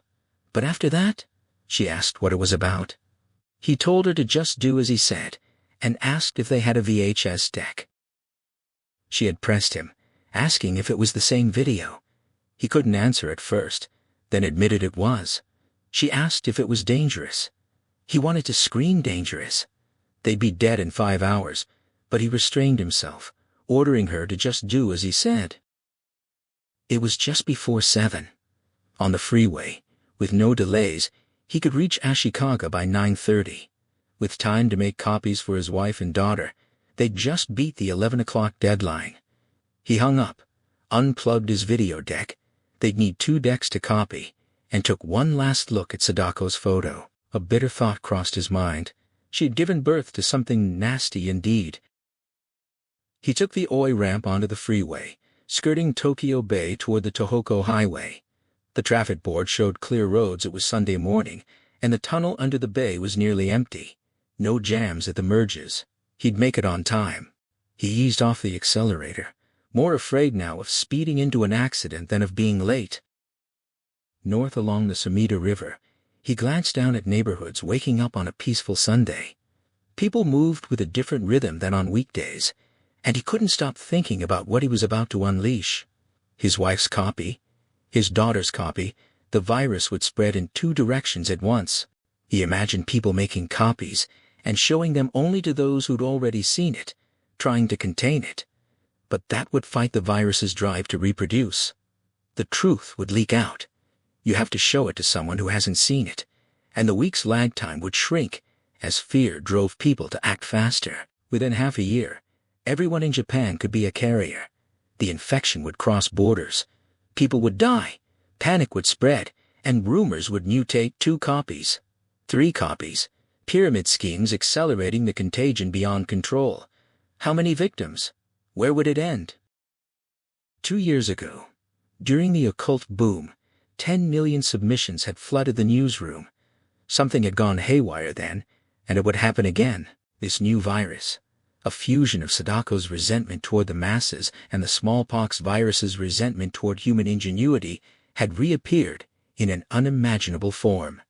Asakawa, his family, everyone who had seen the video, were now carriers. Viruses burrowed into genes, into the core of life itself. The consequences were unknowable. He was about to release a plague that could destroy all mankind.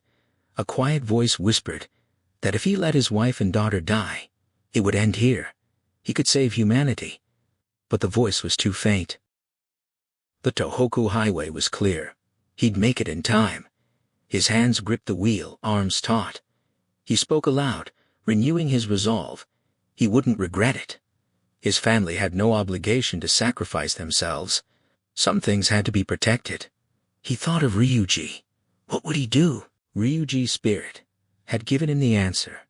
It was practically telling him to save his family. He imagined Ryuji's voice be true to this moment, face the uncertain future. Humanity would find a solution, or it wouldn't. It was just another trial. The devil always reappeared in a new form, and you could stamp it out again and again, but it would keep coming back. He kept his foot steady, his course fixed on Ashikaga. In the rearview mirror, the skies over Tokyo receded, black clouds writhing like serpents, a portent of some apocalyptic evil about to be unleashed. The end. And so, we arrive at the end of this particular journey.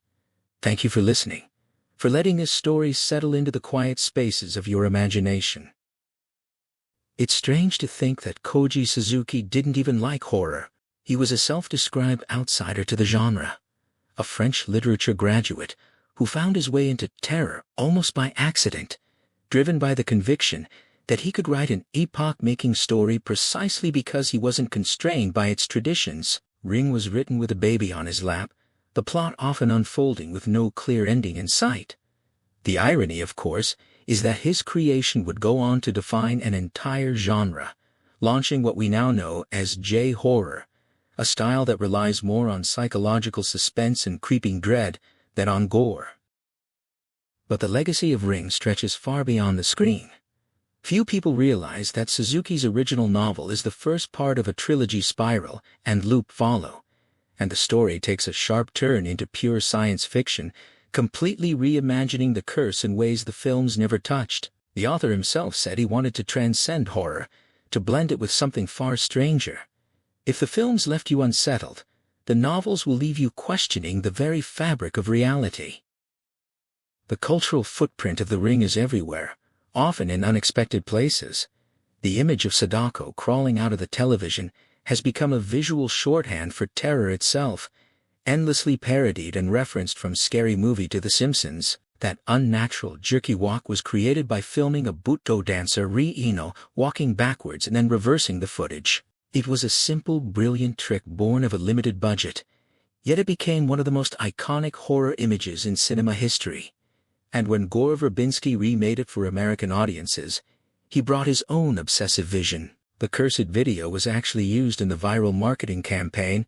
It ran as a mysterious commercial with no movie title, and physical copies of the tape were hidden under seats in theaters during opening weekend. It was a brilliant piece of immersion, blurring the line between the fiction and the audience's reality. Naomi Watts was famously not the first choice for the role of Rachel Keller. The part was offered to Jennifer Connelly, Jennifer Love Hewitt, Gwyneth Paltrow, and Kate Beckinsale before she was cast. And Dave A. Chase, who played the terrifying Samara, was only 8 years old when she took on the role the same year she voiced Lilo in Lily You Stitch. It's a testament to her performance that she could be both a warm, animated child and the face of sheer, unrelenting dread. If this exploration has sparked something in you, share your thoughts in the comments, your interpretation of the story's meaning, or what you find most terrifying about it. And if you'd like to journey through more stories like this, consider subscribing. Now, as the screen fades and the silence returns, the story is over. But the feeling of it, the question of what we pass on to others, and the shadows that lurk just beyond the frame that will linger with you for a long, long time.